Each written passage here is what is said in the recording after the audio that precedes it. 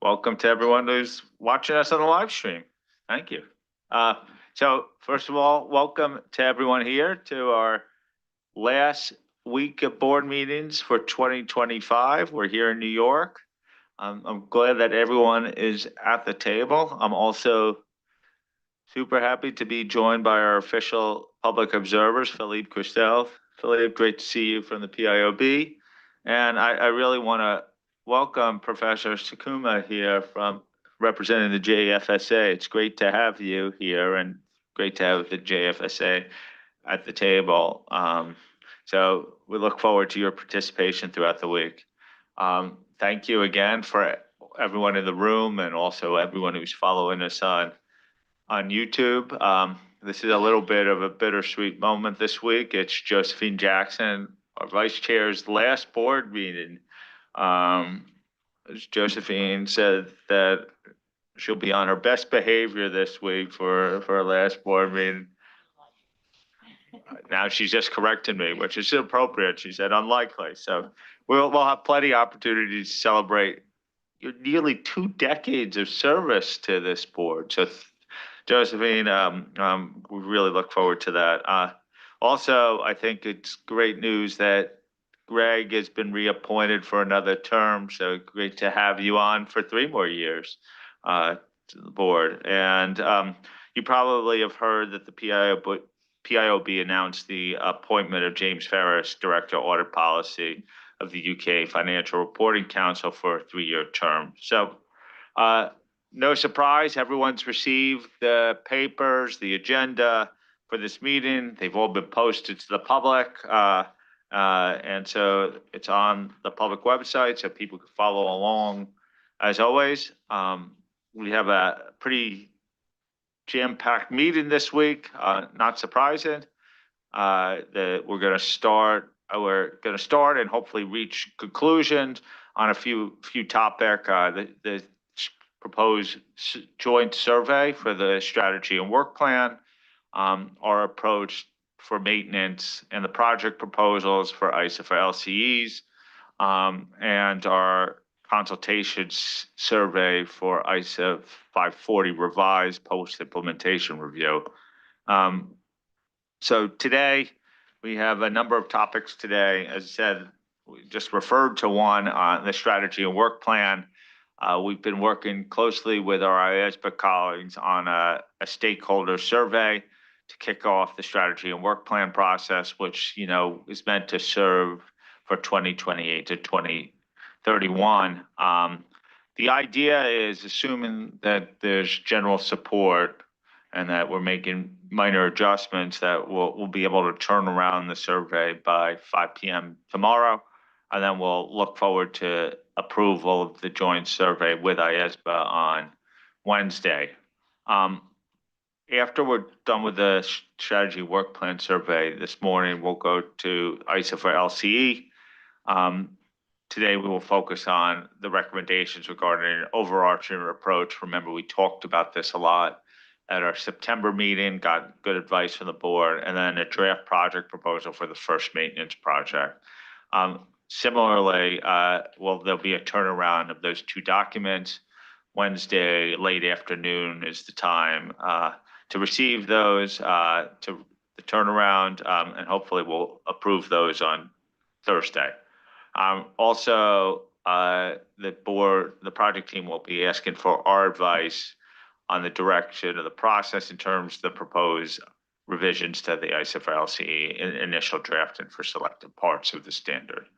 Then we'll turn to 540. This is the first of a series of post-implementation reviews we're going to be conducting over the next few years.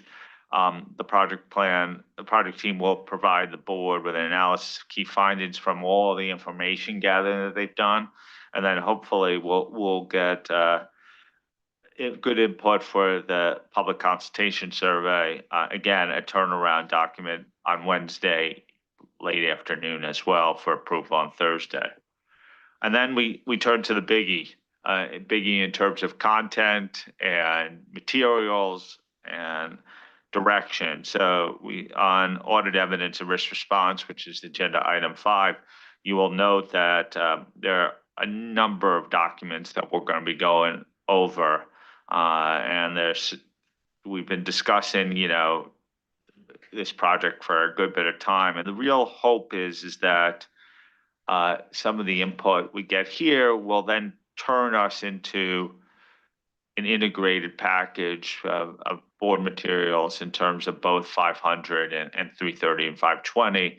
And we'll start reviewing the standards in detail at our next meeting. But just remember, this is not just specific topics we're doing here. This all fits into an integrated focus on both the framework aspects of obtaining sufficient appropriate audit evidence, which is 500, and the performance aspects of designing and performing further audit procedures in responding to assessed risks and material statements, 330.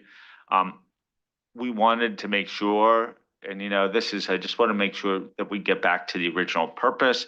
The goal is to have standards that remain relevant for emergent circumstances, such as technological advances and new techniques, as well as addressing other public interest issues, many of which are cited by the PIOB.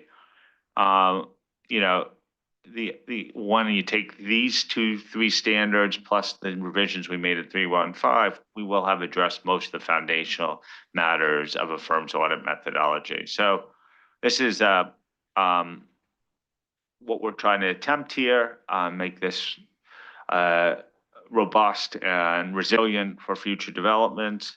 One thing we wanted to remind people, for those who are relatively new to the board, that the project team will be holding an orientation session on the pre-finalization holding package that we had for ISA 500.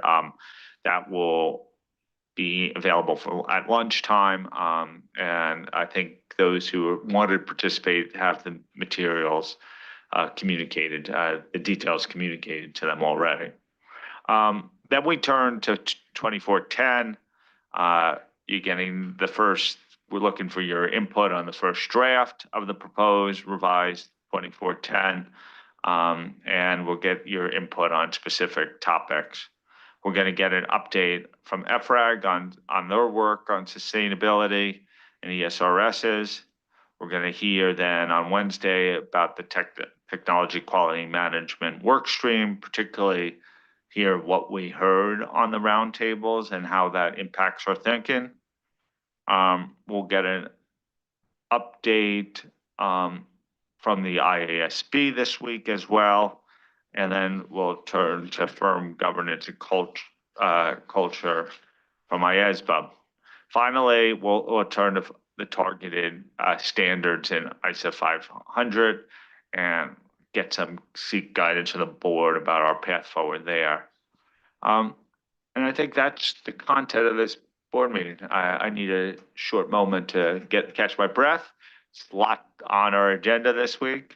I mentioned already too that this week's board meeting is Josephine's last board meeting with us as vice chair. I should make note that it's also Kevin Reinhardt, who's been a fellow with us for the last 18 months and has been a key driver of our technology work. So Kevin, we'll really celebrate your successes with this board as we discuss the QM technology work stream later this week. Reminder to many of you, the ground rules.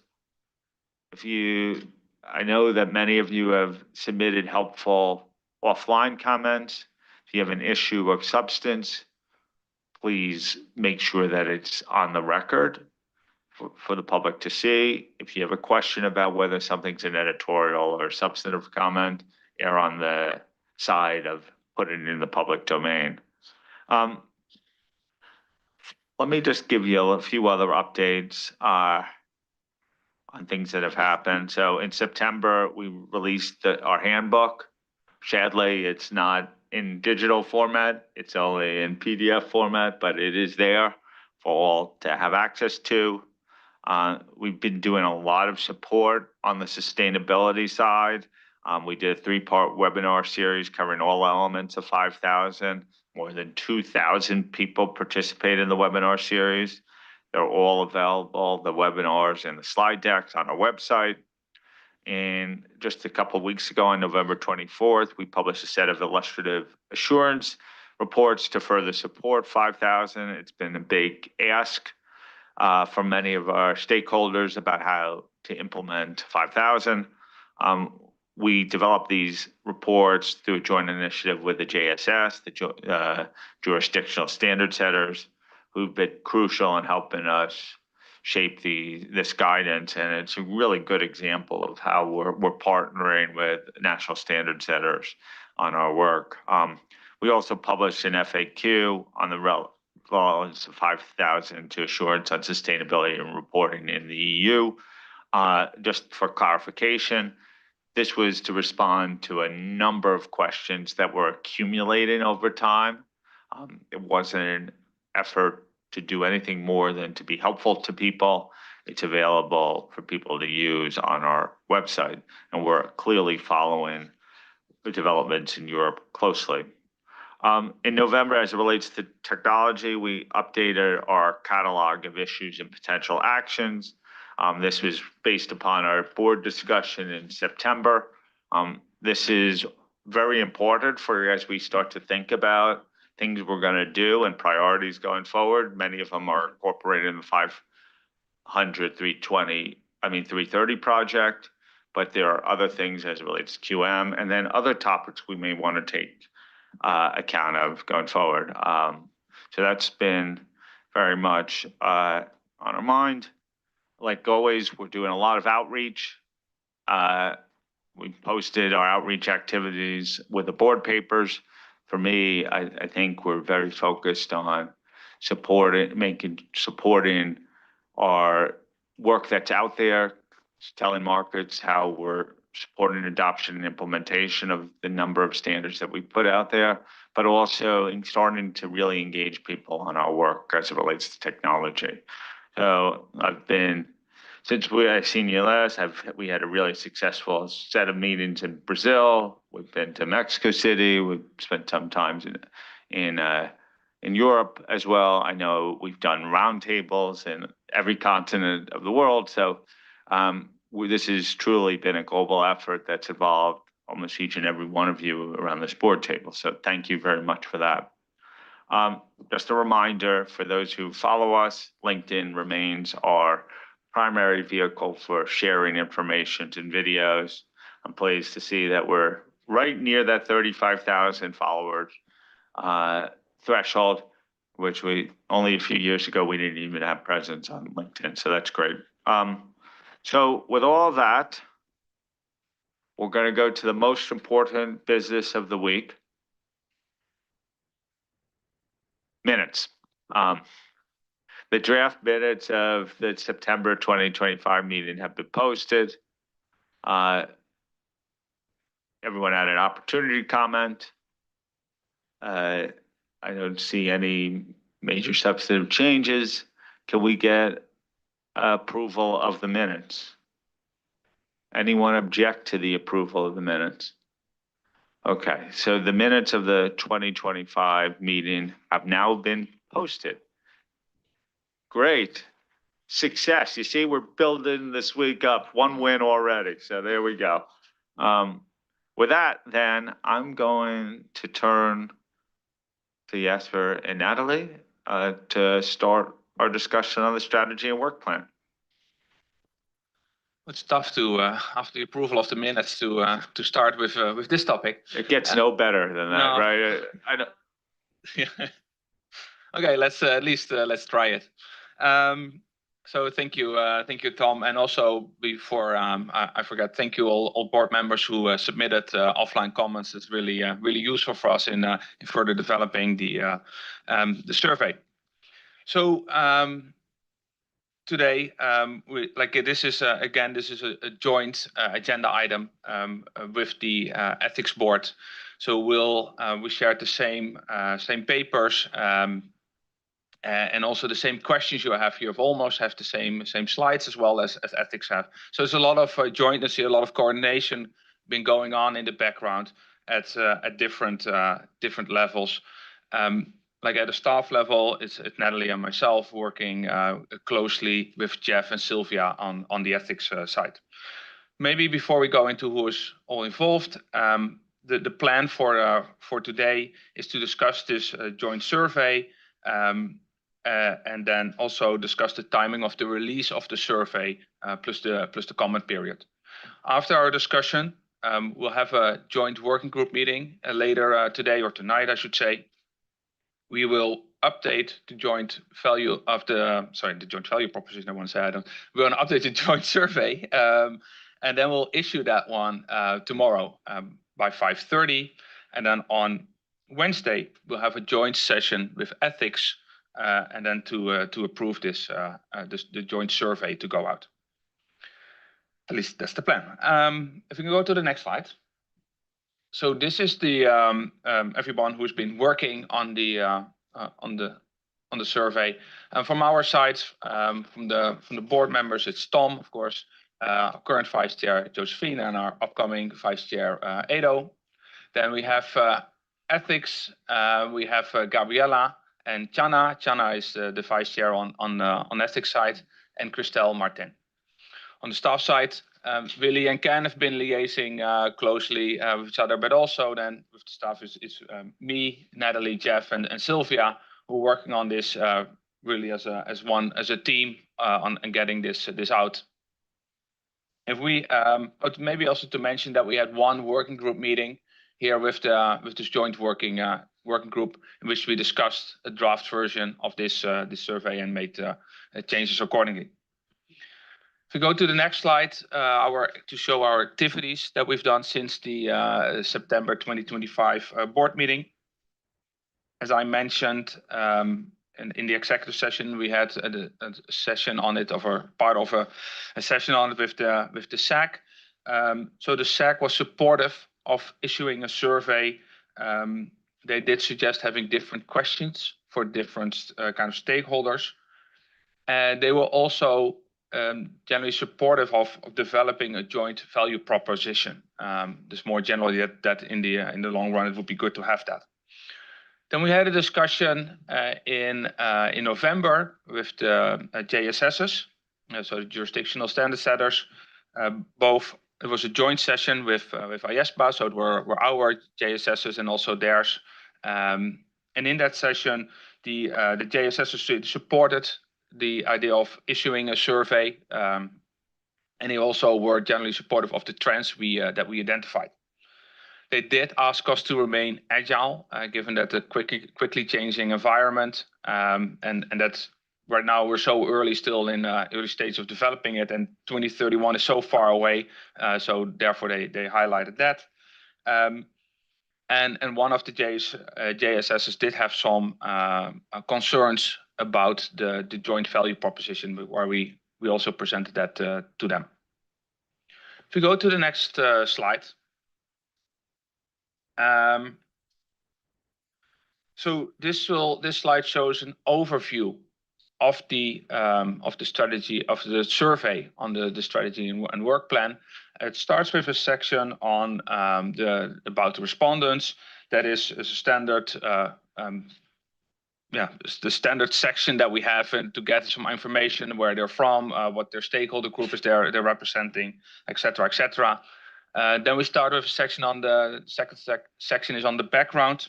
It explains our and ethics role in the financial reporting ecosystem, and also the value that the standard setting boards bring for this financial reporting ecosystem. Lastly, in that section, we also highlight the strategic objectives that were in both our as ethics strategy work plan for 2024 to 2027. And then we go into a new section that we have on the strategic positioning for 2028 to 2031. And this is really, the section is about how to remain relevant and impactful. And we therefore also added a question here where we want to have your views on. This is a really high level open-ended question that we have, and to guide respondents in getting to an answer.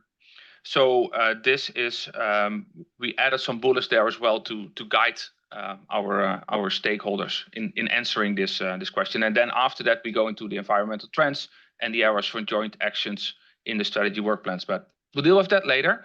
First, right now, we go to the first question that we have, and that is really on this new open-ended question that we developed, and get your views on that one. So with that, Tom, I'd like to open it up for the board. Okay. Nancy.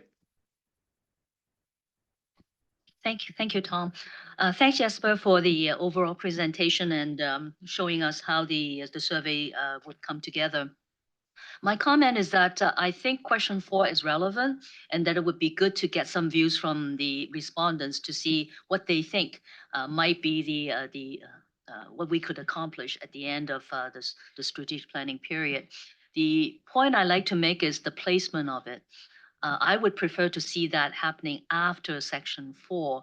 Reason being, from usual survey methodology is concerned, you usually start with questions that are more binary, easier to respond to, and then building up to at the end, then you have room for open questions kind of thing.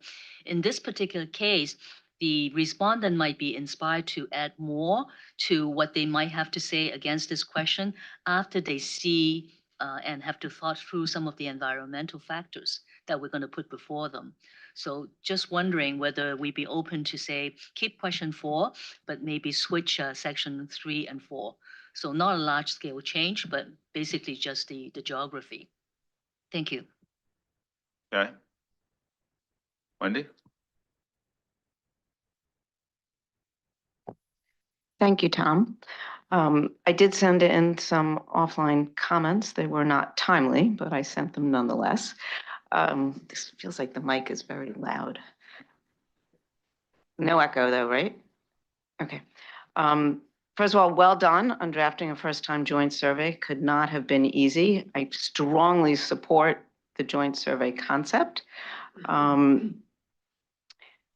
And I don't know if you're going to ask this question later. I don't remember. I also strongly support removing the development and exposure of the joint value proposition.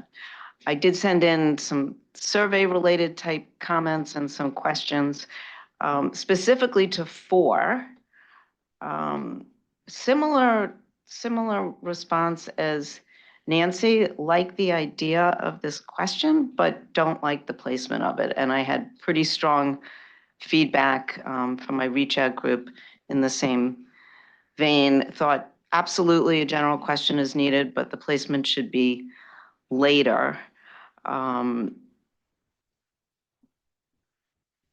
And how to get, there's a thing about where you place it. If you put it at 4, will you get more focus on it because it's earlier on in the survey? If you put it later, will you still get the responses that you want? But overall, I think the end is better.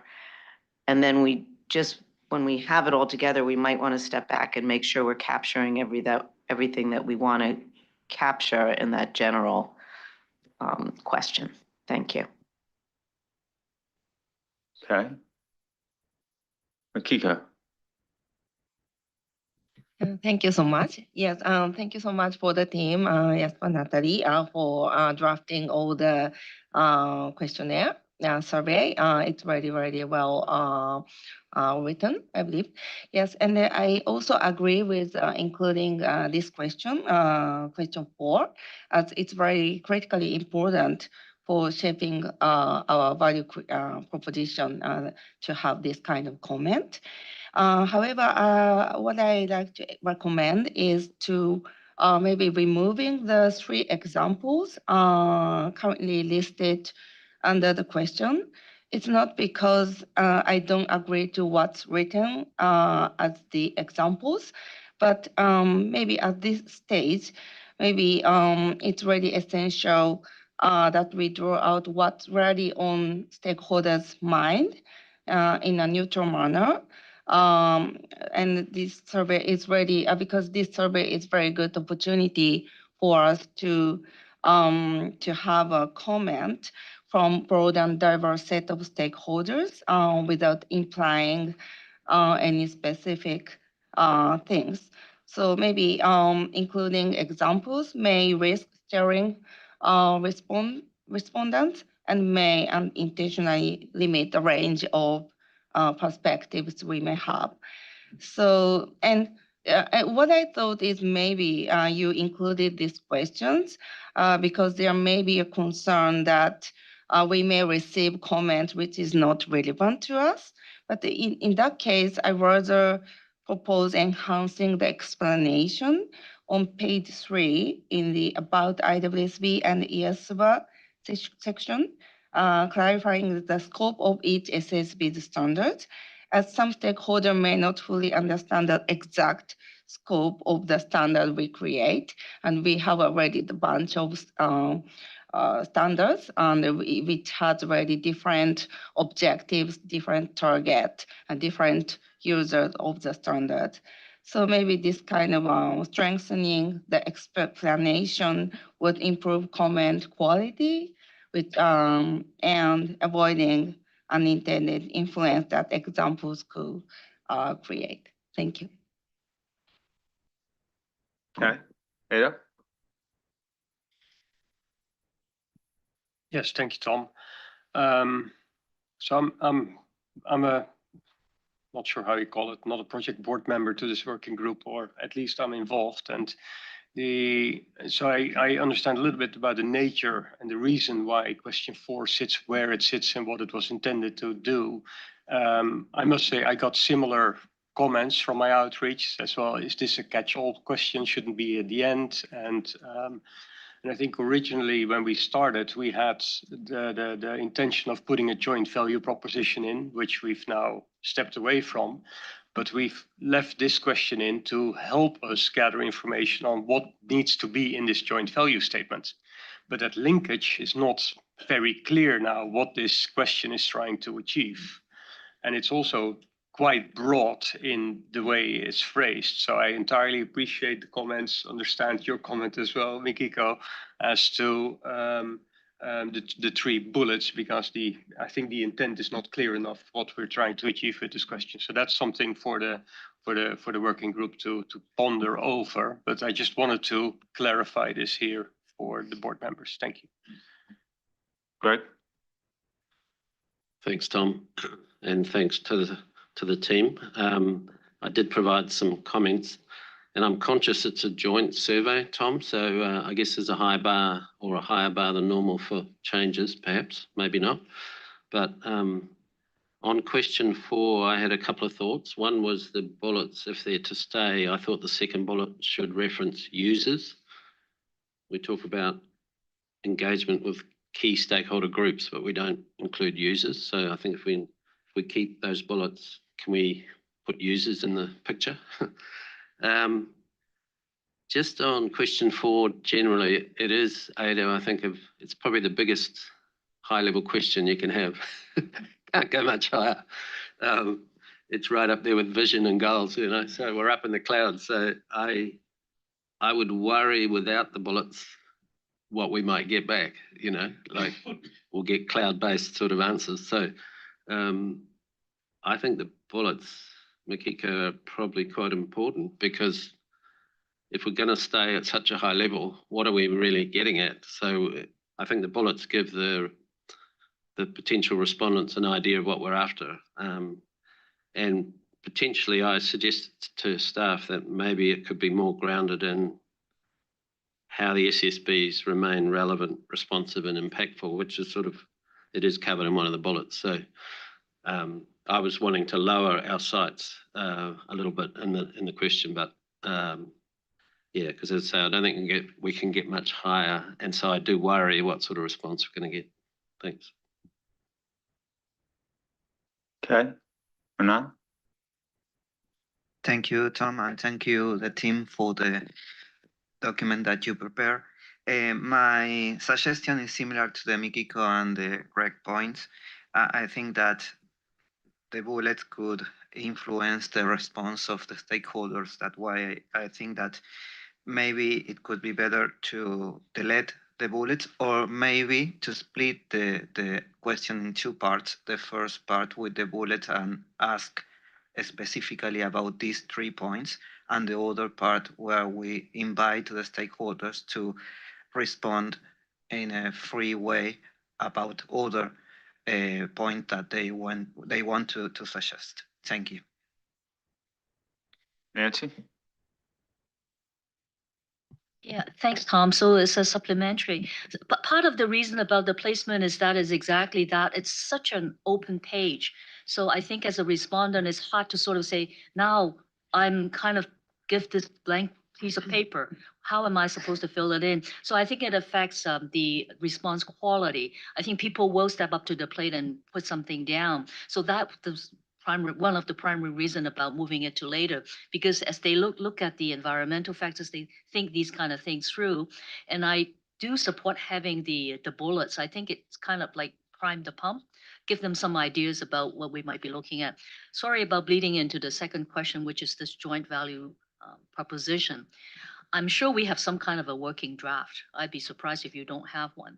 So the question is, do you feel comfortable about tossing something out as a draft again to help people think? Like, do you think this might make sense, or do you have something that's quite different? It's just helping the respondent to frame what they might be able and wish to say back to us. So it's all in the spirit of drawing more from the respondent in terms of what might be better. Thanks. Okay. Anyone else? So what I'm taking away from here, yeah, I think Cato reminded us the context of why it was placed where it was. But there's some sense that it's a good question. We should be asking this, but maybe later in the survey, because then it'll be based upon what's happening in the marketplace, sort of the creative juices of our survey respondents will have been going. And then we can pull back. Like, we may want to think about drafting a little bit, whether we have examples that prompt people but don't bias people. And I think that was a little bit what Greg was saying, is if you have it so open-ended, people won't know what to do with it. But we could be very clear that these may be examples or something to think about, but should not constrain your thinking. And I don't necessarily think we have to do the drafting here. Is that a fair summary? Yes. I think that's fair. I've nothing to add to that. And of course, this is half of the discussion we need to address. There is currently a few hundred meters away another discussion going on about the same topic, of course, that we also take into account their comments. But like, I'm sure they have similar comments there as well. I'll hand it over to Natalie. Go for the next question.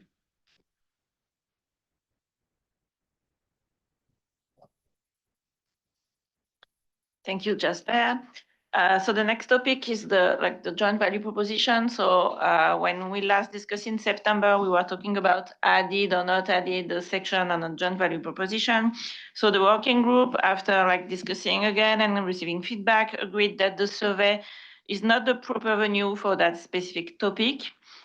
So the working group suggested it would be more appropriate to include a well-articulated joint value proposition in the two board respective consultation that will come later in the process. And that the value proposition may also need to reflect a bit of nuances appropriate for each board at that time. So to compensate not having the specific section, we have incorporated high-level content in the background section of the survey that conveys our value and impact. So the question for you today is to ask whether you support the working group proposal regarding the development of the joint value proposition later in the consultation paper. Tom, over to you. Okay. I think the context is not that we don't have a clear vision of our value proposition, but this is not the venue to articulate and seek comment on. People are happy with that? Okay. this is consistent with advice that we've received from others too. Okay,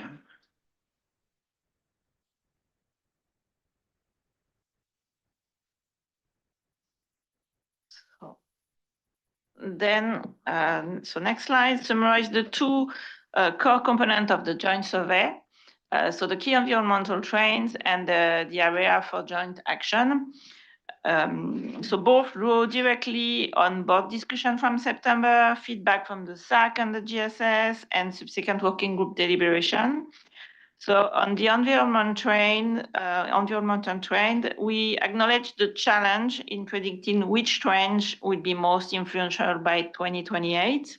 So because of this, the survey encourages respondents to look ahead and evaluate each trend in terms of likely future importance rather than only for today's lens.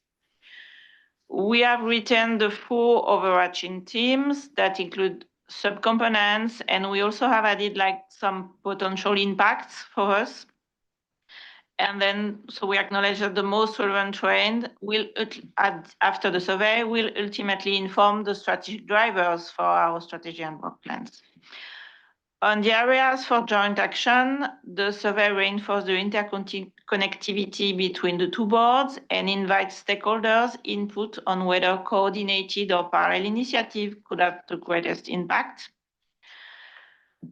So on those two sections of the survey, we have 3 questions for you.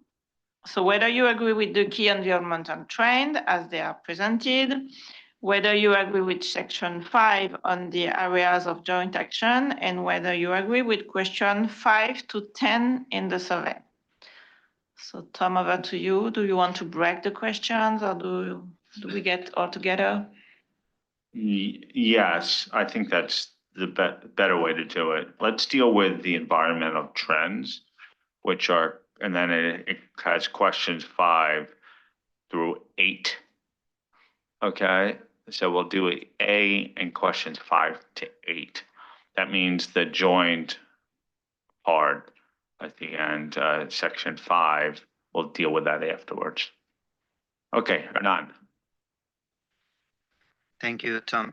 Well, regarding the 5A, I agree with the trends identified by the team, but related to the title of the section 4, I think that the word environmental could be misinterpreted by the stakeholder, because environmental is often associated with ecological or ESG trends. And that's why I suggest to change this word with, for example, key macro context trends or other more neutral for our stakeholders. Thank you.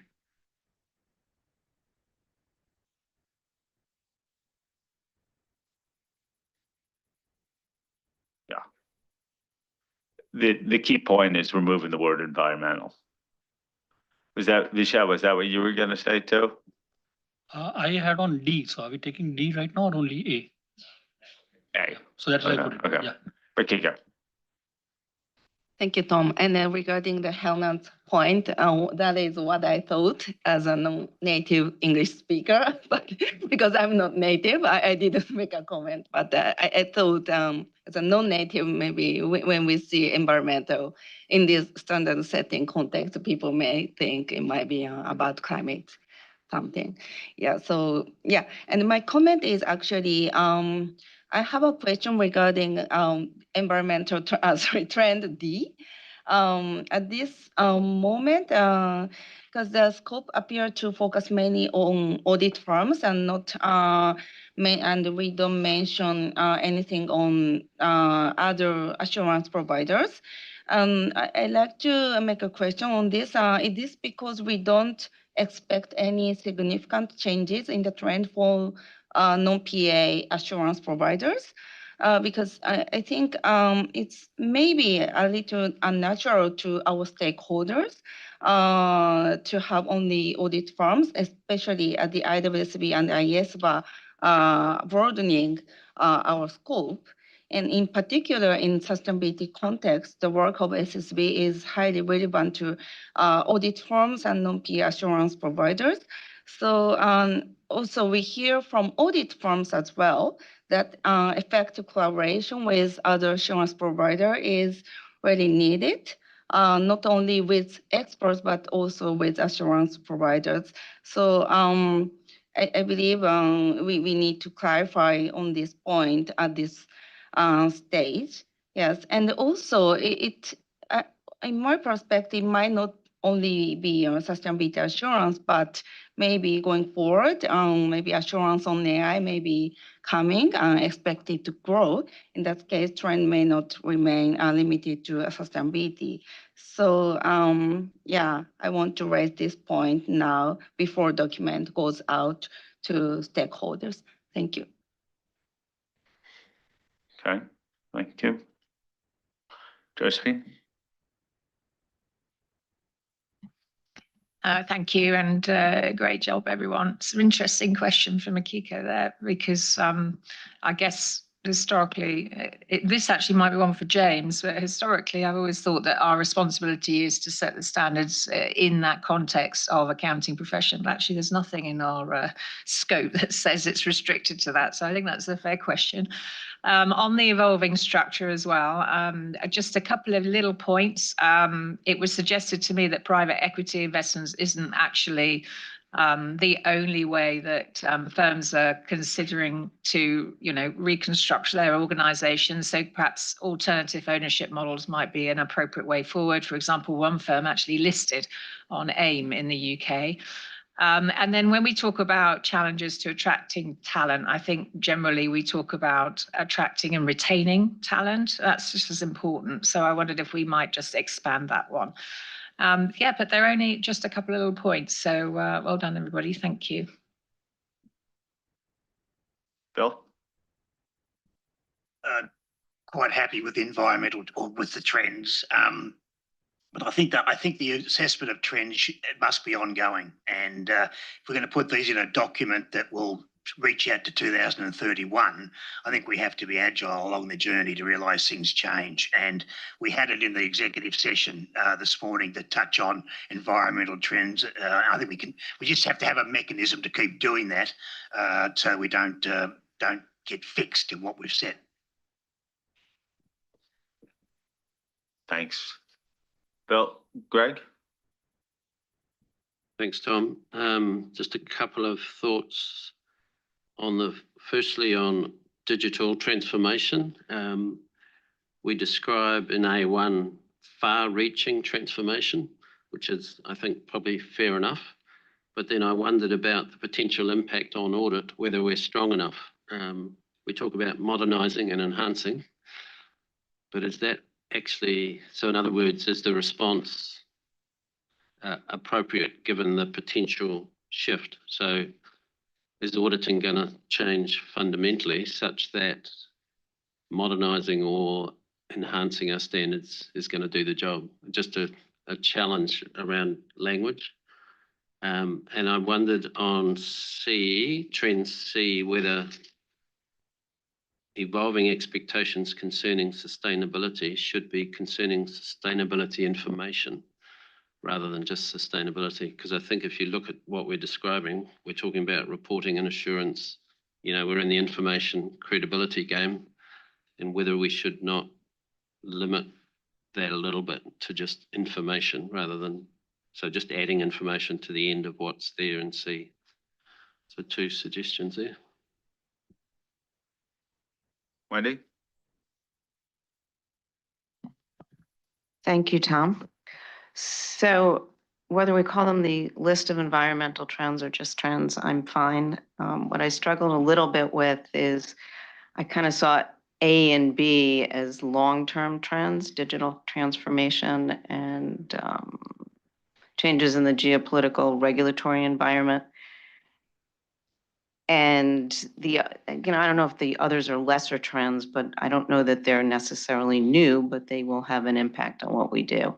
I had sent in some editorials and things to think about, and I don't, Greg, in your comment just now in digital transformation, I think I share your concern, and I had thought maybe there should be another bullet related to SOC reporting or assurance or something like that for AI and cybersecurity. So, I mean, when we talked about this last, we sent in some offline comments after the meeting into Natalie, and my two key there, I didn't get to 3 and 4, were digital transformation and the geopolitical environment. So it's not to say I don't think that the others matter, but the first two to me are much weightier.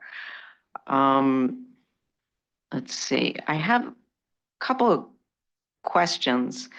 For example, and I don't know if Makiko hit on this earlier, but we use the word auditing industry in a lot of places, and I don't know what that is. Maybe that's where, like, we changed to JSS from NSS. Is this a new term? And what does it mean and what does it include? Because I'm used to the word profession used.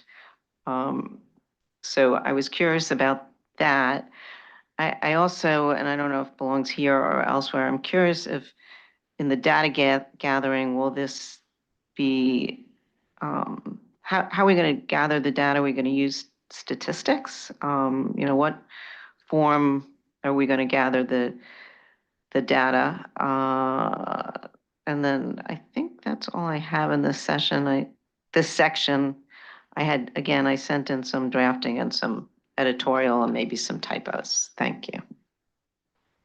Wendy, I didn't see accountancy auditing industry, but if you pick that up, there was no key decision to change the way we reference things. So highlight it. Just the one thing, I had a question about one of the topics you raised. You talked about SOC and other types of assurance. We do mention potential impacts on audit assurance and quality management, emergence of new types of assurance. Maybe it's not a new type of assurance and that created the confusion, but we could clarify that a little bit, but I thought some of it was there. Yes, it's below, but I was wondering whether or not it should have some joint impact as well, or discussion. The auditing, you can do a word search. The auditing industry comes up in B1, and it's lowercase there, and then it comes up again in D2, I think it is. So I don't know, it just caught my eye as something different. Okay, well, we'll fix that. Robert? Thanks, Tom. Just a brief comment. We fully agree with the key topic clusters, I would phrase them. If I refer to we, I did have an outreach last week with several audit firms, and they are fully aligned with the 4 topics. I did provide some offline comments last Thursday, one specifically with respect to B2, risk of fragmentation, where we clearly have to differentiate sometimes between regulatory framing on international level versus national level. And not everything can be solved on it from an international standpoint. And you did get my comments with respect to this one. Thank you.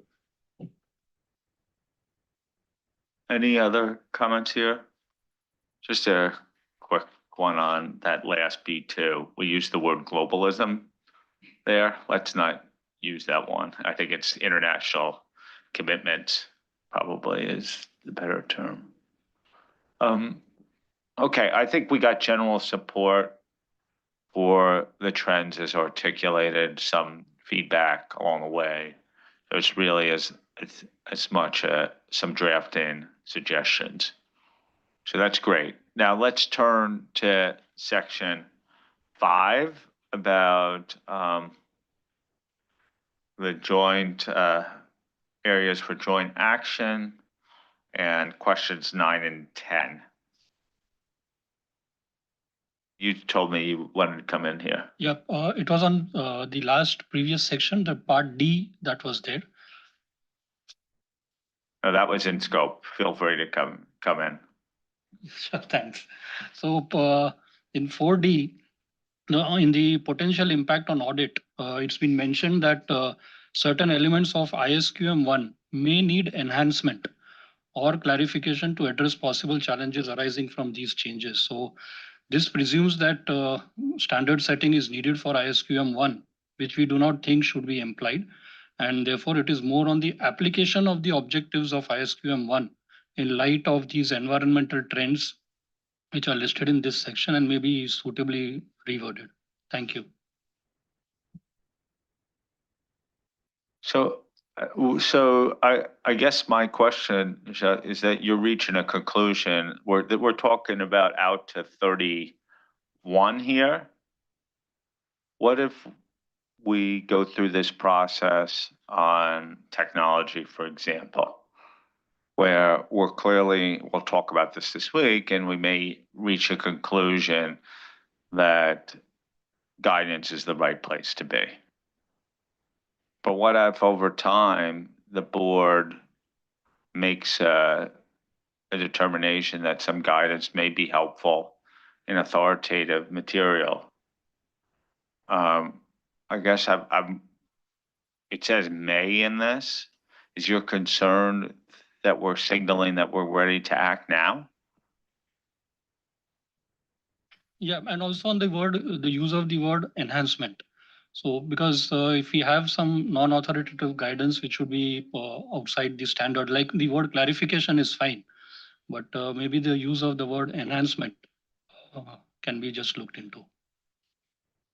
I guess we could think about softening the language, but I don't think we, as a board, want to take commitments that we're not going to do something on a standard. This is now, I'll be long gone from this board, but this is 6 years out right now. Wendy?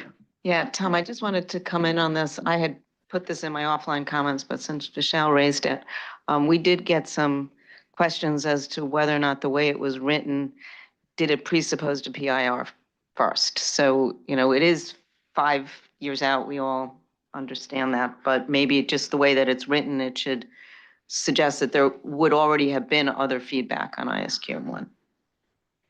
Yeah. Well, we could play with the language a little bit here. In a way, not to presuppose that there's one path going forward, but not to preclude potential action. Christelle? Thank you. I have also some reservations regarding the analysis of potential impact. I agree with the identification of the key environmental trends that you have outlined, but it is evident that these trends will shape our future work plans, projecting specific impacts, such as referencing individual standards like ISQM1, but it may be premature at this stage to refer to this type of standard because the environment is rapidly evolving, and I suggest that we acknowledge these trends in broad terms, but refrain from linking them directly to specific standards at this point. And I think that this approach will help preserve our agility and enable us to respond flexibly as these trends unfold. Thank you. Okay. Can we get back to, I think we want to get back to the joint section. So let's, section 5, questions 9 and 10. Okay, Josephine?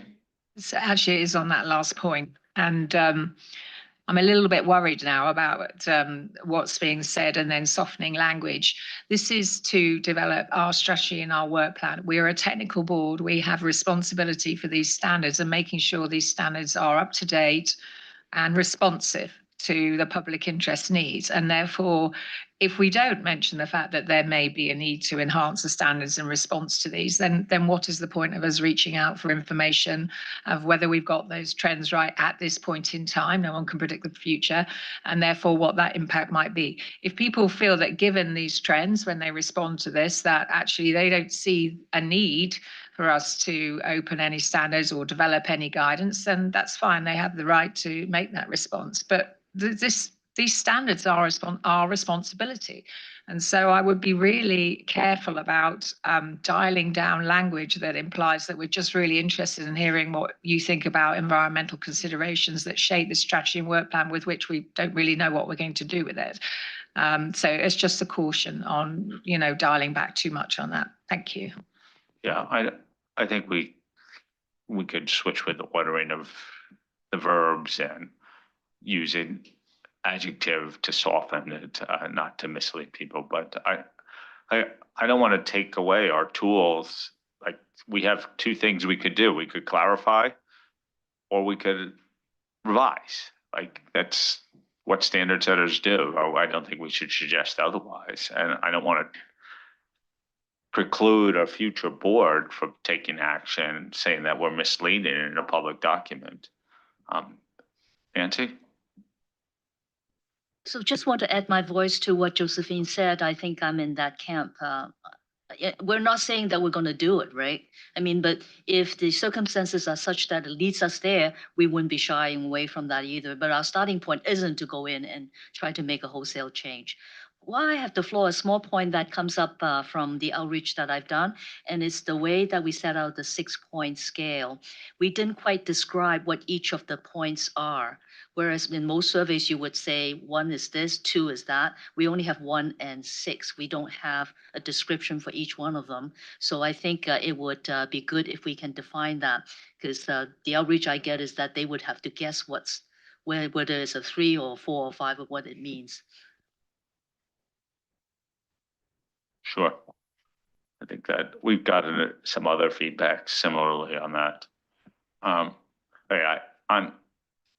Since people have raised an issue on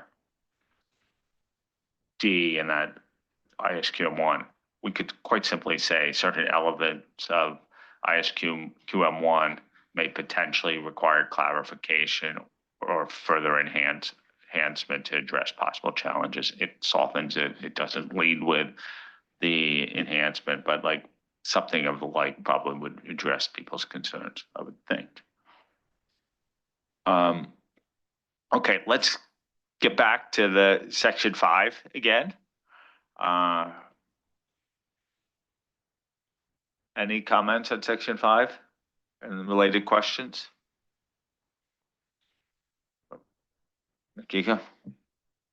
Yeah, thank you, Tom. So in terms of the joint action between IAASB and IAASB, I believe the survey is very well structured, so I don't have any comment on this point. But what I like to propose is maybe including the questions to ask people's expectation, not only the on the collaboration with other standard setters than IAASB, such as reporting standard setters or industry associations. So because it's certainly obvious that the collaboration with IAASB is the most important for us because we are in the same governance structure. But if we position ourselves as a key standard setter in the whole corporate reporting ecosystem, it's really important to collaborate with those stakeholders, but it's very great chance for us to ask stakeholders' expectation on this point. And also this thing, so collaboration with other standard setter is included in our current strategic work plan.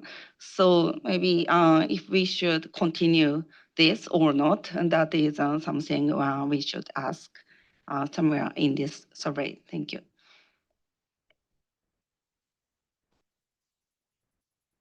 Okay. Anyone else?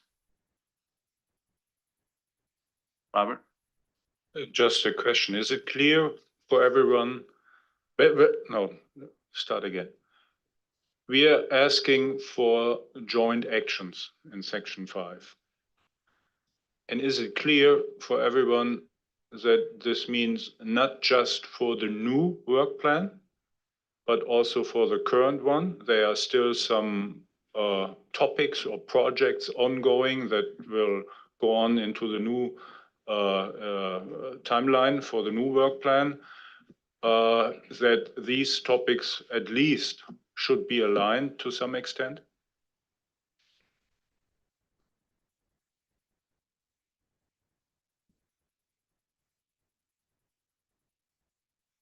Want to come in here? Yeah, so this would just be for the like of course it will be helpful, right? To like for anything that's going on right now or coming up, but it's really also looking at going forward, like yeah, to potentially identify as much things that because I think one of the comments that we've heard often is that go into a project and then like but before that you already need to realize what the effect is on the other board. So to have an earlier identification mechanism.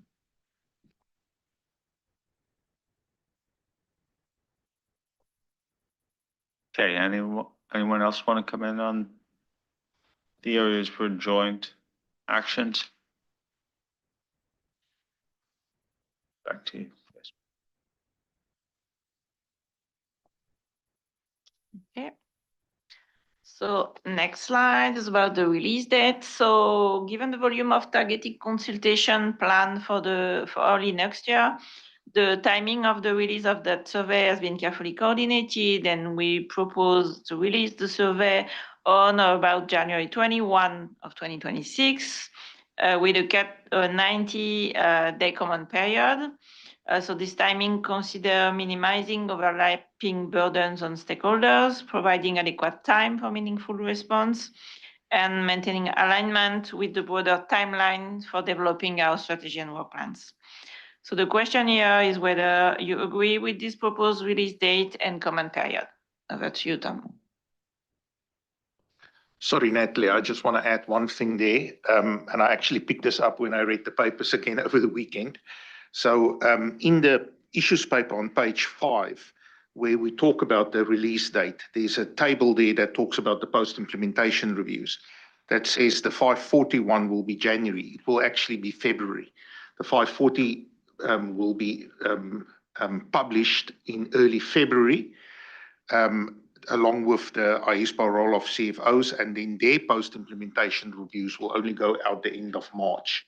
And that's just a little bit of a correction. So the idea is we will only release the joint survey in January for a 90-day comment period.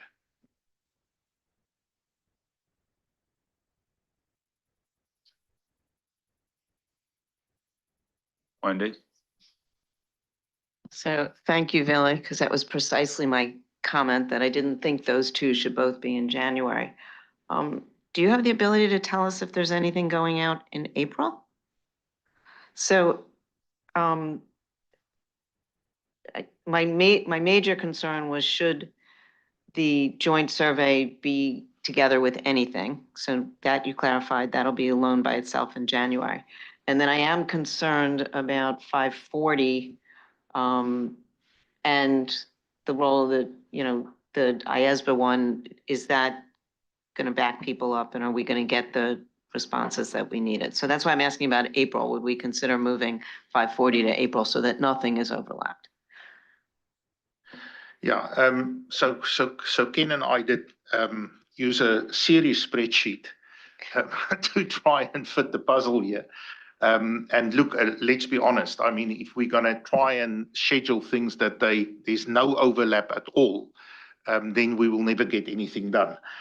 So we try to maximize it, the sort of staggering principle as far as possible, to at least make sure that when things go out and when consultation close, that there are gaps between, at least if this one closes, there's not a month before the other one closes, that type of thing. So we try to do that. We were also, the role of the CFO one, we did consider specifically. What played a little bit into our minds there as well is that the target audience for that one may be a little bit different than the target audience for this one.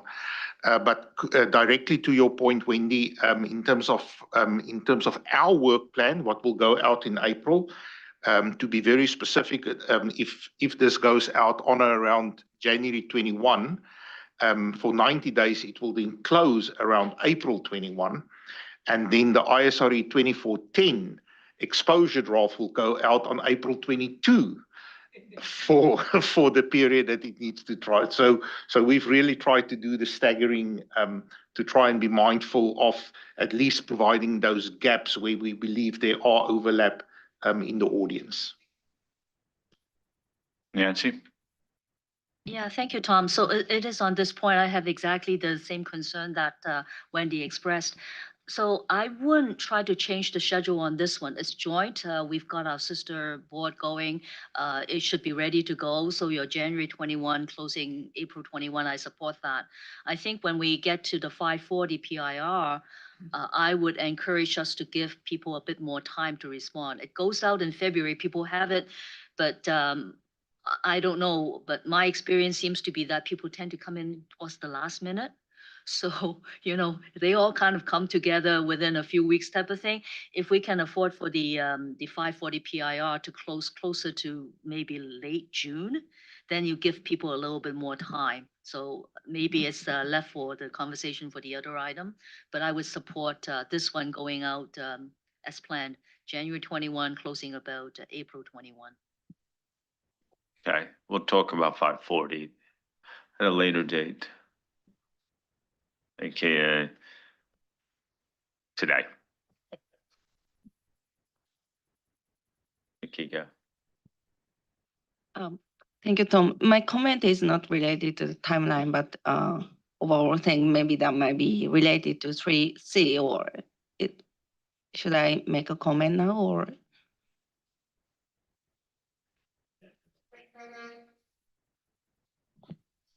That's the joint topics.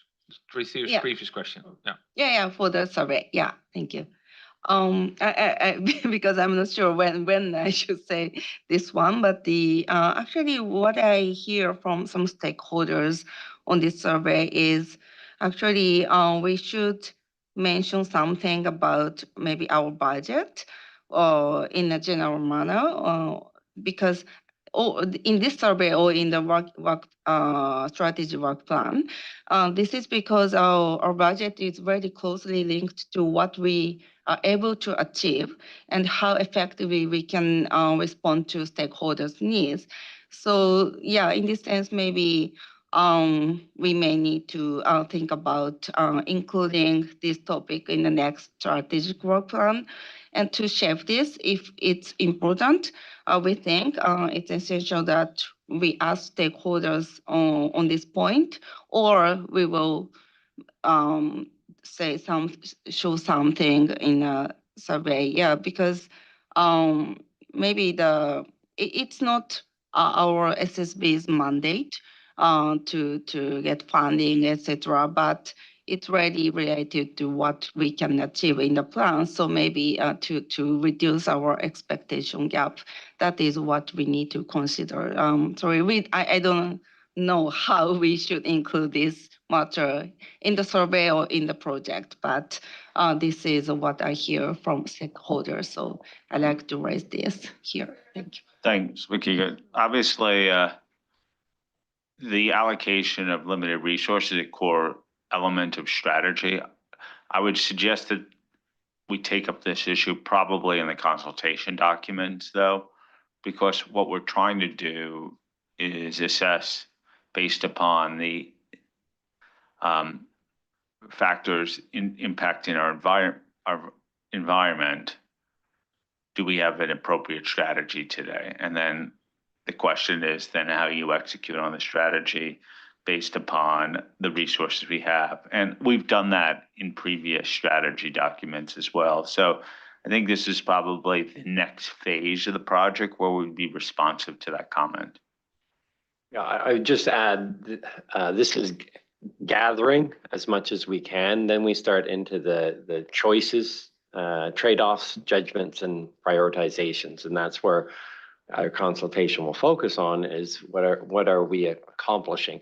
I'd also just mention it's not always necessarily about budget per se, it's capacities in various respects that factor into the decision on what, when, and how fast. Okay. So most people are happy with the proposed timing of this consultation. Billy is furiously figuring out whether there's flexibility on other things that his spreadsheet will have to change line 2,624, which has a lot of knock-on effects. Okay, so back to you, team.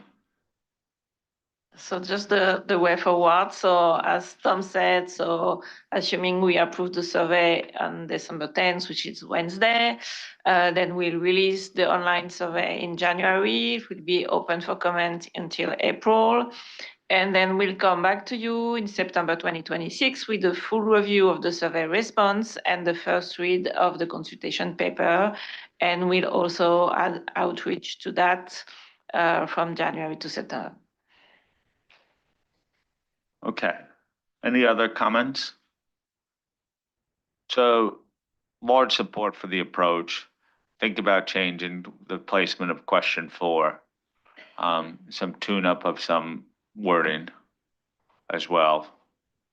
And then a number of suggestions that we'll take on board in terms of drafting. Great. Philippe, before we depart this topic, any observations of the PIOB?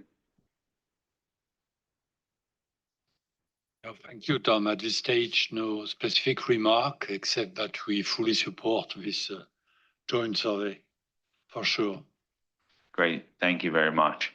Okay, so we're gonna turn to ISF-LCE. I see Isabel's busily preparing to join the table from behind her obstructed view seat.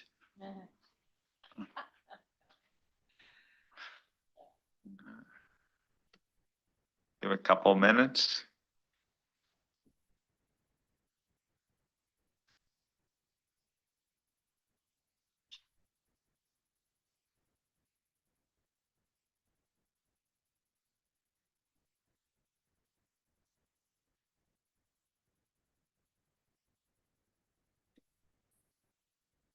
Thank you, Natalie.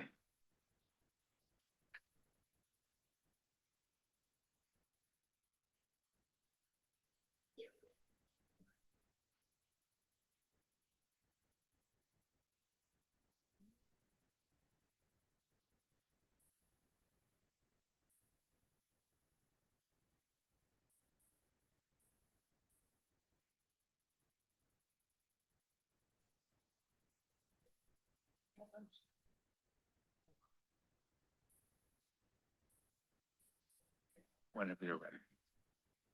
Whenever you're ready. Okay, then let's start with the maintenance of the ISA for LCE. Let me start first with introducing the team that worked on this. So from a staff perspective, it's Isabel and myself who worked on it, and then so along the way we obtained advice and suggestions from Greg and Hernan as well, who are the 2 project board members on this project. So going to the objective of the session, like maybe first start with that you see 2 times on the agenda, the ISA for LCE. So the first time is agenda item 3, which is this agenda item in which we will discuss the approach for the maintenance of the ISA for LCE, and then the project proposal for the first revision that we're proposing to the standard, and then mainly related to the changes coming from fraud and going concern. Then we also have agenda item 12, you see on the agenda. That is really a discussion that we'll have on Thursday on the process on executing this the maintenance. So how do we go from what we have in the project proposal to the drafting, and then we can also have a discussion on the proposed drafting for some of this of the parts of the ISA for LC. The main thing here is then on agenda item 12 is to get your feeling on how you think about how we set up the process. So that's for Thursday. So for today, we will have a discussion on the project proposal, on the approach for the maintenance of the ISA for LCE. And again here, thank you for all the comments we received in advance. Really useful for us to give us a head start. We will update these documents, and we'll have a meeting over lunch with the project board members in which we'll further see how we can best approach some of the matters you will raise, and then we'll give you an updated version by Wednesday end of day.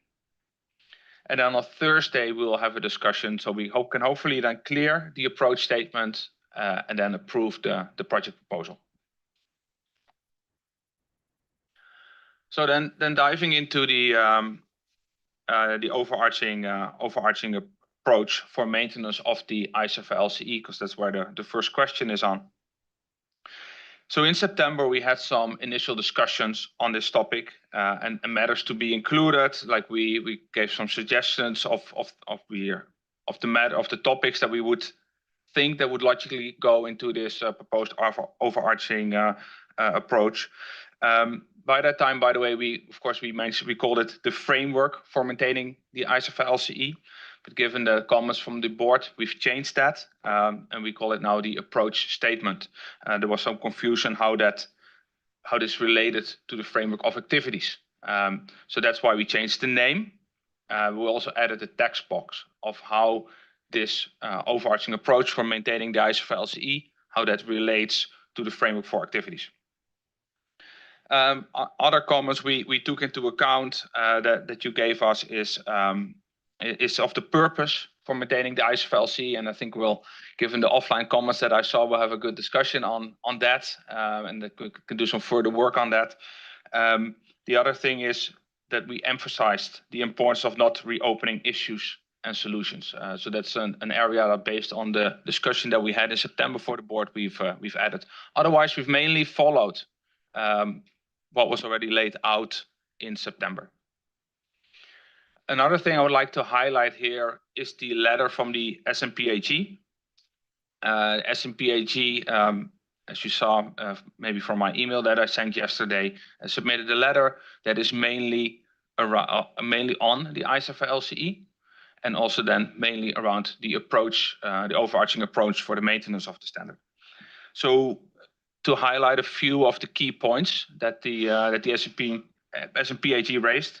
First one was the importance of clarity and consistency in the wording. And the view was that this document will be used for a while and will be used as the basis for the maintenance of the standard, and therefore we need to be very clear and concise with our wording, and they have several suggestions related to that. And maybe one of the key examples is the reference that we use, for example, the alignment to the greatest extent possible. We use that in the purpose, and then based on that also throughout. They had some issues with this wording, as they say this could be like the ISAFA LCE could basically be seen as guidance on how to apply the ISAs to an audit of an LCE. And of course, that's not what we want to. That's of course not our intention, but it was their takeaway from it. The other area where what they raised is about the positioning of the standard. So when the standard was introduced, you used the wording stand-alone nature of the standard, and now we're talking about an alternative to the ISAs. So they tripped over that wording. They see that as a shift from the original position that we had, that it is a standalone standard. So I think these, generally, personally, I thought these were very fair comments that they raise. Also, what I've seen from coming in from offline comments, I think also some of the board members around the table have similar issues with the wording, with the alternative to the ISAs and to the greatest extent possible, the alignment. So very interested in having a discussion with the board on this and to get your views, see how we can improve this document going forward. So with that, if we go to the question that I have that we have for the board, is to get your views on this overarching approach for maintenance of the ISAFA LCE. Thank you. Don, over to you. Thank you. Thank you for that summary, and thank you for highlighting the SMPAG letter. Okay, so matters for board consideration. So general views on the maintenance approach. Nancy. Thank you, Tom. I think we looked at this at the last meeting, and overall, I'm quite comfortable with how the approach is being developed.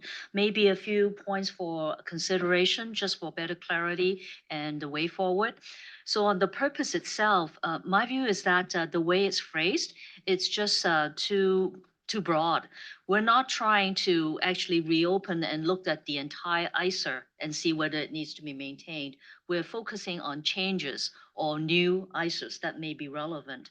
So I would suggest that we perhaps complete that thought in the purpose. So not so much with the ISERs themselves, but rather something like with changes to ISERs that are relevant to the audit of ICEs. Sorry. So perhaps more like along the line of with changes to ISERs that are relevant to audits of LCE as opposed to just with the ISERs. So that's the suggestion there. And the same thought goes into C. So the lead sentence that talks about the board will approve a project proposal, it sounded like it's too automatic. So I would suggest that maybe something like where changes to ISERs are relevant, then the board would approve. Both of those concepts are consistent with what we say later on, because if you look at 7B, 9, and 10, we talk about, first of all, we're going to have to see how relevant it is first, because not every change to ISER should trigger something that we need to do for ISER for LCE. So it's just for better clarity on that. A couple of finer points. Paragraph 16, if I can get there.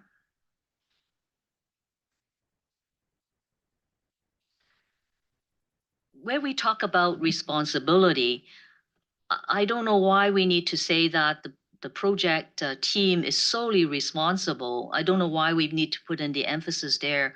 Under the staff-driven model, your paragraph 15 basically talk about the fact that you may have one or more project board members to offer advice. So I think you could just start the paragraph 15 by saying that, with the staff model, the maintenance project, the team is responsible. And then you say you may add on a couple of members, as opposed to having a separate paragraph that talks about solely responsible. So there's a nuance that we seem to be interjecting there. So that's just a thought, not to lead people to the wrong place. Then finally, and it's just me not knowing how to do the math quickly, on paragraph 21, we talk about the effective date will generally be a year after the effective date of the revisions to the ISO. So I have to go through the math to sort of say, what is the implementation period? Would it be different for the ISO for LCE changes vis-a-vis implementation period for ISOs? So maybe just a little bit more clarity in terms of how you get to generally 1 year. Not to debate that it should not be 1 year or maybe a little bit longer if the implementation period for ISO LCE would be longer than a year, let's say, but just to get a better clarity to see how you get to the 1 year after the ISO effective date. Thank you, Tom. Wendy? Thank you, Tom. And thank you to the team working on this. I think this becomes a much more complex project than we envisioned when we voted the standard back in June of 24, I want to say.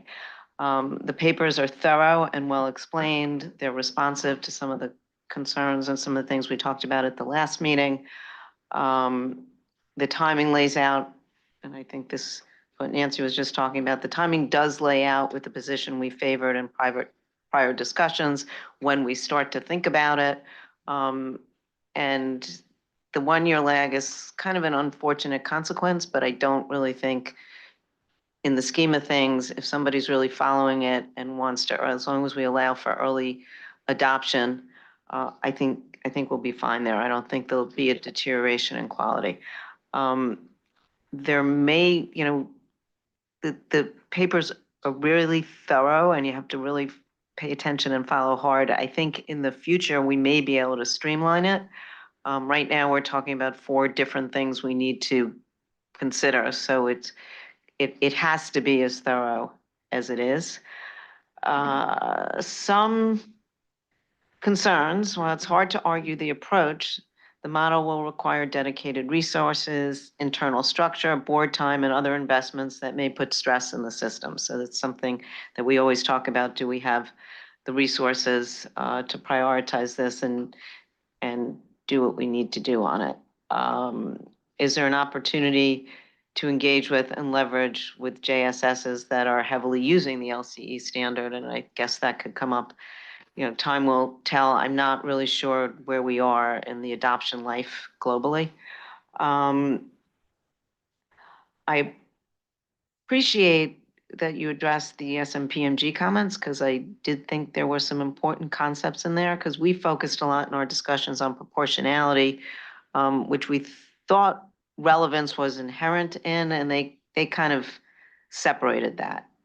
But we also need to stay tuned to public interest issues that may change over time, that may cause relevance and proportionality to change. We're in this place where LCE, I think, is a really good standard. We worked very hard on it. The length sometimes was challenged. But I think what the concern is from the users is, will it get longer from a relevance and proportionality perspective? Although it puts me right back in the same place as a board member, that what's needed is needed. So are we focused on length, or are we focused on quality? So those are some thoughts. Thank you. Section C. I think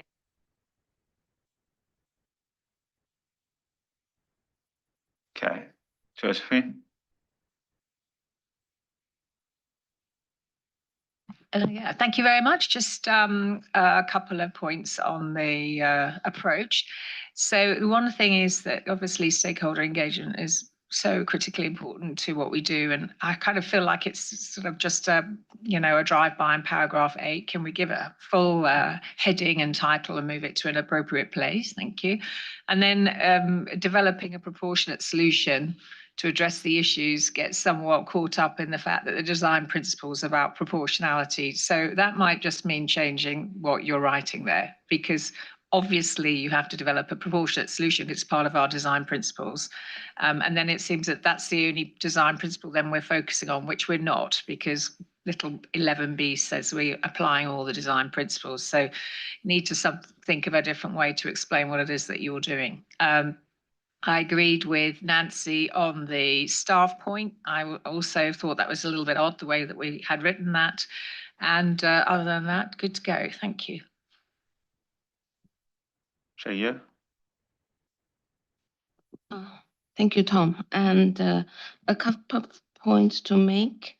The paragraph 9b, because we are saying the maintenance is not to reopen the ISAs. So I have some concerns on paragraph 9b when they talk about review of the feedback received from stakeholders during the development of the ISAs, including the response to the exposure draft.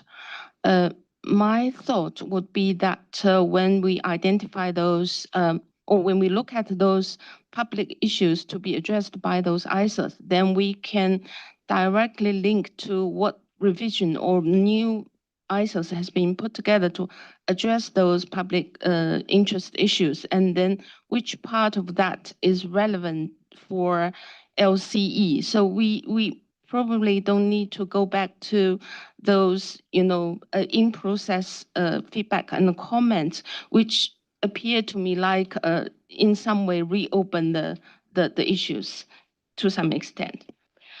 The second comment is on the timing. So if we are seeing what we mean by maintenance is to really to make the ISA for LCE relevant and proportionate, then the period of 18 to 24 months looks a bit too long. I mean, do we really need that a long period to actually maintain ISO for LC only for relevance and the proportionality matters? And how, and that also links to the comments about generally 1 year after the effective date of the ICE, how that adds up. I mean, if it takes 18 to 24 months to maintain, we probably may not be able to achieve that 1 year principle. And the third one is about the paragraph 21, the last sentence says, generally early adoption will be permitted. So I'm wondering why we have this word of generally, in which situations the early adoption will not be permitted. It will be helpful to clarify. Thank you. So a couple of things that you raised. I really would prefer, we've talked about timing of when the standard and the lags are. Personally, I think there's diversity of viewpoint at the table. Frankly, I'd be happier with the timing lag being longer. But I think this reflects the board's position at the last meeting. So, and frankly, it's probably even the fastest you could do it anyway by the process we're choosing, because we're doing it subsequently to ICE change. But Jay, one question you raise is, like, in our exposure draft, we will get comment letters that talk to proportionality and scalability. Isn't that what the team is proposing to use? Maybe we could be just clearer about that's the type of comment letters that the comments. We're not talking about the substance, but I think comments related to proportionality, scalability could be useful for the team. Yeah, Would you object? Yes, I agree. If it will be helpful to make it specific. Okay. And clarify that. Okay. Thank you. Great. Billy? Tom, yes, I just wanted to come in on the timing issue, just to give the board a perspective that if you look at, because obviously this is a due process project, it's a revision of a standard. So if you need at least 2 meetings to get the ED out, and at least 2 meetings after ED to get the standard approved, then you're already up to 18 months. Because 2 meetings is 6 months, ED exposure of 90 to 100 days is another 6 months gone, and then another 2 meetings afterwards, you're already at 18 months. And so the 18 to 24 is just to give us a little bit of flexibility, because it depends on when you start, and it also depends on how many standards might be captured within that update process. So I just want to give you an indication that that is almost the minimum time that you could put aside. Thank you. Any other comments generally? People are happy. Oh, sorry, Ada.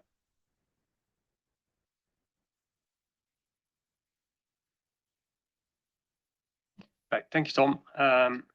So I've sent comments in on exactly also the 2 points that the SNPAG raised. As you know, I disagreed with this approach altogether in last board meeting, primarily on the basis of the timing. I appreciate that the board decided, no, this is a proportionate approach. I'm not sure if it's effective nor efficient, which the paper states it is, but I'll let that one slide. But the interesting thing that I got from our outreach is that they were concerned about potentially 2 different concepts underpinning the ISA for LCE versus the ISA.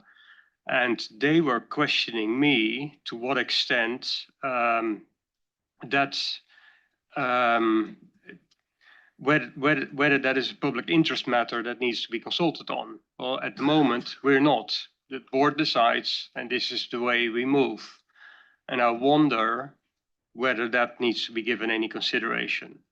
And as to, so assuming the ship has sailed on the approach, I'm still wondering to what extent the ISA projects that we undertake should have a question in there asking the stakeholders to provide some initial comments on proportionality or relevance for ISA for LCE? Well, if we want to start the project as quickly as possible, let's ask a question about it in the ISA projects. Thank you.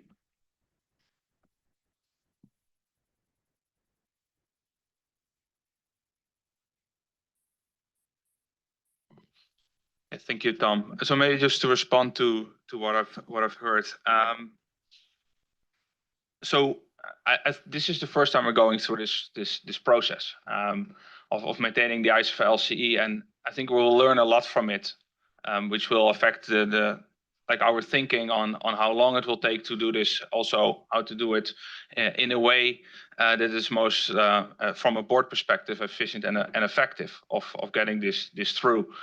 So like some of the comments, Wendy, for you about streamlining, Chayu about the timing, I think that we'll all learn from that over time. On the purpose of the maintenance of the ISA for LCE, I think when we're now solely focusing on the proportionality, I think the relevance is an important piece as well, highlighted by the SMPHE and as well ADO in the comments, and I think we need to build that in the purpose. So we'll come up with a revised version of the purpose. On the stakeholder engagement, Josephine, your point, the other thing that is not in this overarching maintenance document, but we are thinking of having something similar like a reference group again. So specifically for the ISA for LCE to get the input from stakeholders as well, given this specific niche market, so to call it. So we're thinking of that. Early adoption, why we should always have that in, or why we like it should generally be like right now. I would say yes. Normally you could early adopt. You would, but I can't foresee all circumstances. There might be some circumstances in the future where we're saying like, oh, you cannot early adopt the changes. So that is why we have that generally there. Just to give us in the case there is something, we have something that we don't need to do that. Ado, I like your idea of having a question in the ISA projects, and just interested in the board's view on this, whether the board is interested in something like that, to have for every exposure draft already have something, a question related to the ISA for LCE, because I think it would help to obtain early feedback on what needs to change. On your question on the consultation, like I think it was consultation of generally of the maintenance. We did have a question in the exposure draft on the maintenance of the ISA for LCE and the proposed approach that we set out in the explanatory memorandum to the ED. I don't think people would have objection to the question. We just had to make sure that it would be sort of an optional question in each explanatory memorandum, though, because some commentators may have no interest in responding to that topic. Neil? There are two comments I think that have come up around a similar place. So one was around taking the comments on scalability and proportionality that came in the exposure draft and considering that as part of the LCE update. And then the next one is the specific question around scalability, proportionality for LCE. What I don't want to do is leave stakeholders with the impression that the ISAs will not be scalable and proportional, because they are. And so the idea that if you provide commentary around scalability and proportionality, it probably won't get addressed. We'll deal with it in LCE later. So I want to just make sure that we continue with the ability that the ISAs are in fact scalable and proportional and can be applied to all size audits. And then you've got LCE. And that's the piece that I don't want. If you provide it, we won't deal with it now. We'll get to it later. That's the balance we've got to find. I think that's a fair point. We're clearly not trying to be mutually exclusive on that, Robert. Well, in addition to what you just said, Neil, then we should redefine the purpose. And you mentioned the wording in the beginning of your introduction. You say to the greatest extent possible. ISA should be aligned with ISA for LCE. And we make a suggestion, and we provided you this offline comment saying not to the greatest extent possible, but to the extent necessary to achieve reasonable assurance for LCEs. Yeah, and then you can do everything you want with respect to proportionality and what Niels just said. I'd like to see that language because there is some sense of alignment that we're trying to achieve, but we're also not saying that you can't achieve reasonable assurance under different models. And this goes back to a little bit about Ada's points about different concepts. We have different concepts potentially between the point of approval of a revised ISA to the effective date too. We have different concepts potentially in national standards that achieve reasonable assurance and international standards when they differ. So we should be careful. I just worry about some of the unintended consequences of language. But Josephine? Yeah, thank you. Jasper, this is to your point earlier about stakeholder engagement and the suggestion to have an advisory group, which I absolutely fully support. The one thing I would really encourage you strongly to do is to invite methodology providers to those meetings as well, so they're actually engaged in the discussions and have an understanding of the objective of your work and the objective of this particular standard. I think sometimes that aspect is missing. And so we can write a fully scalable proportionate standard for less complex entities, but then it's down to what does the methodology look like later. Thank you. Thank you. Okay. Should we move forward?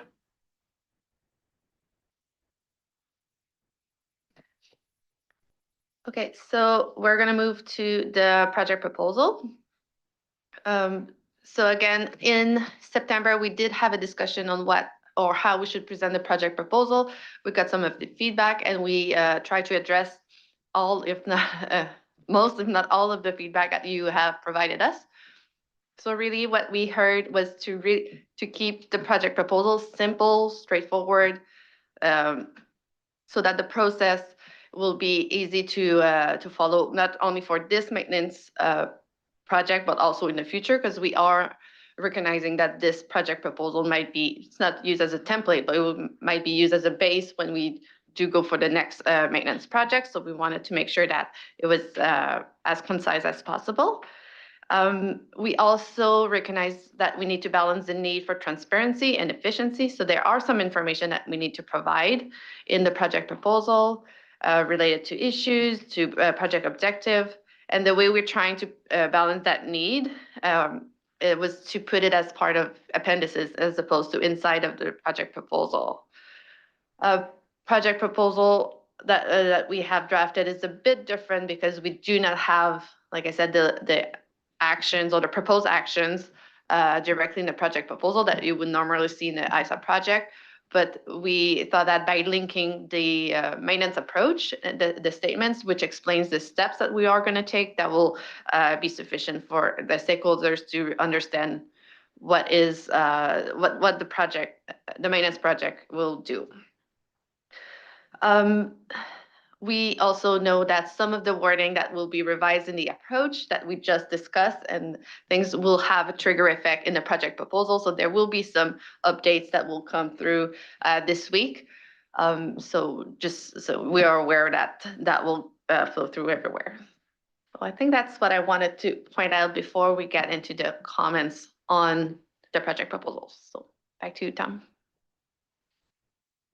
Okay. On the project proposal, 3B.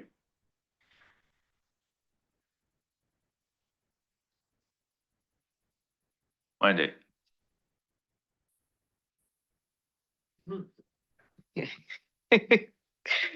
Thanks, Tom. My only comment on 3B is Appendix 2. And my suggestion is to consider omitting this appendix. While its information is useful and important, it may hinder the ability to achieve relevant and proportionate goals and outcomes. Maybe such consideration should be taken into account when analyzing and developing the proposed changes to the LCE standard in the context of the individual ISA. You know, from the feedback broadly that we've gotten, sometimes more is not better.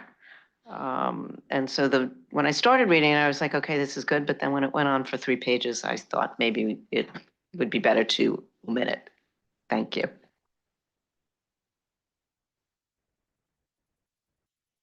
Anyone else? Josephine? Yeah, thank you. On Appendix 1, and maybe it's not possible because of the length and complexity of the outcomes, but I feel like including the project objectives, and maybe similar to Wendy's thought, I'm not sure why we wouldn't then also include the key outcomes. So at high level, what were the changes then that were made to the actual ISA in respect to, say, for example, 12A to D, in respect to 240, or, you know, in respect to 570. So I'm not sure what the user looking at this is supposed to do with this, because they don't know really that, well, then what happened? So you either need to just focus on the outcomes, or you need that part of the story again as well. Sorry, not again, as well.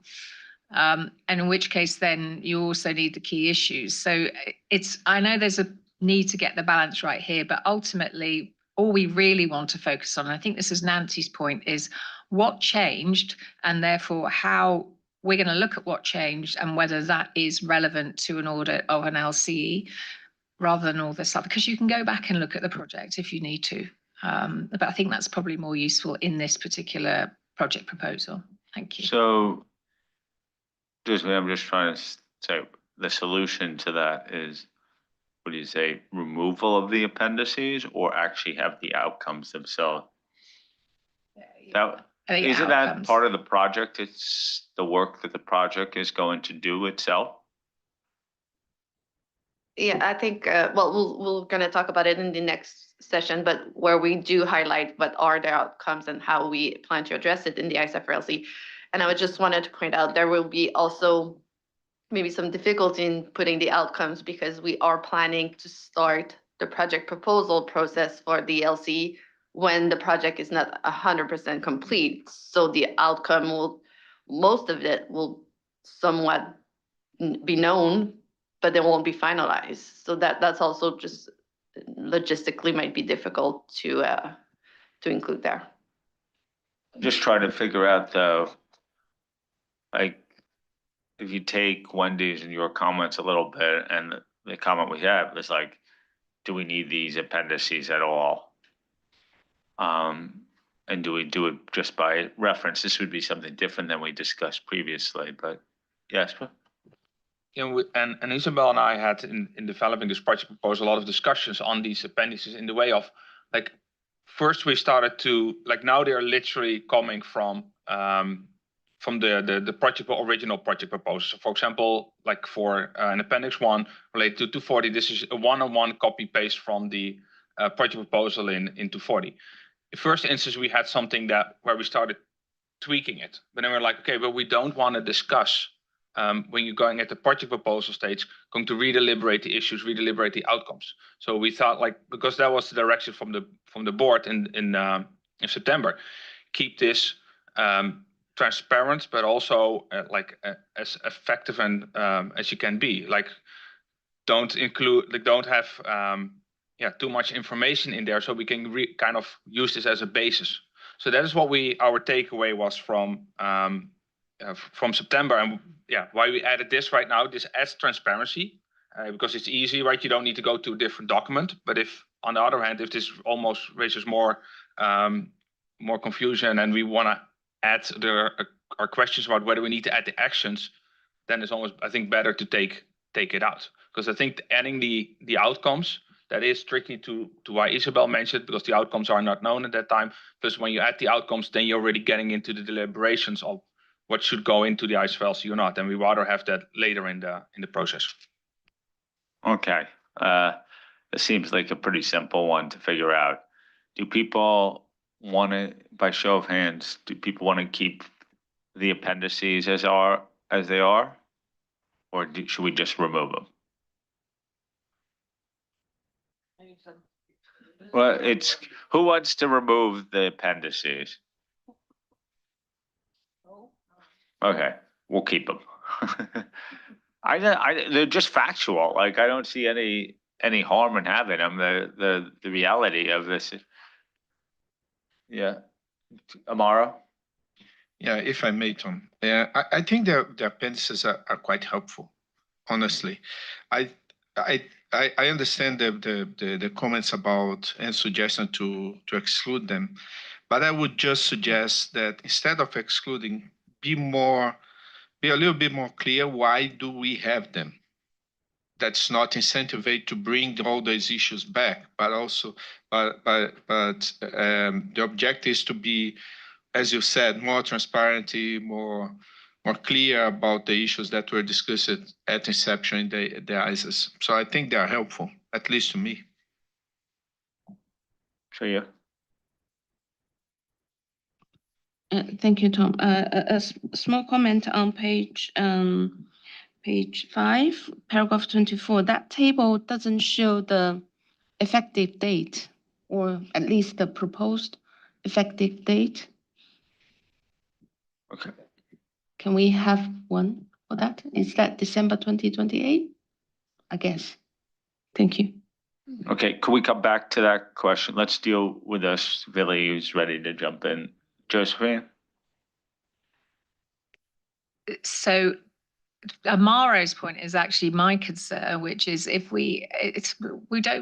there's no issue with transparency. You can easily access this information. It's all on the public record. Having it in a document just because geographically it's easier is not a transparency issue to me. If we have these, which is the objectives, then you are broadening in some ways people's minds to think about what else. And the one thing we want to be absolutely clear about is we are not redebating these objectives. We're not redebating the outcomes for the ISAs. We're just looking exactly at what happened to the ISA and if any of that is relevant to an audit of LC and therefore expose that. And so to me, I just feel like it's not adding any value at all. But if the majority feel it's useful, then fine. I think maybe a sentence explaining why we have it there will be sufficient. What we're doing, what we're not doing. Okay, were you gonna come in on the effective date question? Yes, Tom, I was. Zayud, maybe just to your question, we would normally not in a project proposal put the effective date because there's a lot of water that needs to run into the sea before we can decide on an effective date. You sort of have a general idea, but depending on how the issues evolve, depending on what you hear back from the exposure draft, depending on the board's decision about re-exposure, that's why we only in the final meeting confirm what the effective date is going to be. Okay. Jasper? Do you have your tent up? Oh, okay. Isabel. Okay. So thank you for all the comments. We will be updating the two drafts, so the approach statement and the project proposal, reflecting the comments that we receive, and then you will get them on Wednesday for expected clearance and approval on Thursday. Yeah, I don't think there's anything else, so that's it for LC. Any other comments or questions for the team? Philippe, any observations from a PIOB perspective? No. Thank you, Tom. Thank you. Okay, well done. Sorry. Only one comment. Given the number of other critical issues, we should avoid allocating excessive resources to this project, and we expect it to be executed efficiently. Thank you. Thank you. I've missed the JFSA telling us that warning over time, but we're aware that issue.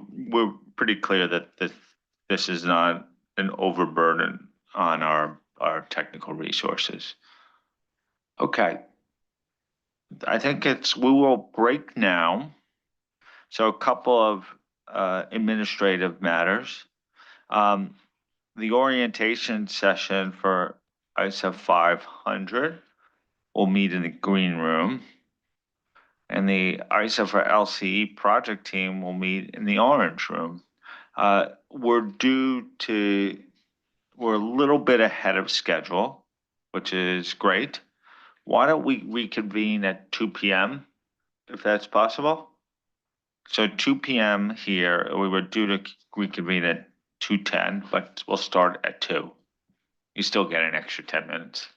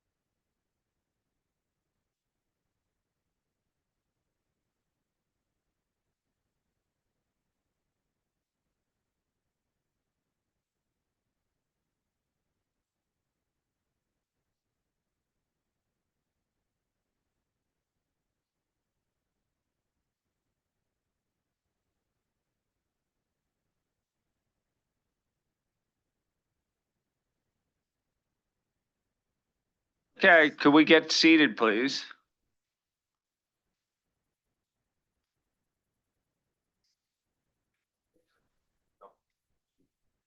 We're back streaming, Michelle? Great. We're not on a break anymore, as the screen says. But we'll get the 540 slides up on screen.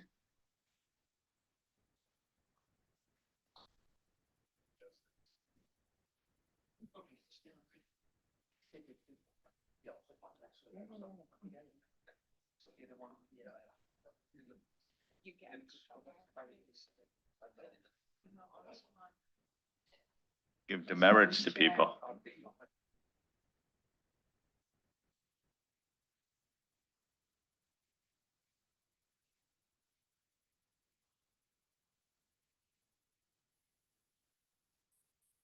Great. Here we go. The afternoon session. We're gonna turn our attention to the proposed approach for post-implementation review for ISA 540. We have Dan and Isabel at the table. Isabel, you're doing whatever you can to avoid your obstructed view seat back there. You may join another project team or two by the end of this meeting. I'll just stay here. It's nice. Okay, it's cool. We're fine. The floor is yours. Thank you. Okay, so we are looking at post-implementation review for ISA 540. Before we jump into the session today, I just want to provide a quick update on what happened post-September. So in September, we had discussed the plan for the post-implementation review, which included the 2 phases. We explained the outreach that we wanted to do. And then following the board, we adjusted the plan for your comments and provide and send you an updated version, which was clear by all of you. And now that plan has been posted on the website. So now we are looking at, we've completed the phase 1 of the post-implementation review plan. So we look at some of the outreach that we've done. We will provide you the key findings from those outreach or those initial information gathering activities. But the main focus will really to be on the proposed survey that you have seen in the agenda papers that was posted a couple of weeks ago, and then get your views and feedback on how to improve the proposed survey. So let's start with just summarizing some of the key findings that we got from the information gathering activities. So we've completed phase 1, and that included a discussion with pharma firms. So we went to them in October, at the end of October, and it was a session that was meant to be at a higher level because it's part of phase 1. So we really wanted to understand what are the key areas that we need to include in our survey. So we didn't go into the detail of what are the challenges, really specifically, what are the root causes. We just wanted to have an overview of the areas that should be included. Overall, there was some positive outcomes that were shared by the firms, which include the enhanced focus on the method, assumption, and data. There seems some more standardization in their engagement files, and also enhanced professional skepticism. Some of the challenges that they've mentioned to us are related to the retrospective review, developing the point estimates or range, documentation, the linkages with 315, especially at the beginning because of the timeline, the timing from when 315 and 540 were released. So we included all that in our proposed survey. What we also completed this past quarter is we've looked at the inspection reports that are publicly available. So in the appendix of the issues paper, you've seen the list of the reports that we have reviewed. And there was some that noted some really positive, good practices that were found. But in the end, it also remains that the auditing accounting estimate still is an area that is in the findings. Just not sure. Okay. Another thing that we've done, review of academic papers and research. So thanks to Christelle and Warren, previous board members. They provide us some academic research. There was not a lot that was really specific or very useful to the project, but it's still pretty good to get an understanding of what's going on, how people are looking at auditing accounting estimates. And then last week, we did have a discussion with EPR, where they provide us some suggestion on the survey and how we can approach a survey, especially for regulators, which in the end, like most of the comments that they had provided us, we got also offline comments from board members to that effect. So I think we will be addressing those with your concern. So we can ask the board if they have any questions or observation on the findings that we've done for the phase 1 information gathering activities.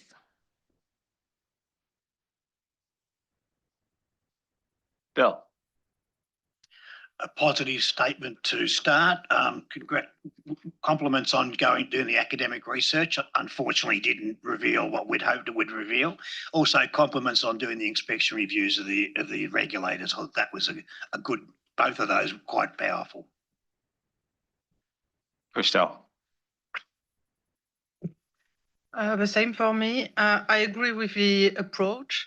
As always, we should be cautious when interpreting expectation findings, as misapplication of standards can have multiple root causes, not all related to the standard itself.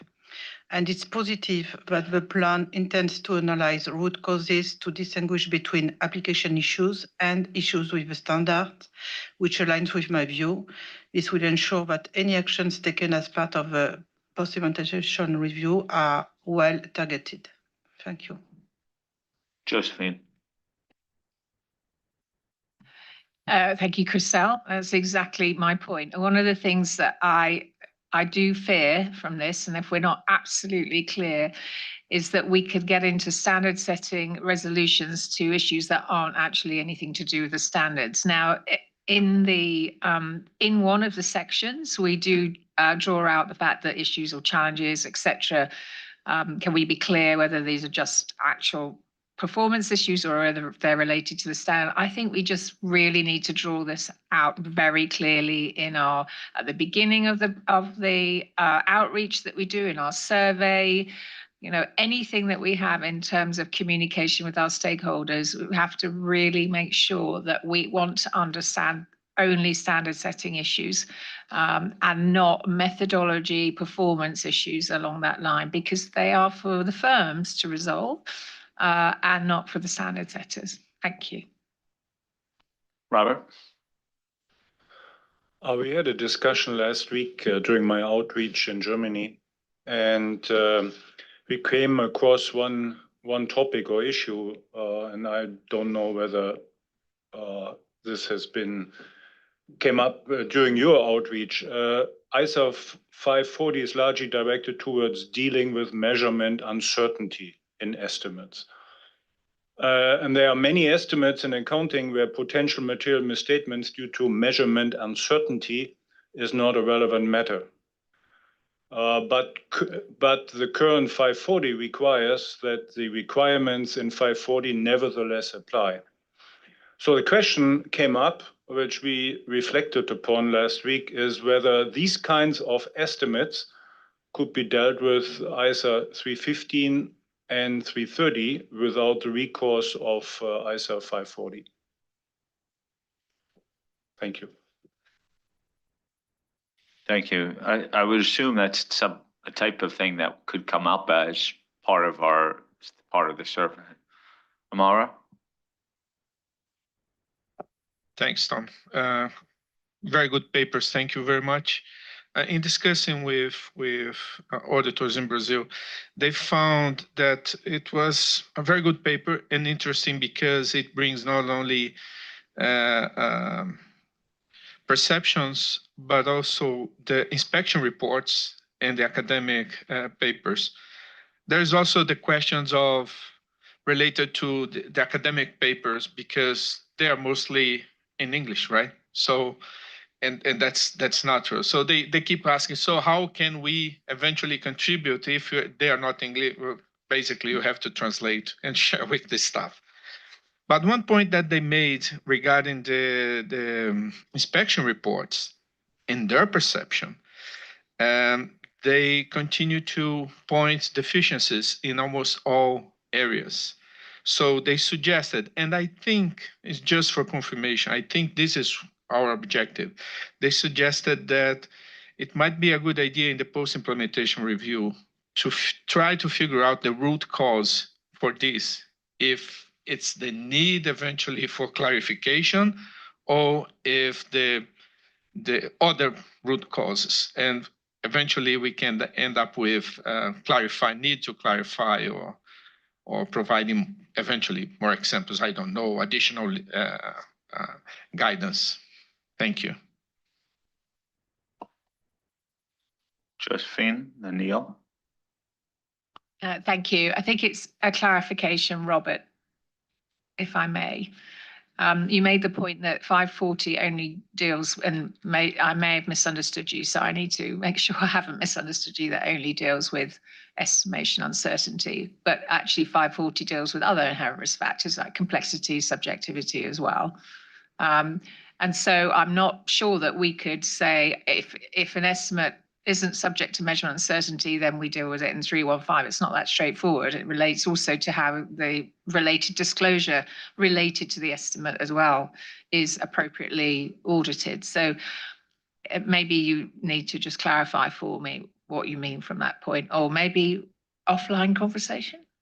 Okay, we're nodding to an offline conversation. Thank you. Neil.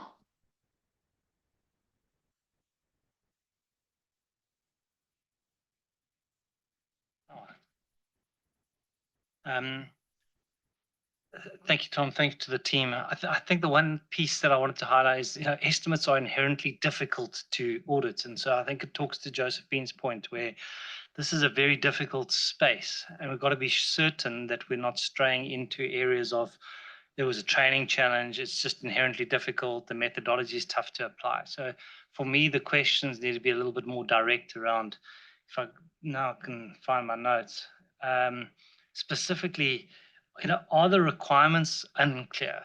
Can the application material lead to more efficiencies? What specific parts of the standard need to be considered and revised? Some of them was kind of blurring the line a little bit as to drifting into methodology type spaces and applications. Yeah, Neil, what your point and what many of people around the table are one of the big points I raised in my pre-briefings, and I think this is something we'll have to deal with as we're about to embark on a series of post-implementation reviews about managing expectations. Our goal as a standard setter is not to resolve every implementation challenge, or just because inspection findings are high, assume that the standard is deficient. What we need to figure out is where has the standard not performed in the way it was originally intended? Where has practice evolved that makes the standard potentially obsolete already? Or where does drafting in the standard cause confusion that needs to be addressed? And that's differentiated from a performance issue, which in many cases it could be. And so I think we need to be generally mindful of all of that. And then this would translate to the survey, which we're not to, but I don't think we're targeted enough to what type of feedback we want to get. And I know Dan and our team the team and I were talking about different language, but I know they've gotten similar feedback. But I think it's really important both systemically for us to be clear about what we're really trying to address, and when we would address feedback. It's good to get the feedback, right, about what's hard, what's not, but then talk about what we as standard setters could do with it or should do with it, because I don't want us to become a methodology shop here. Any other comments? Isabel? Okay, so now we're moving on to the survey. So you would have seen the paper. We developed a 5-section survey. Sorry, you were waiting. So section 1, 2, and 3, they're a bit more standard. So section 1 provides some information to a respondent on the background of 540, and then a request for stakeholders how to respond to the survey. Section 2, very standard section about demographic information. Section 3 goes a little bit more on overall question, overall information that people want to provide to us. And then it goes section 4 and 5 that are more detailed. And when we developed those two sections, we really had in mind the objective of the post-implementation review, which is to highlight the positive outcome and also the challenges. So that's why we split them into sections. The questions in the two sections are tailored to the different stakeholders. So on the online tool, different stakeholders will see different questions, but it's really to understand the perspective and draw on the experience of those stakeholder groups. So I think that's the approach that we've taken on the survey. And then you have provided some offline comments, but maybe we'll take the comments on the public record. And then we're just gonna go section by section, just so that it's easy to follow. Great, okay. So we'll let everyone pull up the survey itself. We're gonna do sections 1 through 3 first.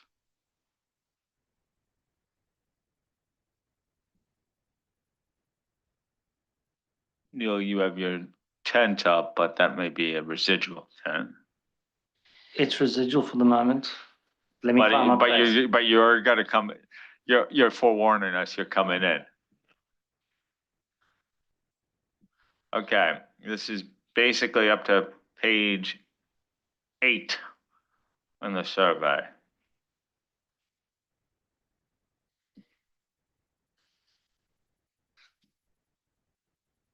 Anand. Thank you, Tom. I agree with the section 1 to 3, but I think in the section 2, it may be useful to indicate the sector or the industry of the respondents, because estimates are very different sector by sector. For example, I don't know if the respondent is from the finance sector of the insurance sector could be dealing with more estimates than other from other specific sector, and that could be useful for us when we need to make any specific decision on the revision of the ISA 540. Thank you. So this is, just to be clear, on a group E, when it says preparer or issuer, you would want a further distinction between, maybe it's only financial services and non-financial services, or for example, yes. Ida?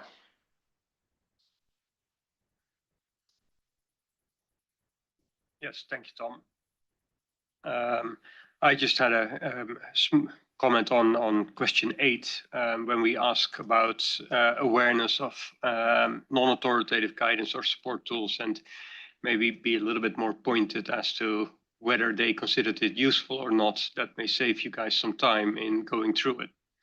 Thank you. Wendy? Thank you, Tom. I agree with Edo. And then I have that general question of if we're going to have any changes in the data gathering and analysis on tools than in the past. You can answer that or not. I did send in some comments. Overall, thought the survey was well done. I do have some comments in section 2. I like the intent of the categories, but I thought for group E, the preparer should be separate from those charged with governance and audit committees, which I believe is a different comment than Hernan made about separating the preparers. And then for group F, I'm just not sure who would be in group F, or maybe it's a very large category. So I'm wondering whether or not we need more background on who we expect to be in group F versus who's in other.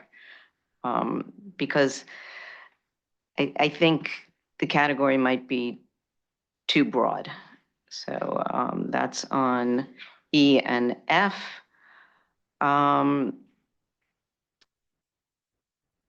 There's question 5 in section 2, which says consider, what was the outreach? But it doesn't really ask for the outcome. So I'm wondering whether or not, if so, what was the outcome might be added to that. And section 3, same thing on question 8, which I think Edo already addressed. And I think that's it for 1 to 3. Thank you. The only, Wendy, your point about statistical techniques, the one issue we face is that the very small sample size that we're likely to get, even like the sampling error would be quite large. And the only other thing is then once you get to some of those, like obviously we'll take statistics of it, but we always get into the risk of sort of like counting of votes in this instance. Likely we'll get some, it won't be a general population sample. We're going to probably get mostly practitioners who are going to be the key respondents. So there is thought about the statistical approaches we could use, but when you're probably around 50 to 75, the margin for error is quite large in that sample size. I think I was reacting more to, we're having all these discussions about technology and what's being used elsewhere, and are we grabbing anything new in what we're doing? Okay. Greg? Thanks, Tom. And thanks to the team. A good starter for 10, as I would say. In terms of section 2, about the respondent, I wondered about public sector, both preparer and auditor, probably, perspective. If we want to drill into public sector versus other sectors later, we need to obviously do that up front. Excuse me. And then the other one was in section 3, just I guess the relationship between the overall questions and the more detailed question. As it's currently set up, as I read it, the overall questions are optional. So we're sort of not wanting to get, we're not necessarily wanting to get that high level big picture, but we're wanting more detail in the questions that follow. And I would have thought it's the other way around. We want the overall impressions from everyone, and then we want detail to the extent people are happy to give us detail. So it felt like we'd got the balance the wrong way around. So I would prefer if we made more of the overall questions. So and even like question 8, it's quite a closed question. Are you aware of the guidance, rather than so how helpful is that guidance, etc. So I guess the main point I'm saying here is I think section 3, we could do more with section 3. I think it's could be a powerful way of getting feedback. And at the moment, it's a bit optional and a bit closed. Thank you. Josephine? Just a thought that if we are going to change the target list, which I'm supportive of, then we probably ought to do the same with our survey as well. In paragraph 5, I wasn't going to raise it, but the thing is that it makes that point about balancing with other work plan priorities and capacity considerations. We should always do implementation reviews, post-implementation reviews, or even during implementation reviews. And this sort of makes it sound like if we can be bothered with everything else going on.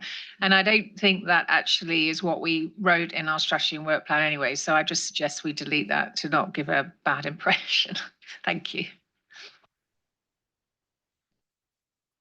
Keiko? Thank you. First of all, I will say that separating the questionnaire questions by stakeholders, that's a really great idea. And I fully support that approach. Yes, and here from 1 to 3, I have very small comment in section 2, group A, auditor. So there is a choice, a large farm, a small, medium farm, but it is clear for everybody globally which size is large and which is medium, small. So if that is okay, but if someone say I'm large, but the other one say small, but the size is the same, so that might be maybe problematic when we analyze. So yeah, this is one thing. Yeah, thank you. Shreya? Thank you, Tom. Also a comment on paragraph 2.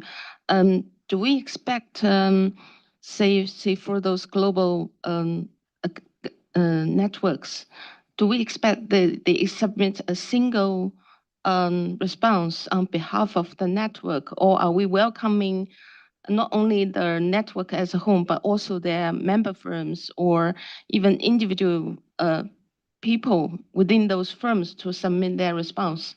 Because the category, the choices of category in paragraph 2 seems indicate we are expecting response from somebody on behalf of a firm. Is that correct? And also, I have the similar question as Mikiko in terms of how do we define, those 3 categories like global large firms, and I would say that would be global network. And my understanding had been that apart from Big Four, all rest of the profession are all small and medium firms. Thank you.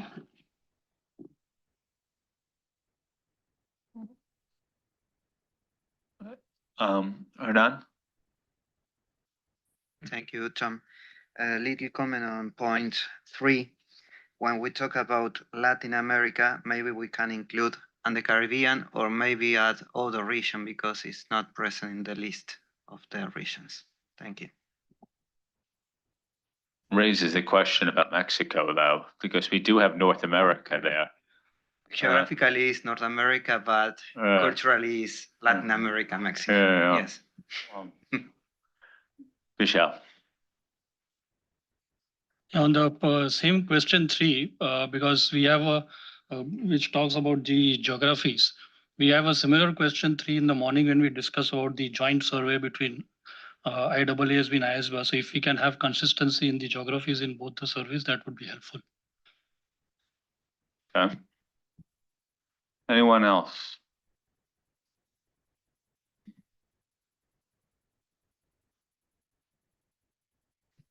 Okay, thank you for those feedback. We will see how we can address those comments, and then it will be part of the updates on Wednesday.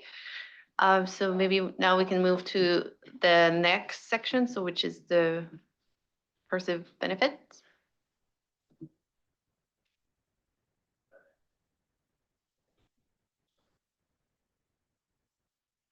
So, Tom, I just wanted to make one point.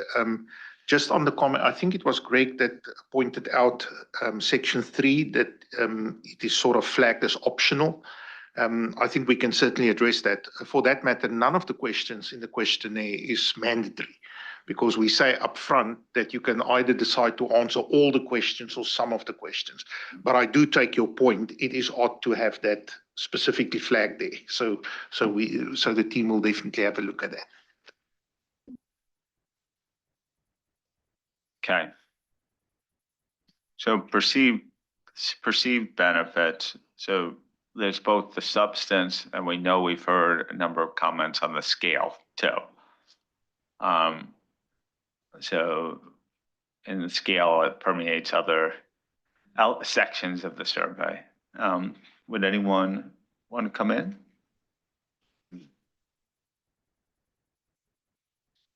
Wendy, I see you reach. No, I slightly missed your introduction, but we're in section 4 only? And 4, right. Okay. And it's this is, in this section, we also know that since a number of you have raised questions about the 6-point scale, I'd rather deal with that first, and then we could go to the substance, because the 6-point scale is something that others have raised too, and it goes through other sections. Like, the big point is that we were trying to have an even number. So you have to choose, you can't choose a midpoint. But a number of you have suggested a 4-point scale as well. Am I reading the comments right?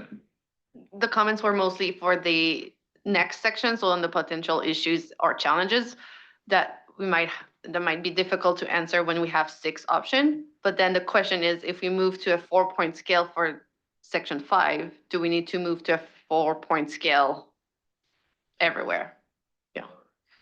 Okay, so that is what I was going to come in on. And you are correct.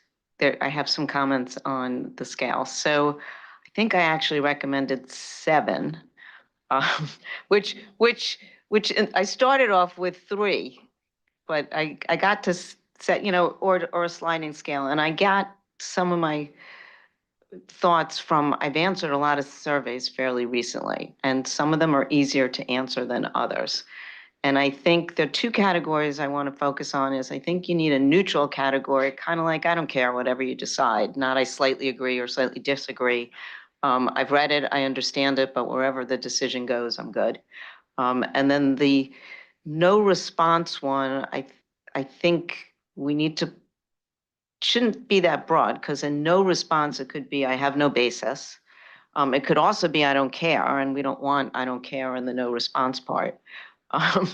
So I sent in some comments on maybe how to refine that so we can get better data. I do struggle in some of the comment letter responses that we get with slightly disagree and slightly agree, and then the words say the same thing, when people comment on what it is. So how do you figure if somebody's really agreeing or not? So those are my comments on the scale.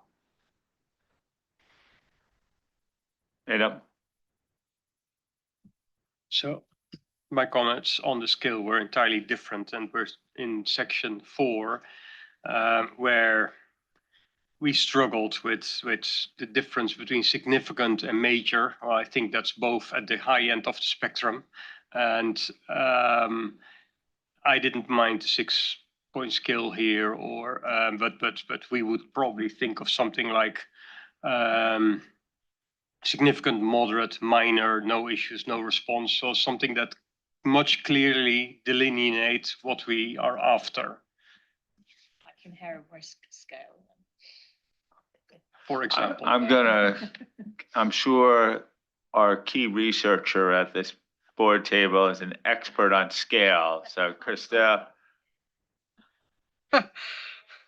Thank you, Tom. I would prefer avoiding neutral category to encourage more definitive and actionable responses. If you have a 5 scale or 7 scale, for example, 5 scale, everybody will choose 3. Not disagree, not agree, but so we choose 3. If you have a 4 scale, 4 grade scale, you choose 2, or so you make a choice. So I would avoid, so I would encourage for 4 scale or 6 scale. Thank you. Right, and the logic would be is if we buy Ado's point that the difference between significant and major is difficult to distinguish, you're into the 4.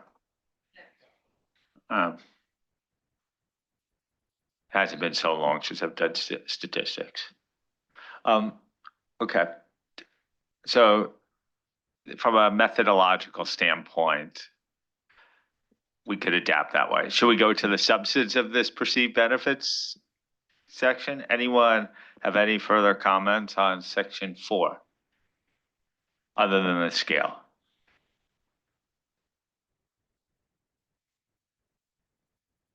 Okay, people are comfortable with Ada?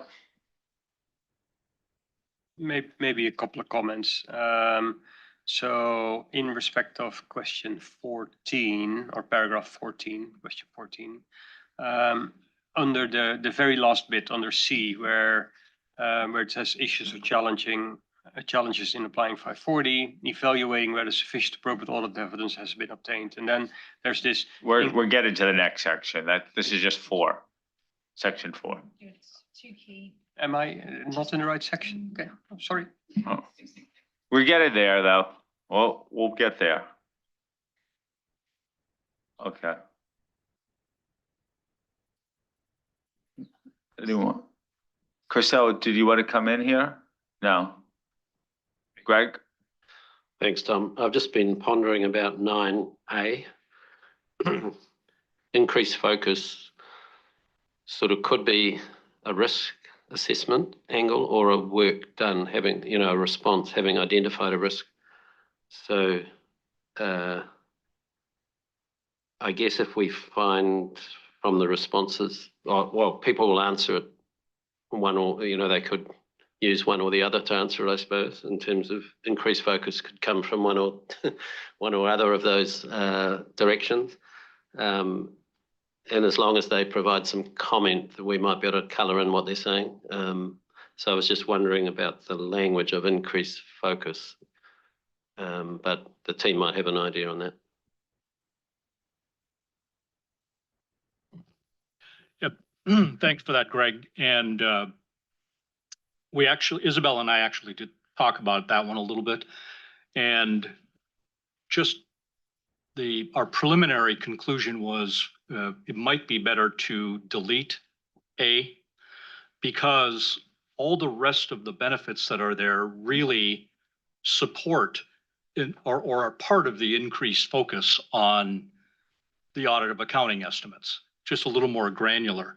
So I'm not sure that we would get much more from part A than we would get from the details of B through J.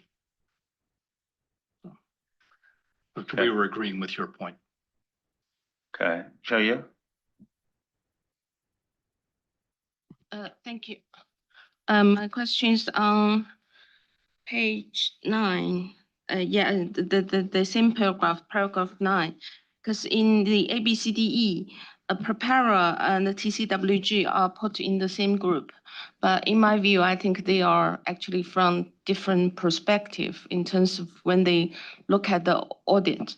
And some of the questions put here seems not so relevant to preparer, but more relevant to TCWG. For example, point C, considering the skill and the competence, and point E,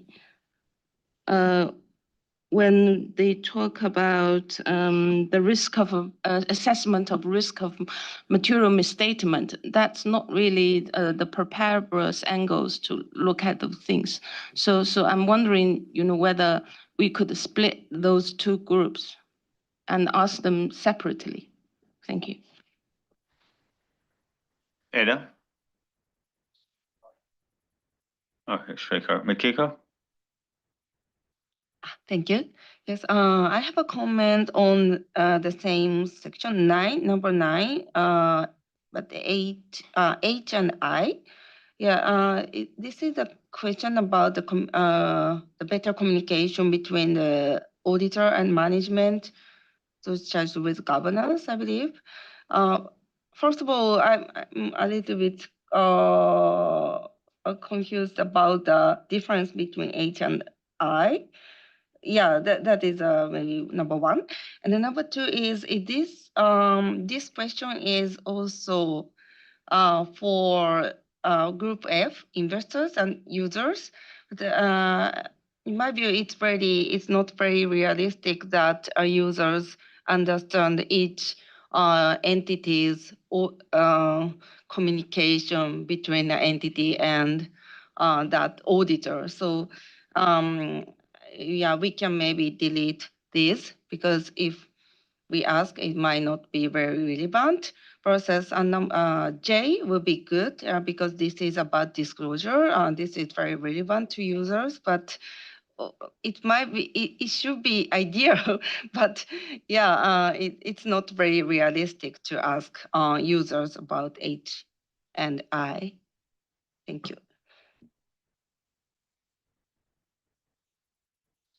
Neil? Just while we were on I, 9I, this word better comes up a few times actually. And I think it's a little subjective as to what the better means. So like better interaction and communication. Actually, the interactions could be a little bit more strained because we're going into more specifics, more challenge, more whatever. So the question is more about have these interactions improved quality? Better interaction and communication in those charged with governance. Has it been more focused on quality? Has it improved the evidence? So the better might be attached to the wrong word. Okay. Any other, Hernan? Thank you, Tom.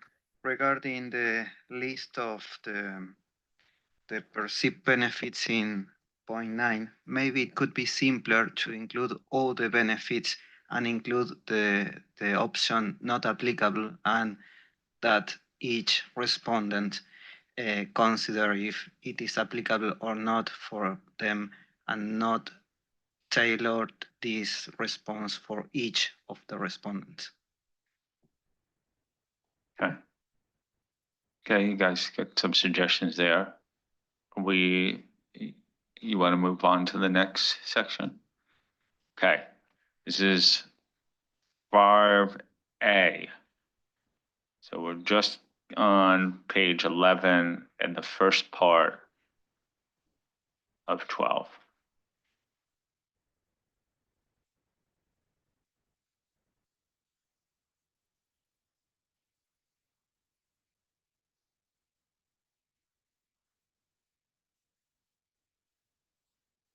It's section 21. So okay, now I'm confused. VA, VB, VC. Okay, all the way to 21, and you want to go. Now I understand. It's confused in sections. It's because they're appearing for only particular respondents. Okay, all the way up to page 20 now. 21.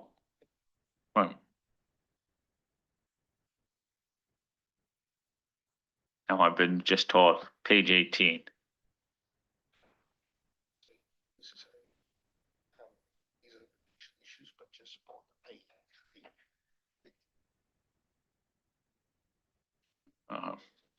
So up to page 18.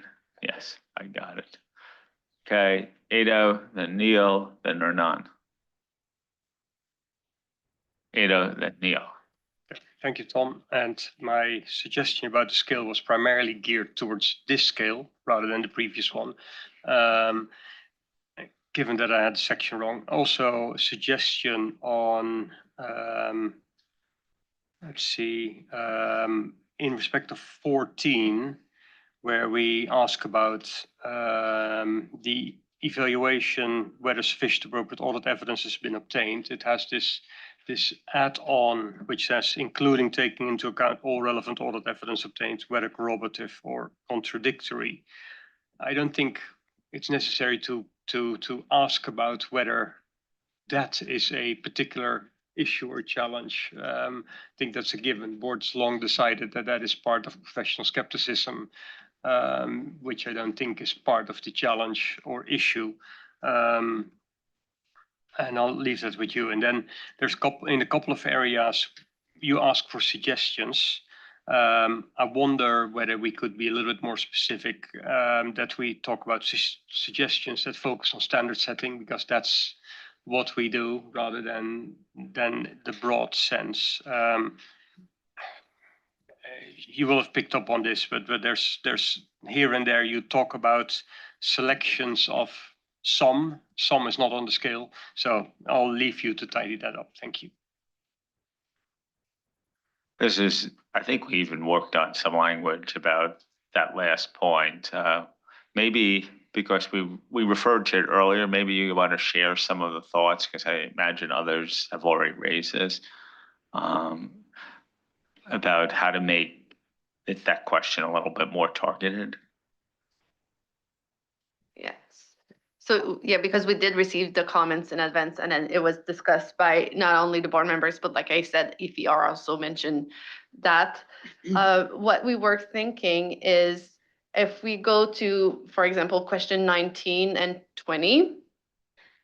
So right now, question 19 has a request to describe the issue that people have identified and whether, and talking about the root causes in one question.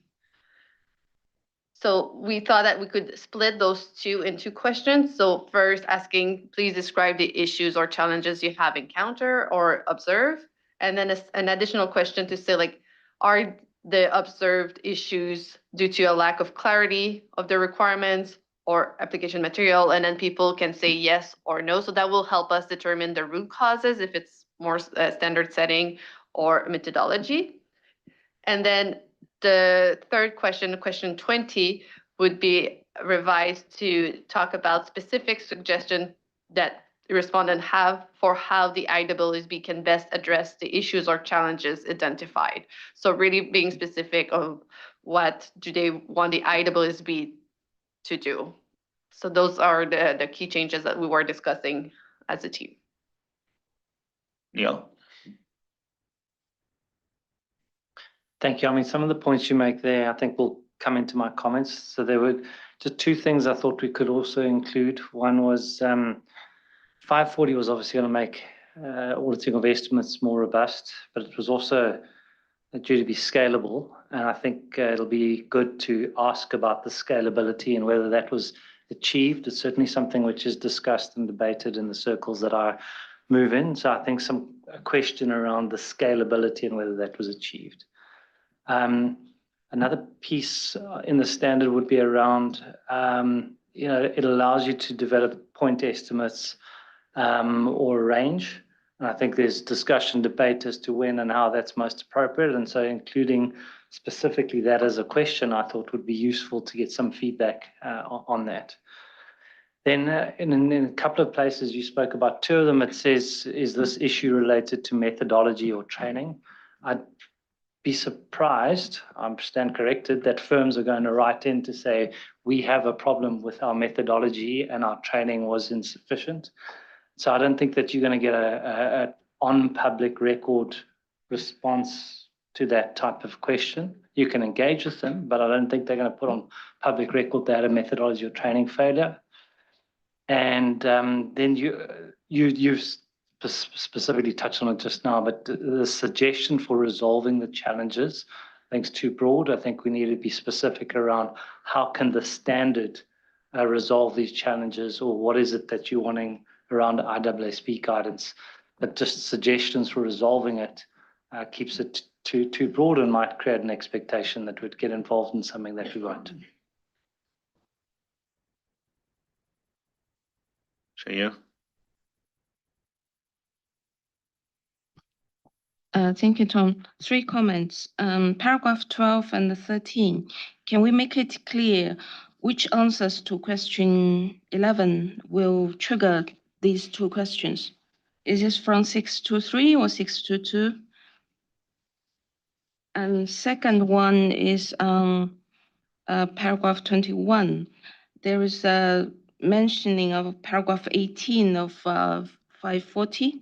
It would be helpful if we can add a link to that paragraph here. And also on page 18. Page 18, I think based on the early information gathering, documentation is really a hot topic or a major area of challenges for 540. So can we make this question more visible, either by create a separate section on documentation or adding more specific questions into this general one sentence? For example, can we ask more specifically about, nature, extent, or how much is enough, and based on the outreach activities we've had so far? Thank you. Akika?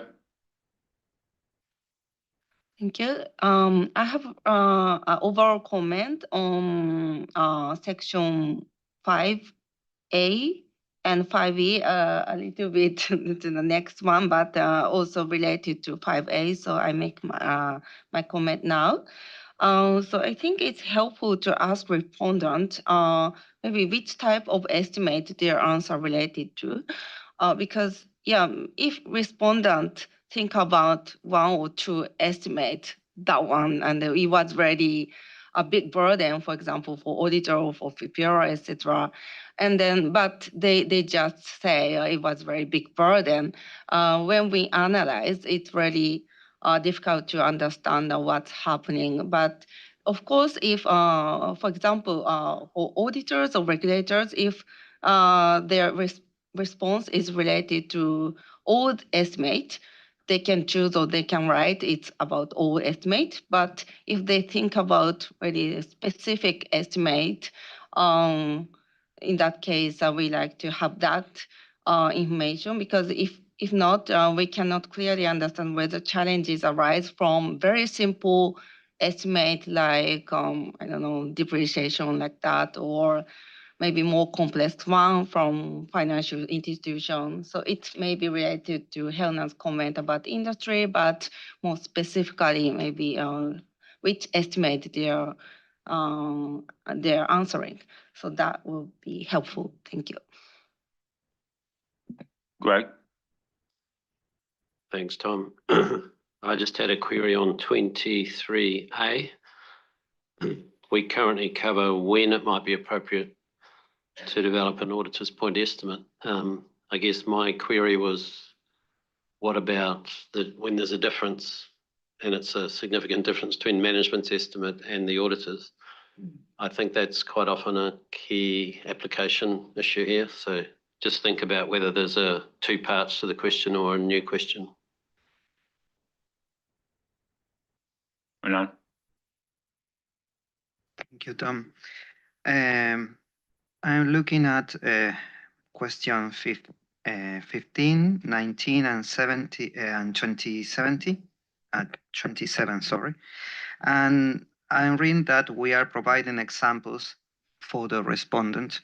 Maybe we can remove those examples because that could influence the response of the respondent, or maybe to turn them into selectable options and add other explain to give the respondent the option to add other possibilities. Thank you. Wendy? Thank you, Tom. I sent in some drafting comments, but I'm going to make two specific comments here and two general comments here. The specific comment, the first one is on 14C, which I read this 3 or 4 times, and I was struggling with whether the question is about the stand back or ends up with professional skepticism, because we talk about corroborative or contradictory. So it's just a clarification of what the intent is of that question. This is a broad comment. Perhaps we should be including an other category for each of these. This is after 17. To get some general feedback in each case, because we're quite specific, which could be perceived as biased or driving the answers. My other general comment is, and I didn't go back through the whole thing, but when I got to the end, I was wondering if we had enough linkage to the frameworks being used as it related to preparers. And whether or not any kind of reach out is planned relevant to the adoption of some of the accounting frameworks relative to estimates. So the IAASB, or another thought I had that generally about the survey is when we get the detailed information from people who responded, if they give their names, maybe we should also offer up the opportunity, if we want to contact them directly, can we? If they're in fact going to provide their names, because I think we struggle sometimes to get the feedback from preparers and investors. So that was an idea I had generally that I'm going to say here. And then there were two other points. I was confused about the direction and of 21. I wasn't sure if 21, 22, and 23 were in the right order. And I sent in some detailed comments on that. And then the last general comment that I had in this section was back to the timing, whether or not there would be any consideration to link this up with 315, because they're very interrelated, or to draw more out of the people that are responding on the linkage to 315. I think it's in there a few times, but I'm not, that and the framework, I'm not sure is enough. Thank you. Nancy? Yeah, thanks, Tom. So on that timing, we talked about this when we were looking at the joint survey with IAASB, and maybe I jumped the gun a little bit. I think in terms of this particular survey, I'd like to give it a little bit more flex so that they don't kind of all just pile up against one another. About the linkage to 315, Wendy suggested that. I mean, the linkage is there, but I worry about this one going too broad. I think this is also a testing ground to see how this would work out, and then deal with the 315. The 315 is the big one, so let's see what happened with the 540 first, and then go to the 315 afterwards. So maybe not try to basically take on too much on this round. So that's just a viewpoint.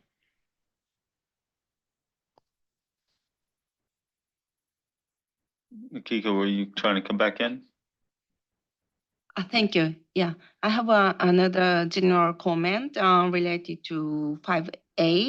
It may be related to 5B and C, but mainly related to this A. I think, of course, our post-implementation review is the primary objective is to understand what when we approved that standard in 2018, at that timing, maybe what we intended is well implemented or not.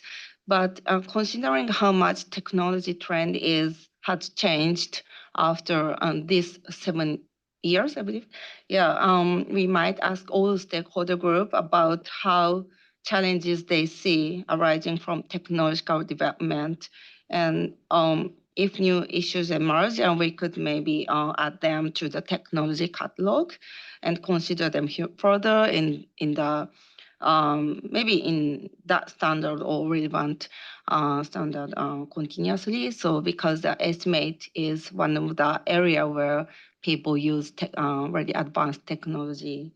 So thank you. Thank you. Okay. Should we move to the remainder of the survey? Is it?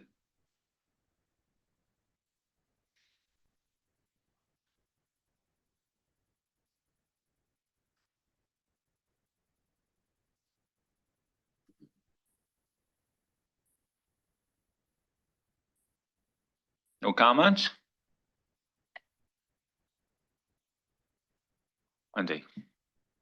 So just one comment on paragraph 31, right? I'm in the right section. Please say yes. Okay.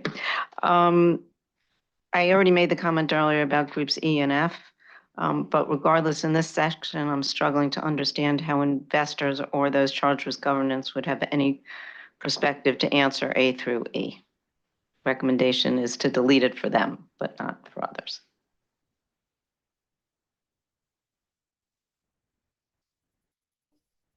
Kiko? Thank you.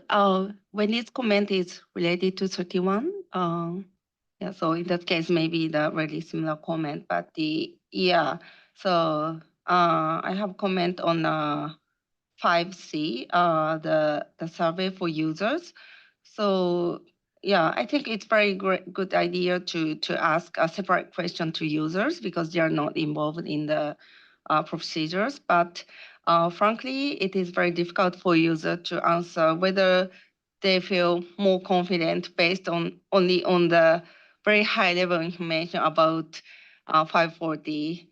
What was a 540 revision in this survey? Of course, I know there is an explanation about what was changed in 2018, but I believe investors also find it hard to form a view without hearing perspective from auditors, regulators, and preparers who are involved very in the process.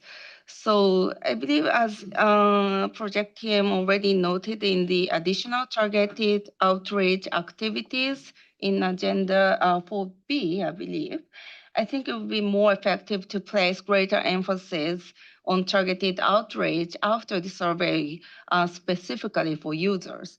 Yeah, but what I'm thinking is maybe some user may can answer to the survey. So I don't think we need to delete all the survey for users, but maybe the helpful questions for them is maybe two areas. The first one is focus on what users can actually observe, such as disclosures. I think the disclosure was strengthened by 540, and also maybe the audit report or CAM. Yeah, so looking at paragraph 9 of this survey in agenda 4A, I believe we already have a question of disclosure in the 4, but it may be helpful to add question about the report. Yeah, so and the second area that might be helpful for users is, of course, we like to get the answer about the revision of 540, but it's not very practical. So maybe it's very helpful for users to ask what currently gives users confidence or what concern they have about estimate in a more general manner. Yes, so in this sense, they can answer, okay, so in terms of estimate, maybe in the SAC, we get the answer about their more, they like to know more about, for example, acquisition, mergers, etc. So yeah, we can get a general comment from users about what is a concern about estimate in a general manner. So that might be helpful question for users. Otherwise, it would be very, very difficult, or they may answer, but they don't have any evidence on that. Thank you. Thank you. Josephine?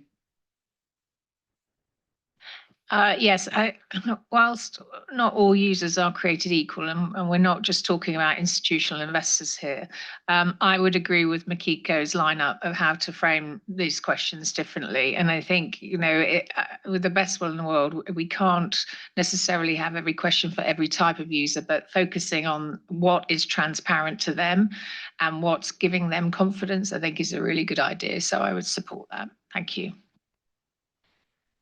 Wendy, did you want to come back in? Yeah. Fatic, no. Okay, I think we have all the tents addressed. Back to you. Okay, well, thank you all for all the feedback. So we will be working hard and providing you an updated version. And then just in terms of the overall timeline, we are expected to approve the survey at this meeting with a release date of early February with 90 to 120 days. I think it was 115 days in the with a spreadsheet. So that will bring us all the way to the end of May. So we can discuss in September and December the final views and recommendation. And we'll do information gathering activities as indicated in the phase 2 in the plan. So that's it. Oh, keeper of the spreadsheet. Yeah, so I just wanted to come in because I know Nancy raised this issue during strategy and work plan discussion as well. So as Isabel has indicated, we've already decided that when we release the survey early in February, we would go longer than the 90 days. For that matter, we can push it to complete 120 days. That will bring you to around June 2nd. But Nancy, I know you said this morning, can't it just go through June? Now, if we're looking just at our plan, yes. But we also need to be conscious that ethics is going to push out post-implementation reviews at the end of March. So we want to make sure that this one closes around end May, beginning June, to at least again allow for a gap of about a month before theirs close. So and then that was part of trying to fit the whole puzzle. Okay, so some flexibility maybe to the beginning of June, but for the purpose of staggering between the two boards, not much further. Okay, anything else you want to raise before? So, Philippe, any observations from the PIOB perspective? Thank you, Tom. Not anything special at the moment. And in the documentation provided, the PIOB team has not identified any public interest issue at this stage. The point is that I had a discussion with Mark Smith, who was my PIOB colleague present at the last meeting, and I think he encouraged the team to have an interaction with the BAL committee on this subject of implementations and potential difficulties, notably in the context of IFRS 9. Tell me if I'm wrong, Tom, if you have any memory on that dialogue with Mark. So it was just to know the status of that, if it has been followed by some effect, or if you intend to have this discussion with the BAL committee or not at this stage. We will have discussions with all monitoring group members through the course of this, and obviously we also engage closely with the IAASB, who will be here later at the meeting about some of our work where we have crossover. So the answer is yes in many ways. Okay, I think we've gotten to the end of the session. Thank you, Isabel and Dan.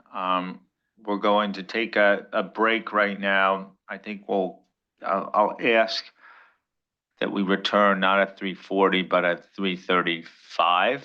So we'll gain 5 minutes. You'll get an extra 5 minutes too, basically, for your break. But we'll reconvene at 3:35. That gives Kalina and team 5 extra minutes on our agenda today, which is better than no minutes. Okay, break time.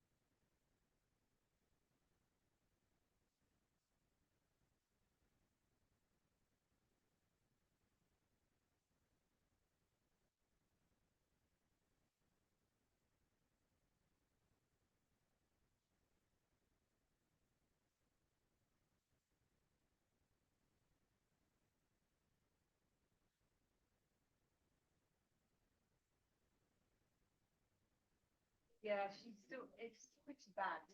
What would she do? She literally was walking up. Could we start getting seated? Really embarrassed.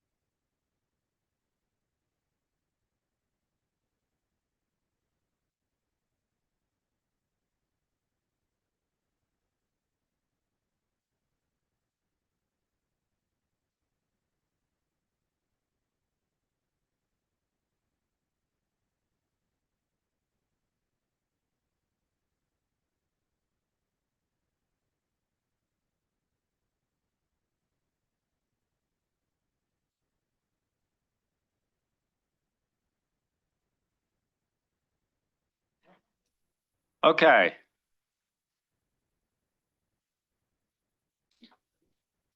We all set? Great. So now we are going to turn to audit evidence and risk response.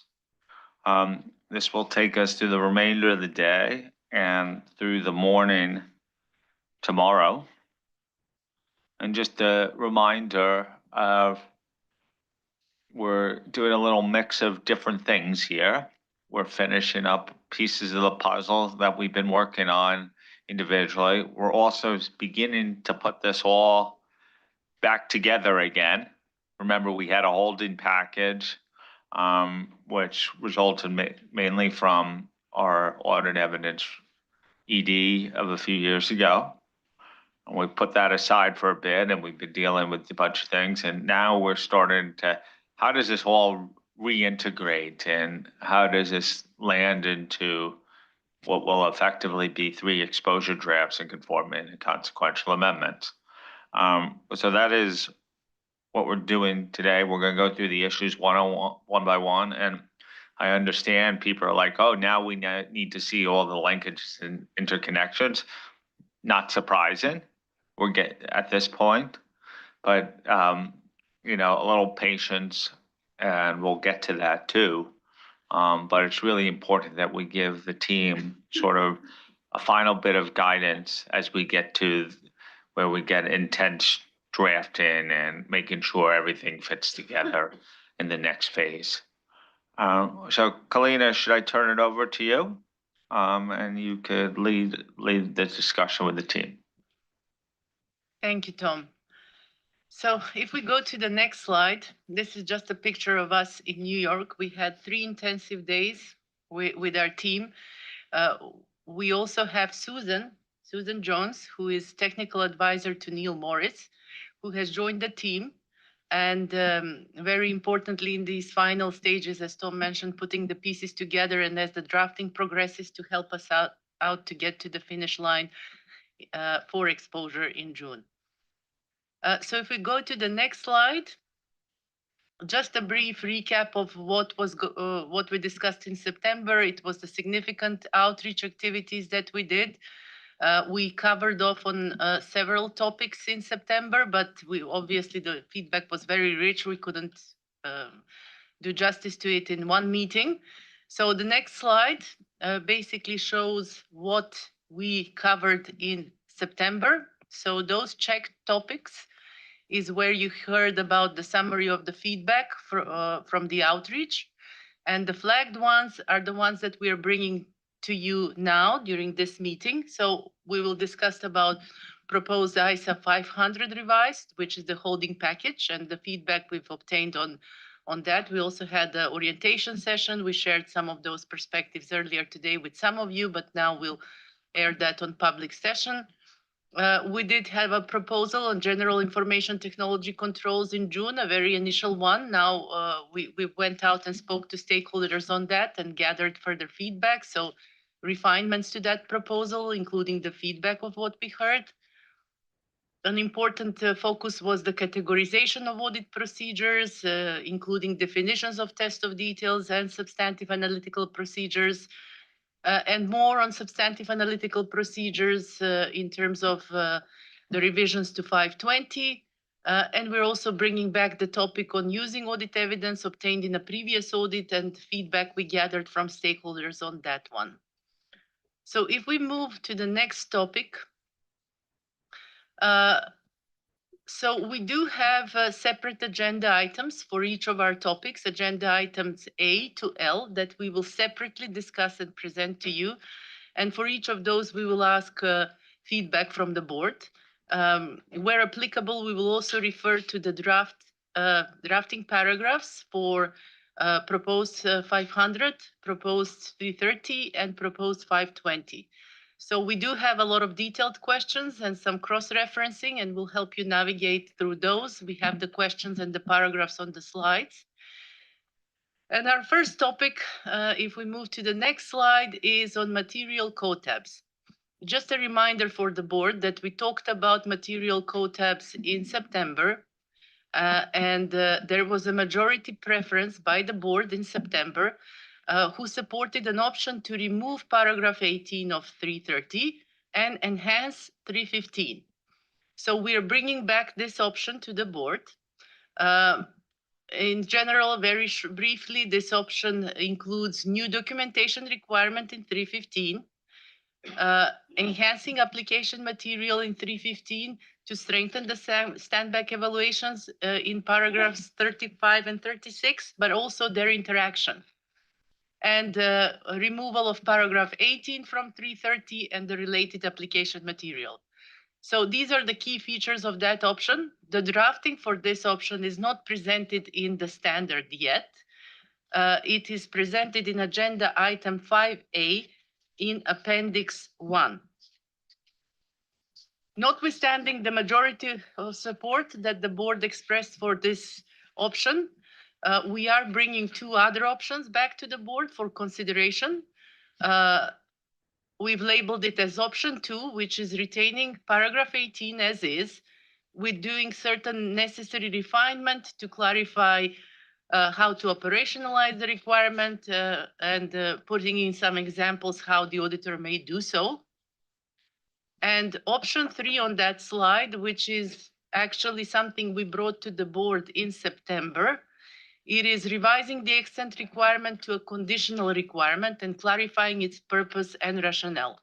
So both options 2 and 3 are presented in agenda item 5A as possibilities for the board to further consider. They are in appendixes 2 and 3, so the drafting is reflected in appendixes 2 and 3 to that paper. So with that, Tom, if we move to the next slide, we have the questions for the board. And the questions for the board are 1A, whether the board retains its majority view from September to pursue removing paragraph 18 and enhancing 315, which is option 1 that I previously discussed, as a preferred way forward for the explanatory memorandum accompanying the exposure draft.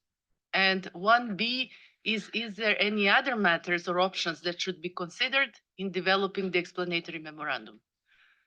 So Tom, over to you.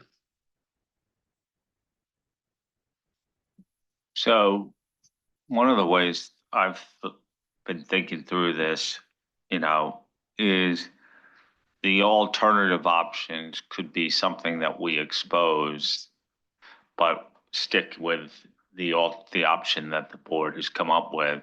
And so I think that is a possibility. We've oftentimes exposed alternatives and highlighted in explanatory memorandum.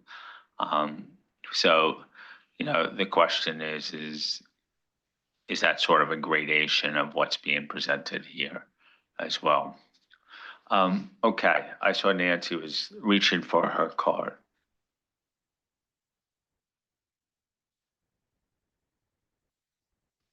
Thank you, Tom. So this subject continued to invite a lot of discussion in the outreach session I went to. And there is definitely no consensus on that.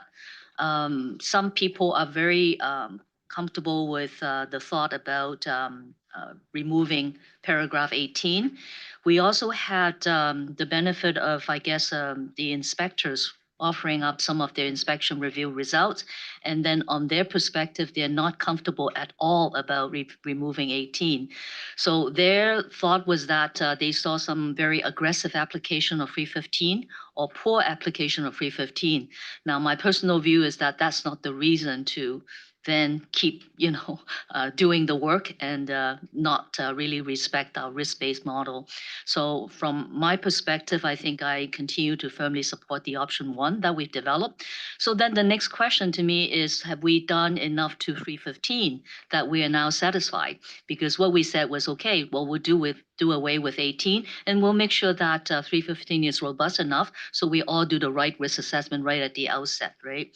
So when I look at option 1, and by the way, the paper is very well prepared. Thank you, Kalina and the team. And I mean the whole comprehensive package. There's a lot of cross-referencing and all of that. Tons of work being put in there, so very appreciative of that. So when I look at the appendix to see what changes you're making to 315, there are a number of changes there, and 2 stood out for me. One would be paragraph in the requirement itself, paragraph 38E, which talks about documentation. And in the documentation, we're now asking auditors to document the basis upon which they make that evaluation. And I think that that is a very important addition in my mind, because it caused people to actually think it through and actually have to document it and have to put it, pen to paper or or fingers to computer. So that one, I think is a really important and helpful clarification or requirement.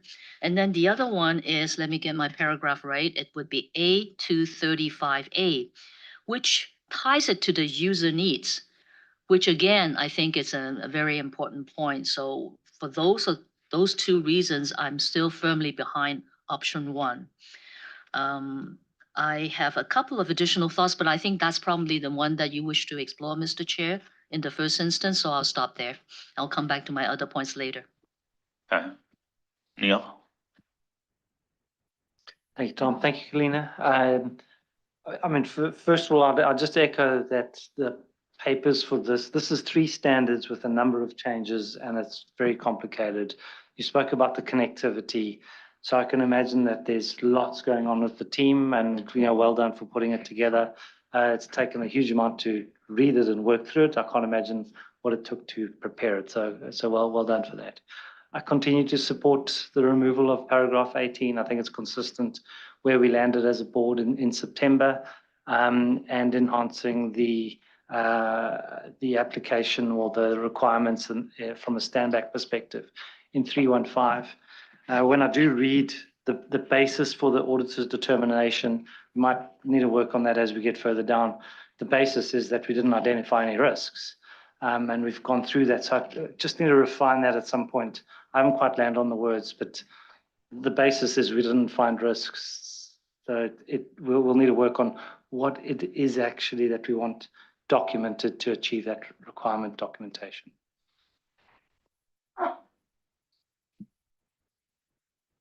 Christelle?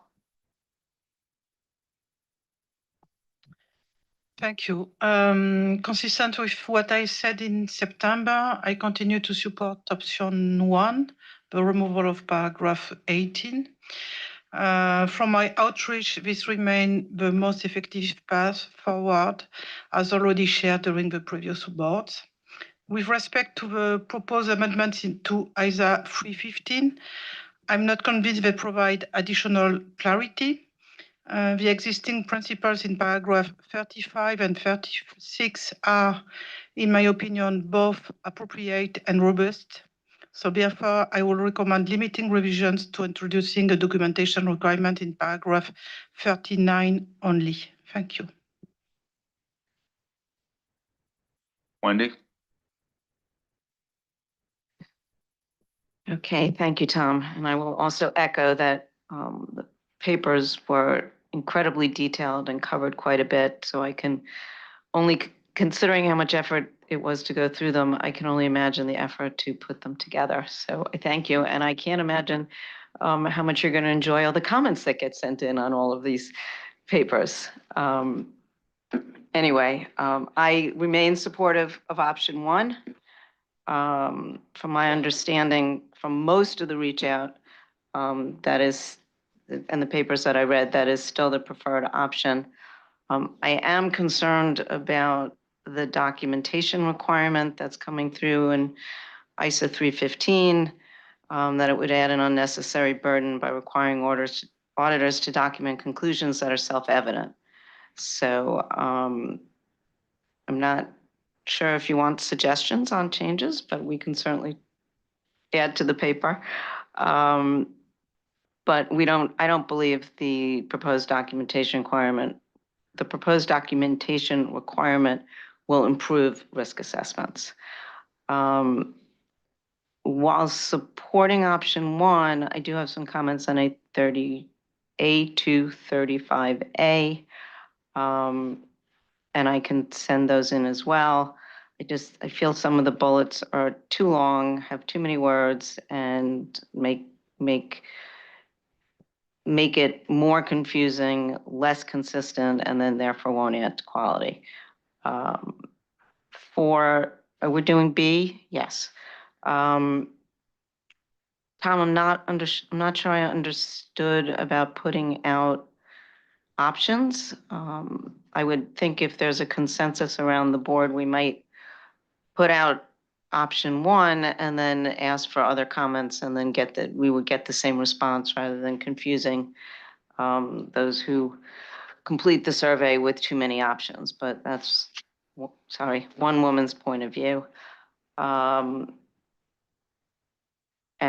that's it. Thank you. Greg? Thanks, Tom. When we were here in September, I think there were at least two voices wanting to retain paragraph 18. There was definitely a majority who were wanting to go with option one. I, at that time, was keen on the middle option, option 3, which is not retaining it as it is, not binning it totally, but making it a conditional requirement. And I think with everything I've read, I'm still in that camp of option 3. I recognise the majority of the board is probably, or definitely, in the option 1 space. I think option 3, I think it reflects what users expect auditors to do, which is, yes, to look at risks and respond to risks, but also to look at all the material, to be across the material information. So I think there's an expectation from users, and I think we heard that in the outreach.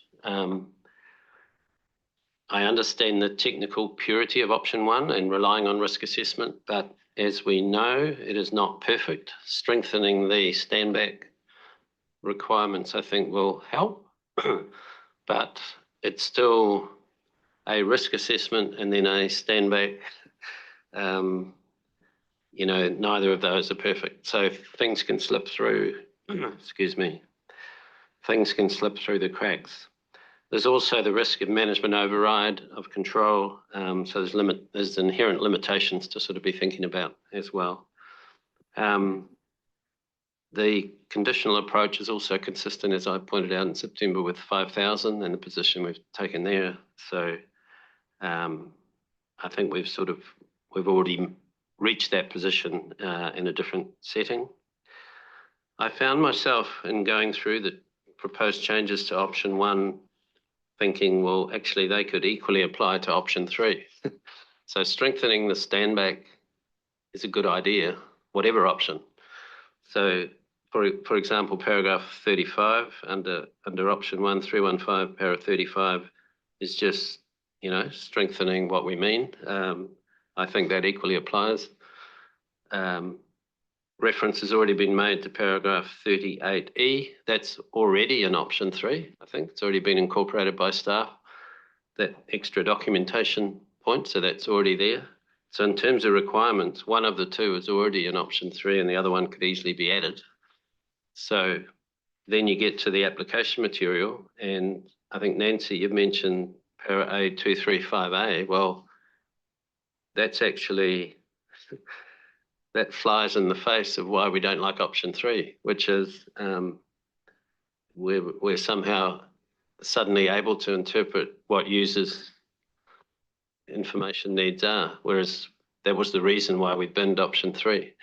So I was struggling with the logic as to why suddenly now we can conveniently be happy to interpret users' information needs, because that was the rationale for why option 3 was not okay. So I think there's some, so I think a lot of what's proposed to strengthen the stand back in option 1 could equally apply in option 3. And then so you're left then with, well, should there just, at that really high level of requirement, should there be a conditional requirement for the auditor to determine, using their professional judgment, whether they need to do any work over and above the risk, what the risk assessment is telling them, or not, or just leave it as totally relying on risk assessment, which is, and then the stand back, which is option 1. So I could live with option 1, but I think I'm still in the option 3 camp for those reasons. And if we stay with option 1, I think we do have to look at A235A, because that logic escapes me if that's the whole reason why we don't like option 3. So I'm still in 3. I recognise I'll be horribly outvoted, but there you go.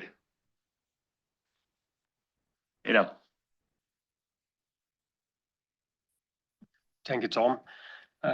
So personally, I am in option 1, and my outreach supports me in that option.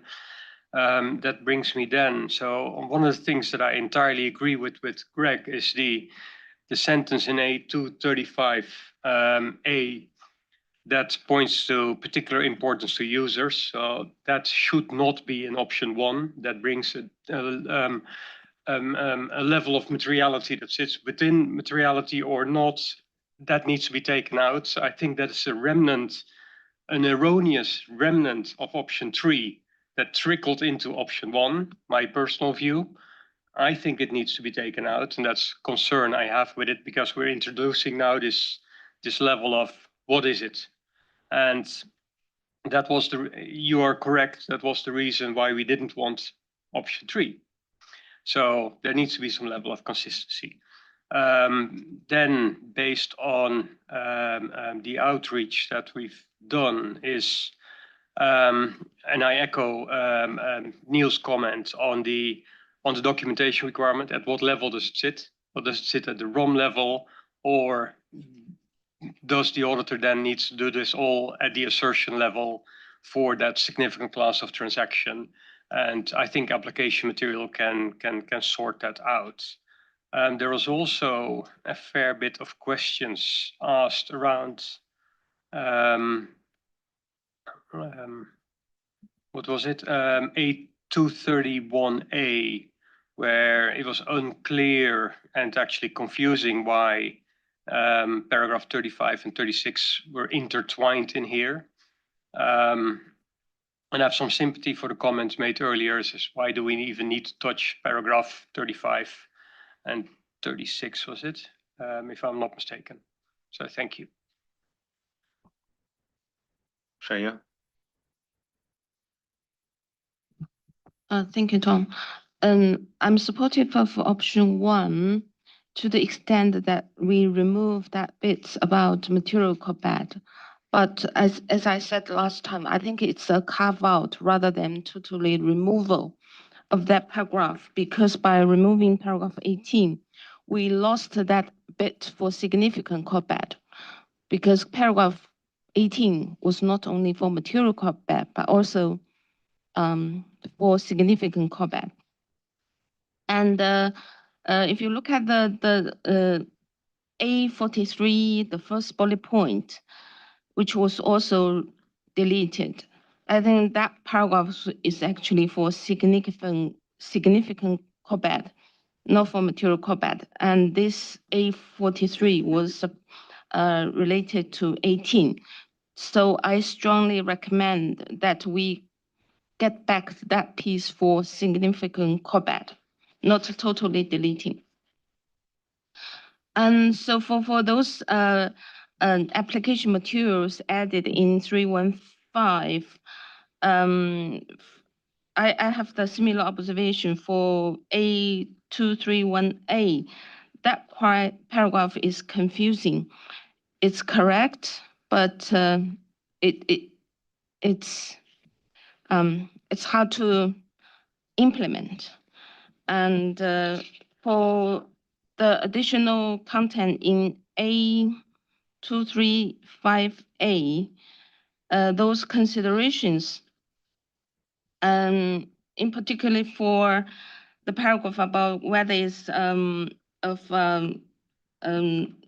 particular importance to users, it reads like it implies if it is of particular importance to the users, you should treat it, or you should identify a wrong, or so what?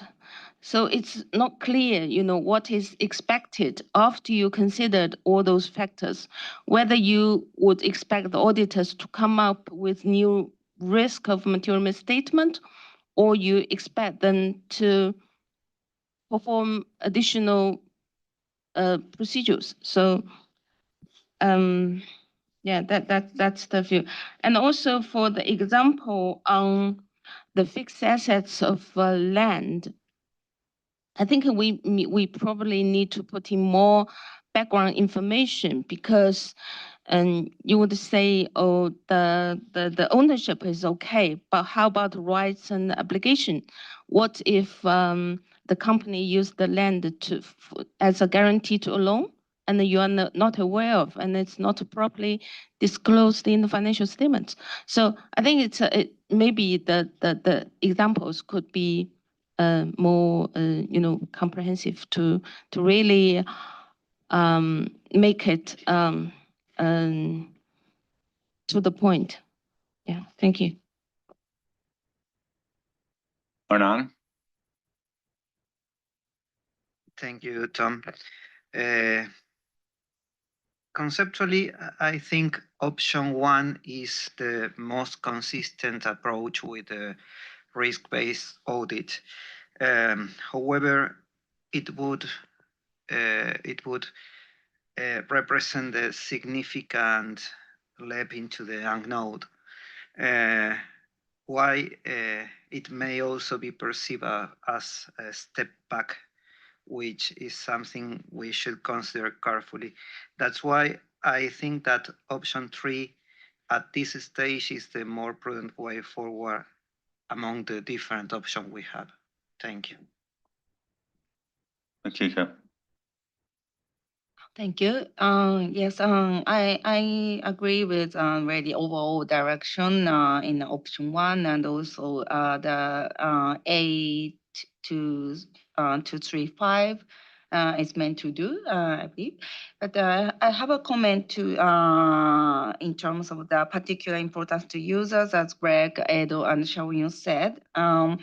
Actually, yes, because if it's very important, or it's important for users, it should be material. So that is what really I'm confusing. And if my understanding correct, materiality is not only quantitative, but also qualitative. So there is an example of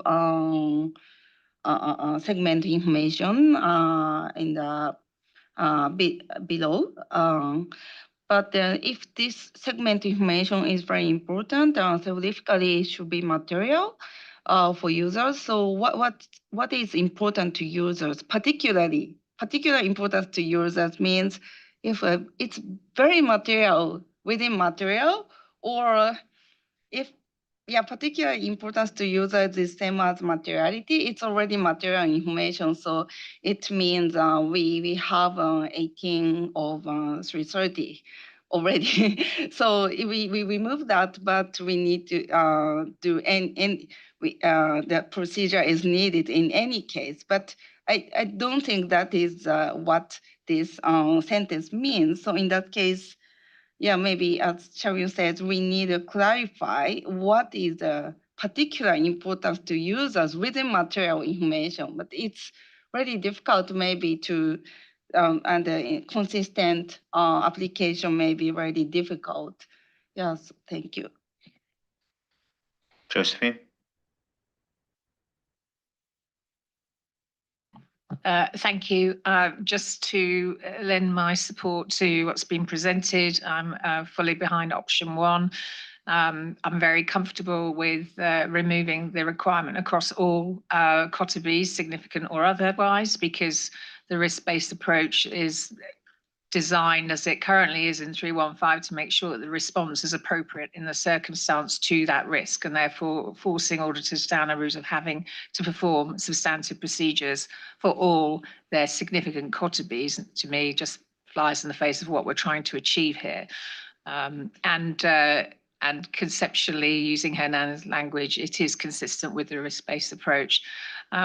Just in terms of 235A, I'm not completely wedded to it staying there, but it is important to recognize that when you are identifying risk, you're identifying it according to inherent risk and not just materiality. Materiality comes in when you're thinking about the magnitude. So what we were trying to do is have the auditors step back when they're performing that extra check, as it were, which it is, and say, okay, well, this is important to users. Therefore, have I missed an inherent risk here? Or have I not plotted the inherent risk, which I correctly on the scale? So it's just a different way to think again about whether you've got that right or not, because this is a different, you're applying materiality in different ways here. So let's not conflate the two different concepts. And so, yeah, I just want to say I thought this was a really good direction. Thank you. Nancy? Yeah, thank you, Tom. So I just want to sort of clarify a few thoughts that I had, and I heard much about the A235A. I think if I recollect properly, the last time we discussed it, the last round, there was a lot of emphasis on segmented information. So the option 3 that we were looking at, we seem to be asking people to go back, and this particular importance to users seem to be anchored mostly on that segmented information. So this articulation, I think, is a lot better, that it's actually talking about user needs generally. Now, maybe what's causing the problem is this word particular. What do we mean by particular? So my interpretation is I think the team's trying to do that by having in bracket the example being strategic market or this kind of thing. So it's in the words of Josephine, it's that extra check. Because in A204A, I think, we had the list that we want people to consider, and we added segmented information in there as one more consideration point. So having done all that in the first instance, now we're stepping back. Did we miss something? And the miss something is in the eyes of what's important to users. So, I don't know if all the drafting words are perfect just yet, but the sense is there for me. So that's why I'm supporting it that way. On the documentation front, the basis may not be that meaningful, but I think the way to come at it is probably through the application material. Maybe elaborate a little bit more by what do we mean by basis. It's not just a simple answer of saying, I come to the conclusion that, whatever. So whether all the drafting language is all good or not, I don't think I want to pass judgment on that, because I like to have more time to actually look at it. But in the first instance, I think it's directional, whether we're comfortable with option 1 right now, Mr. Chair. And once we have that, then we can go back into the wording a little bit. I picked on something else. I think it's one of the examples that we have, because the example, again, referred to segmented information. It's just too much emphasis on segmented information. We already have it as a consideration point. Why would we put in another example that's called segmented information? And maybe something that would help demonstrate that is of strategic value to the users or market, or like, the three elements that we put in parentheses, maybe to better demonstrate that, would be probably helpful, so that would help add color to that particular importance if we keep the word particular. So I'm just going out on a limb a little bit because we're talking about 2027. So possibly could be on the entity's disclosure on use of artificial intelligence, because that's actually seen as a competitive advantage, and companies might be investing in it, and there may be associated disclosure. So some of the one of the research I guess webinar that I attended talks about how the stock value, when you disclose investment in AI, it boosted the stock value, but it has to be followed up for further investments in human resources to deploy that AI. And if you don't have that, then the stock value would come back down. But sounds like, it seems to me, based on that piece of research, many companies out there are actually disclosing AI, use of AI, but also investing in AI. So maybe that could lend itself to an example. Thank you, Mr. Chair. Yes, some of the comments based on my outreach. First is that option one would be the best way forward, as we believe that if we get the risk assessment right in ISA 315, then this safety net is not needed. Second was again on this A231A, which is confusing to intertwine paragraphs 35 and 36 because they are separate standbacks that both need to be met individually. A few comments on A235A, which I'll share separately by mail, but just a couple to highlight. In the second bullet point, what has been mentioned is that there are new or emerging risks which indicate potential for misstatements to occur.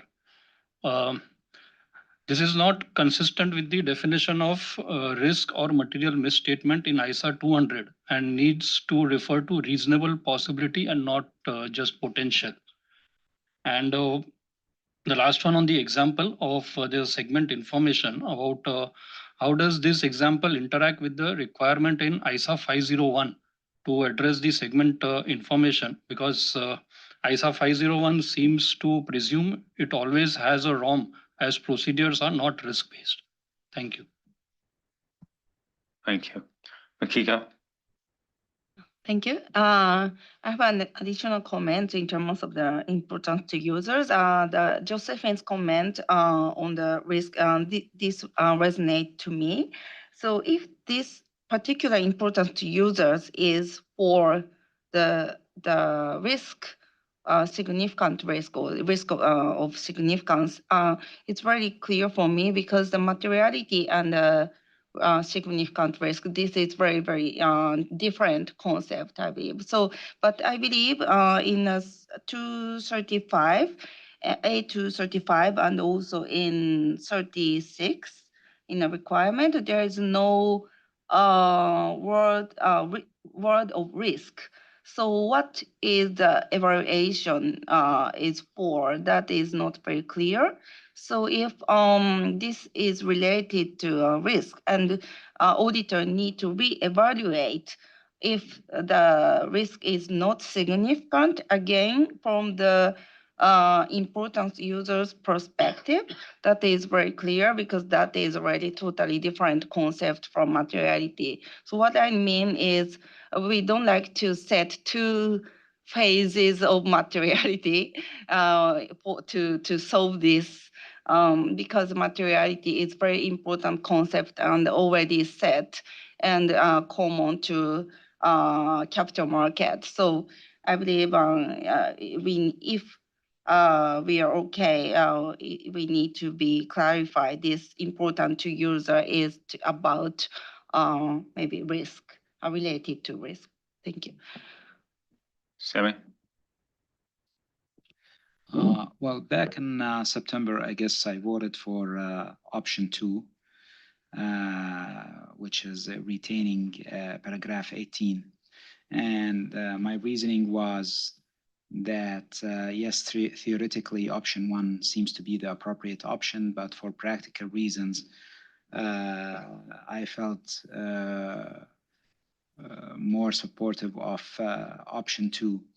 our standards are international standards, and it's very important to notice that the sophistication of auditors vary from one jurisdiction to the other, and the sophistication of auditors vary from one firm to the other, depending on the size of different firms. And it's very important to have a set of standards that can accommodate all the adopters of our standards. Now, recognizing that majority of the board are on option one, I came today and I moved to where Greg and Hernan are, to option three, hoping that we can meet somewhere in the middle. Now, with regard to option three, I was thinking of introducing additional idea in there, and this is about maybe moving A43 from application material to making it a requirement. Now, with regard to the examples about the segment information and the land, I guess it's important first to land on which option we will be following, and then we can move to addressing how various examples can be helpful or can be improved to explain the idea further. Thank you. Josephine? Thank you. I was just curious on Vishal's point about the separate standbacks, and you know, technically when you look at them, they are separate. But to me, from a practical perspective, it's inconceivable to me that an auditor wouldn't consider these together. If you're evaluating whether the audit evidence obtained from that risk assessment procedures does provide you an appropriate basis, then part of that consideration is those material classes, transactions, account balances, and disclosures that you haven't determined to be SCOTABs. So I think it's actually really important to not do a disservice to practitioners by suggesting that go over here, do 35, do these steps, and do almost exactly the same steps again for 36. So we may not have hit it right in terms of the drafting and the application material, and that can be have another look at, because Ada raised the same point that people are finding it confusing. But let's not have people do the same things twice over because of the way that the requirements are set out. And the only other thing I wanted to mention, Greg, because I know your point on management override, and it flew out of my head when I came back to it, is that we now have that as a financial statement level risk in our fraud standard. So you've got overall responses to that. So I think in terms of management override controls, I don't think it's sufficient argument for us to retain 330.18 at this stage now, because we have a new requirement. Thank you. Okay, let me try to summarize where we are. And then the team, Kalina, you come in and really help out, please, if I get this wrong. My sense is that the great majority remains in the option one camp as the view of this board, and wants to continue to develop option one as our primary view. There's a cautious few that see some value in option three, for a number of articulated reasons. I think you got quite a few suggestions about the drafting of option one that will need to be taken into account to make option one a robust option, connected well with 315, etc. The question becomes in the explanatory memorandum, this is where we started in a little bit. Question B, is there elements of this discussion of why some people still landed in option three that could be explained? And I think we don't have to resolve that today, but we shouldn't lose sight that there are some people who think option three could be a better alternative, and you could solicit input on that as an alternative. But to me, it's an acknowledgement of there was diversity of viewpoint. The board feels strong in general, I actually think the weight of the board was even more strongly on option one today, maybe than it was last time. But there's some acknowledgement that there's alternative viewpoints at the table and expressing them through the explanatory memorandum. Is that a fair summary of where we are? Now, I'm not trying to deal with the drafting right now, but you got a number of drafting comments as well. Kalina, do you want to react?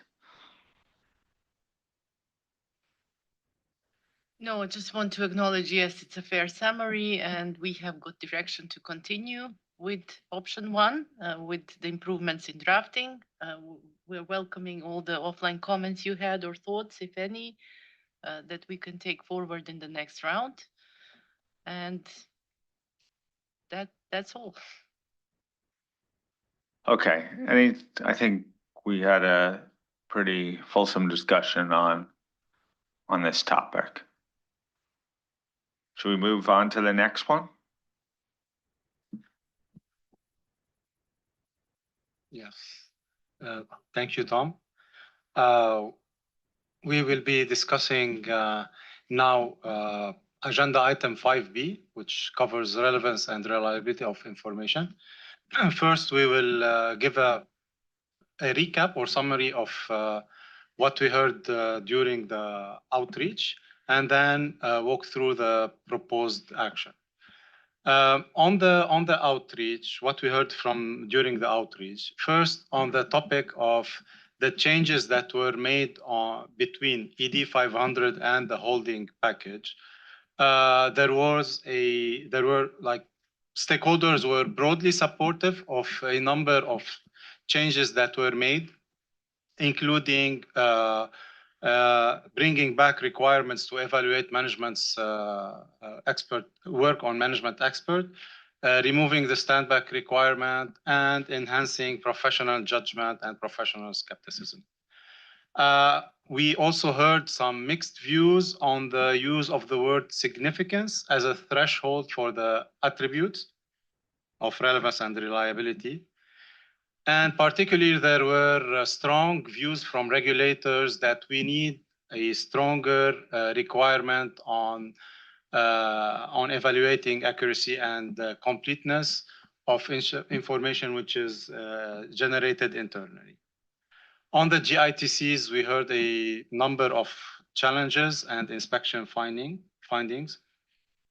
And as you recall, during the June 2025 meeting, the team proposed a requirement, an explicit requirement for the auditor to test GITCs when the reliability of information depends on these. On this particular proposed requirement, we had a range of views. Regulators from one side were supportive of such a requirement because it prompts the auditor to think about their testing GITCs or not. On the other hand, firms were a bit cautious and raised concerns about scalability, the wording of the requirement, and the risk that it is implying that the auditor should always test the GITCs and that management should have a formal GITC framework. If we can move to the second slide. Christine. On the proposed action and the staff views and recommendation, we had 3 proposed actions. First, on evaluating the relevance and reliability of information, or paragraphs 9 and 10 of the holding package. We had a number of proposed changes. The first key change proposed is that paragraph 9 will now make it clear that the auditor will consider the attributes of reliability rather than significance, rather than their significance. Also, we refocus the consideration of the attributes to reliability only, since for relevance there is only one principal attribute. The other change is to align the use of the terms significance and significant between paragraphs 9 and 10 of the holding package. On the issue of accuracy and completeness, staff is of the view to retain the essential material in paragraph 10, since together with the related application material and also the newly proposed requirement to test controls, which we'll talk about shortly, there is a strong expectation of work on accuracy and completeness when information is produced by the entity. The second proposal is about using test of controls to evaluate the reliability of information. As I mentioned earlier, we initially proposed the requirement to test GITCs. Now we are proposing refinement to this proposed requirement. First, the scope of this requirement has been extended to cover not only GITCs, but to cover all controls, direct and indirect controls. That's because during the outreach, we heard comments that although GITCs might be the main type of controls that address integrity or reliability of information, we should be future-proof by allowing for other types of controls to be considered for testing the reliability of information. And second, now the proposed requirement is to be placed in ISA 500 revised rather than 330. This way, it will apply to all information used in the audit, not just the information used in further audit procedure.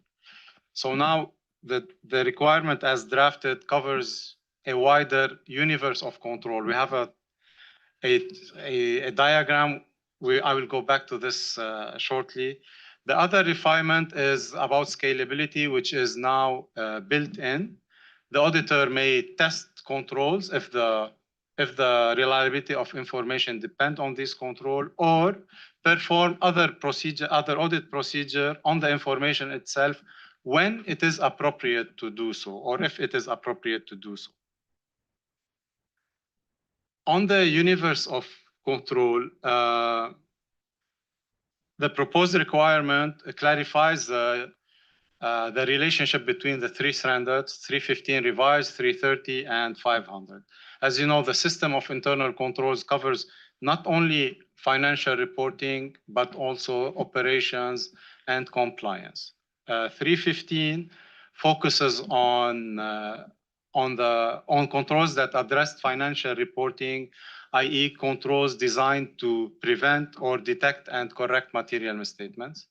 Now, placing a requirement in 500 revised adds another lens, which is control over information to be used as audit evidence. These can include controls over financial or non-financial data, not only traditional financial reporting. Just an example, if an auditor is performing some analytical procedures, he or she may use operational data, like for example, occupational rate in hotel or airline ticket sales. In such cases, controls that address operational system become relevant to the audit procedure, although they are not traditionally categorized as financial reporting. And it goes without saying, ISA 330 provides a framework for testing controls, whether operational or over financial reporting. The third proposal we're bringing is about indirect control. In 330, in extent 330, the requirement in paragraph 10 says that the auditor should consider testing indirect controls if direct controls rely on these indirect control. Now the proposed change is to make this explicit, to always test indirect control when the direct control depends on these indirect controls. Tom, I turn it back to you to take the board's view on three questions 1A, B, and C. Thank you. Thank you, Fadi.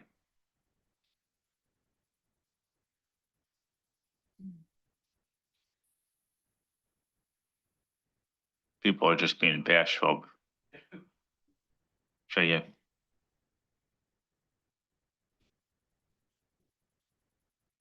Thank you, Tom. Couple of comments. At first, 5 and page 3.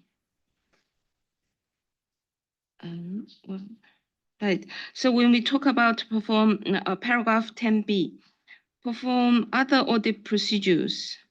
I'm just wondering what those other audit procedures would be, because if we link it back to the definition or the categorization of, well, you will say it's not quite further audit procedures, but I do wondering if you have excluded the test of control, these other audit procedures actually mean test of details.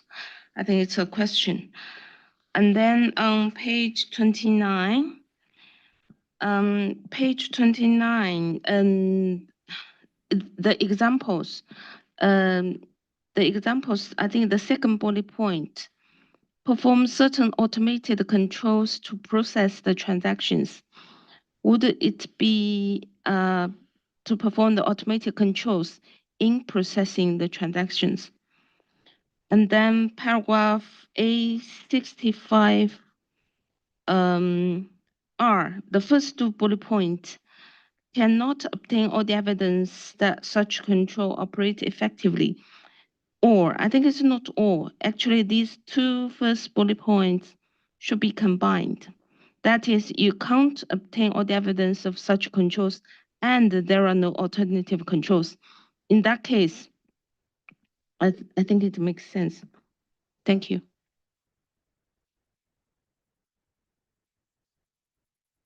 Greg? Thanks, Tom. I'm pretty happy with most of this. I've just got a couple of comments on some of the application material. So it's in agenda item 5N. So ISA 500, paragraph A65P and A65Q. So can you just have a look at the wording of A65P? I struggled with that first sort of lead-in sentence. And there is an extra controls. Oh, okay. That might, but I wondered if we're trying to cram too much into that sentence anyway. So maybe just have a look. And then just on A65Q, so this is where the auditor is unable to obtain audit evidence the controls are operating effectively. So the last sentence on that page 28, we say the auditor may perform other procedures. I think they would have to, wouldn't they? So, and in fact, I think it's already covered, that thought is already in A65R, I think. If you look at your bullet points in A65R, I think you cover that issue anyway. So I guess I'm thinking we could delete the last sentence of A65Q, but just have a look. But I don't think we can stay with may, because I think the auditor would be forced into, would have to respond appropriately and do some other work. Thanks. Neil? Thanks, Tom. Thank you, Fadi. I mean, overall, when I look through all the changes, I feel like it's gone a little heavy into its controls and controls only. Maybe it's to get some more application guidance into the second part of 10BB around the other audit procedures. When I read the application guidance for the testing of the controls, it's obviously very strong in that space.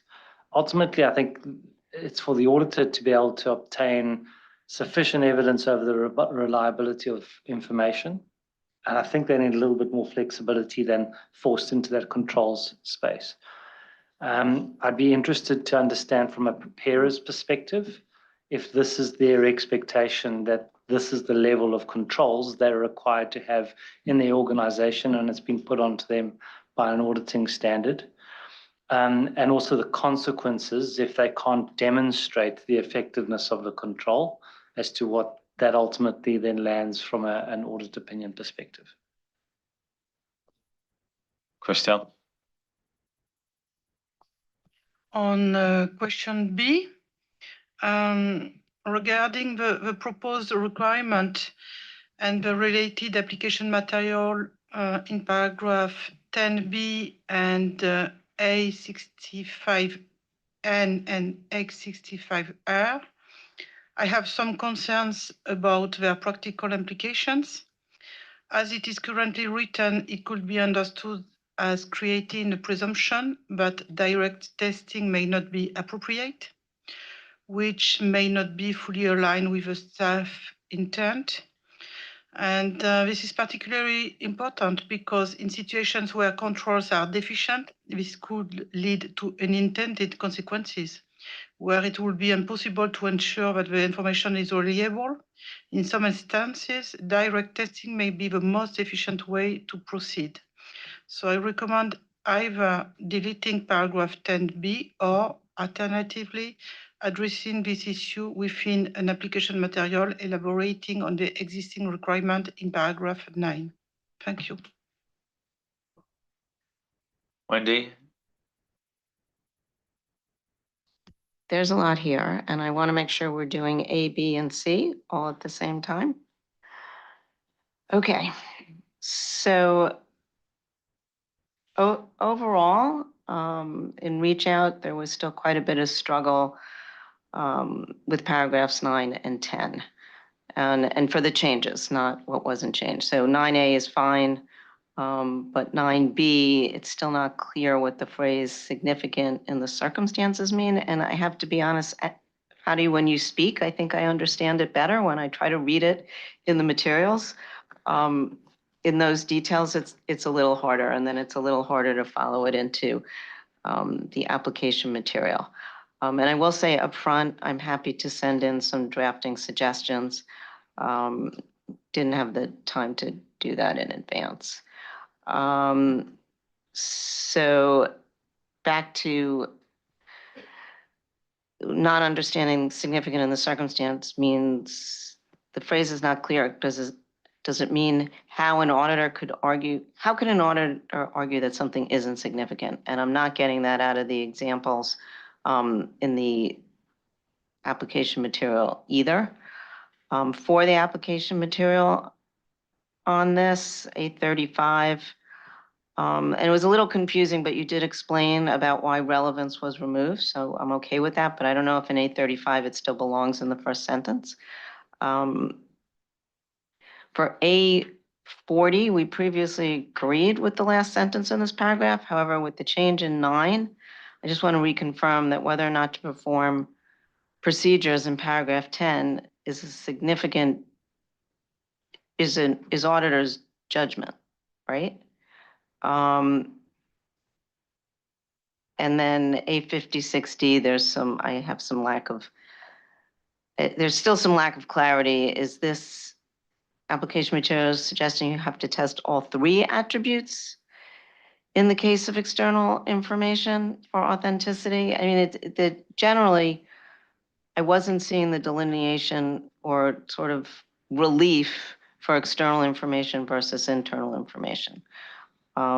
So now, and again, I'll send in some thoughts on drafting. On B,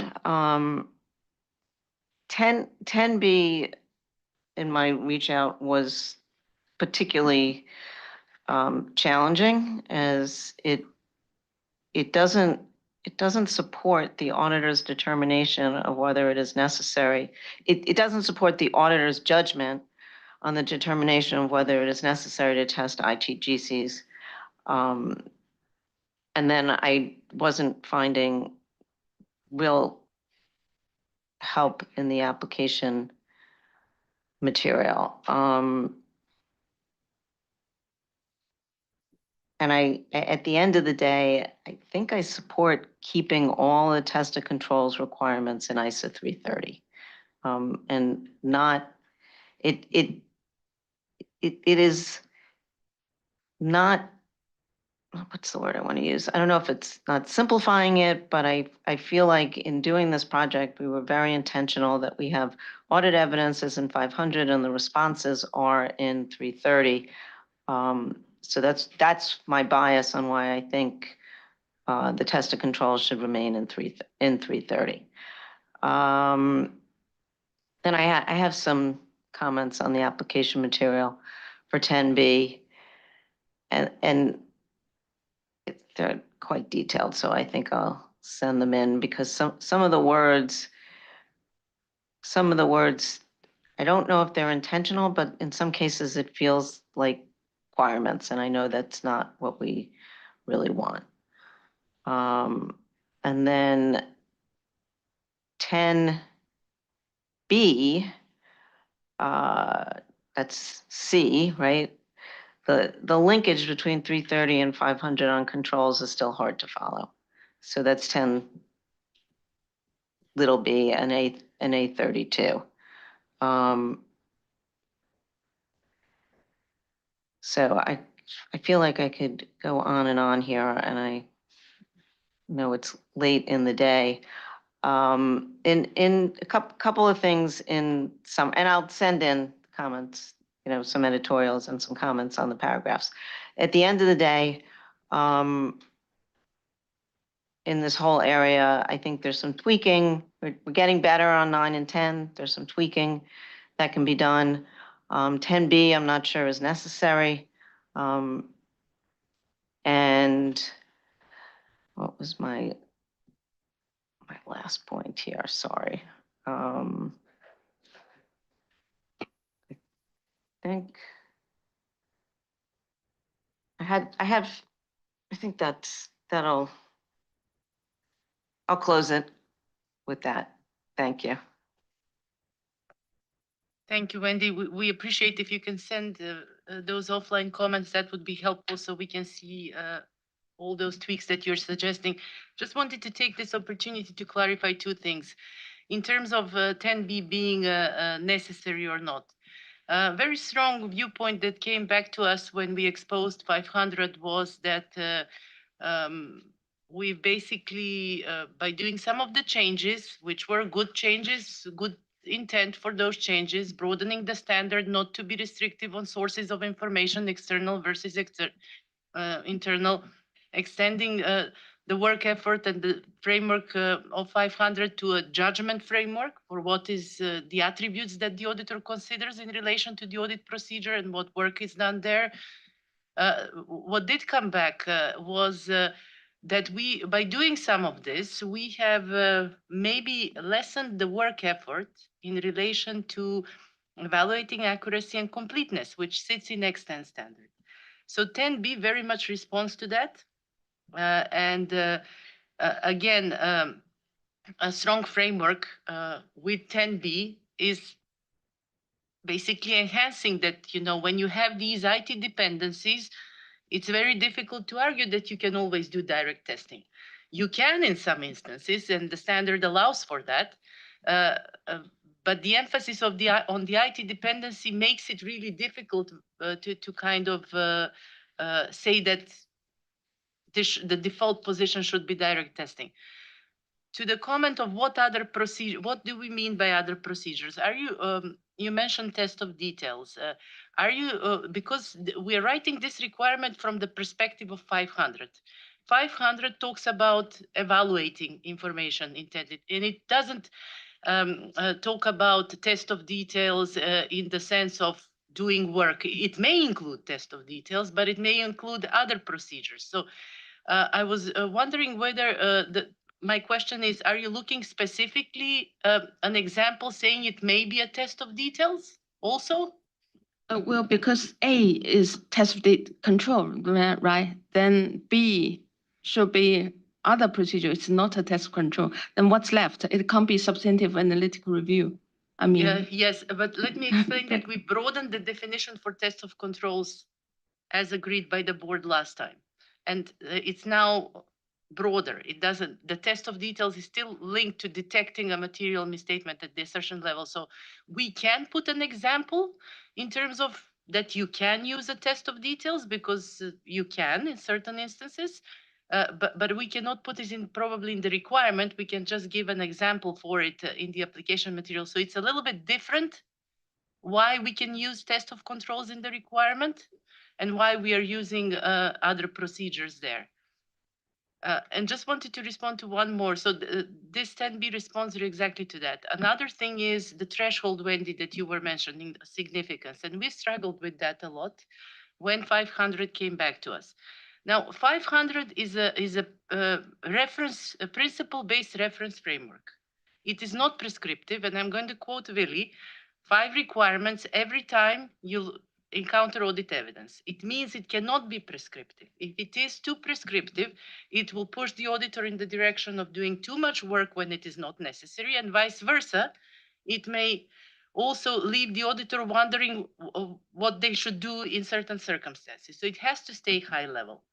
Now, the question, I guess, is by putting that threshold in the requirement, is that helping in terms of providing the correct judgmental framework that could be applied to a diversity of situations rather than being prescriptive? Now, the application material following exposure, and we're still working on it, has gone a little bit further to explain the thinking for each of the attributes and how the auditors goes through the process.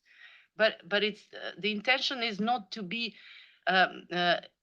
restricting the auditor in any way to have to do an abundance of work when it is not necessary. So we had to think of some word there. Now, the auditor's consideration is in relation to the attributes, but the significance is in the relation to the audit procedure. So you always think about that in that context. So when you send your offline comments, it's useful to see what suggestions you have. So thank you, Kalina, and I think I need to be clear. I'm not, the of significance, I'm okay with. It's that when I get into the application material, I'm not really sure when it would not be significant. So that, and so I agree with principles based, but I don't know that I have an example of where it might not be of significance. One interesting thing about this framework that the board put forward, it is that the attributes are a set. They work together. The work that the auditor does for certain attributes get you to the other attributes. I think we got similar questions. How can the auditor arrive to a conclusion that information is reliable if they have not done any work on authenticity? They can, because the work that you do for the other attributes gives you the coverage and comfort you need for the rest of the attributes. For example, if you are using information from the entity system, that's your source, that system, it's authorized. You have tested accuracy. The information is accurate. So that work that you're doing, depending on the purpose of the audit procedure, gets you coverage for the other attributes. This is where at least the board landed. So that's the framework of thinking. That's why it's not a checklist. That's why you don't go through each attribute. In some cases, you may need to, but not in all cases. On the other hand, you may have an attribute that gets you there. One attribute, for example, credibility, and it ticks off everything you need for that audit procedure. So it's a very conceptual standard. And it doesn't have all the answers, and it's depending on the circumstances, because the evidence comes in many forms from many sources and in many forms.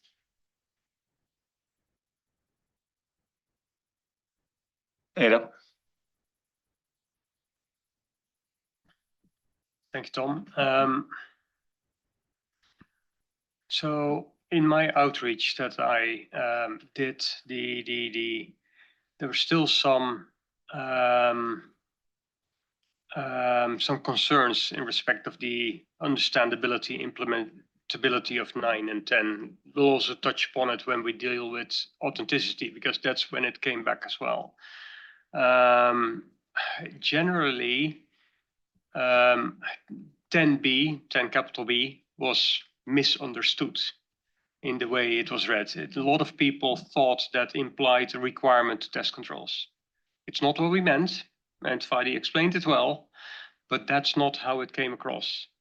And so that's, and potentially a example of, as Shaye suggested, that Because the example I think we had in mind was the accounts receivable report. If you're not relying on ITGCs, you have to test it substantively. That may help. But it was, in the way it was drafted, was just not understood as such. So a lot of angst around it.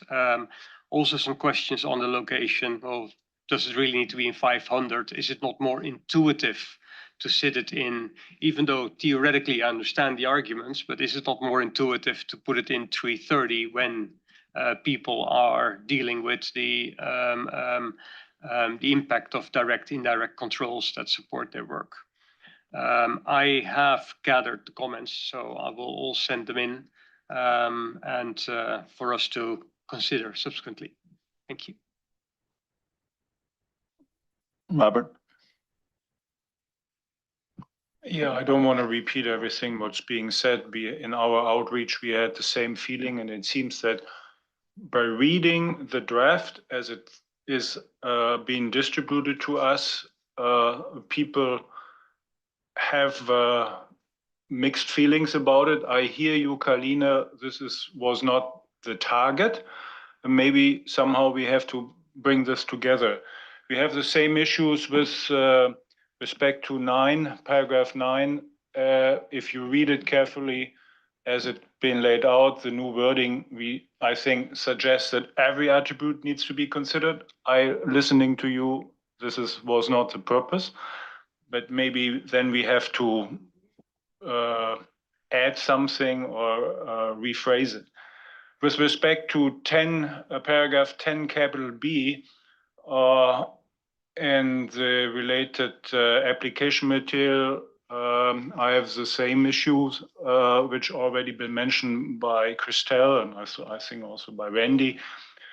By just reading this, it seems to be the auditor ends up in an endless loop of controls, which is not the purpose. So again, I think we need to further clarify. And then last but the new requirement in 10 little b of ISA 330, from my perspective, does not permit alternative approaches to determining whether the direct controls are operating effectively without testing the indirect controls. And furthermore, the paragraph A32 seems to be not sufficiently embedded in ISA 330 because from our perspective, no connection to the risk of material misstatement at the assertion level. Thank you.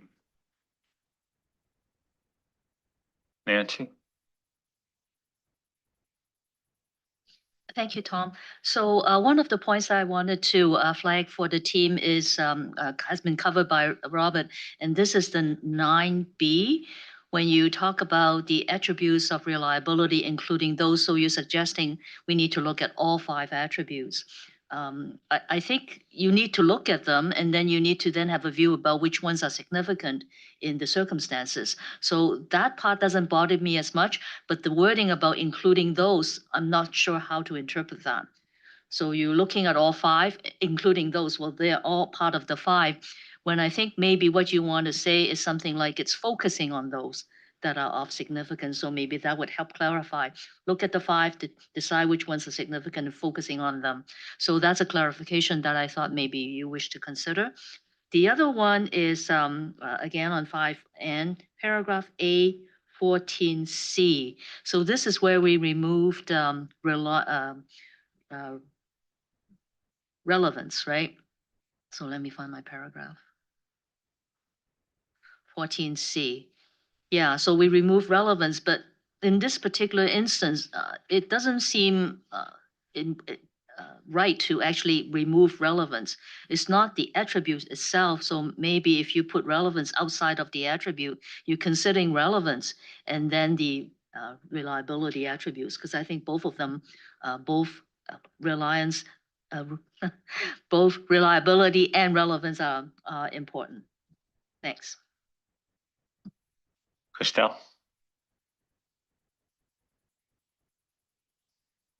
Thank you.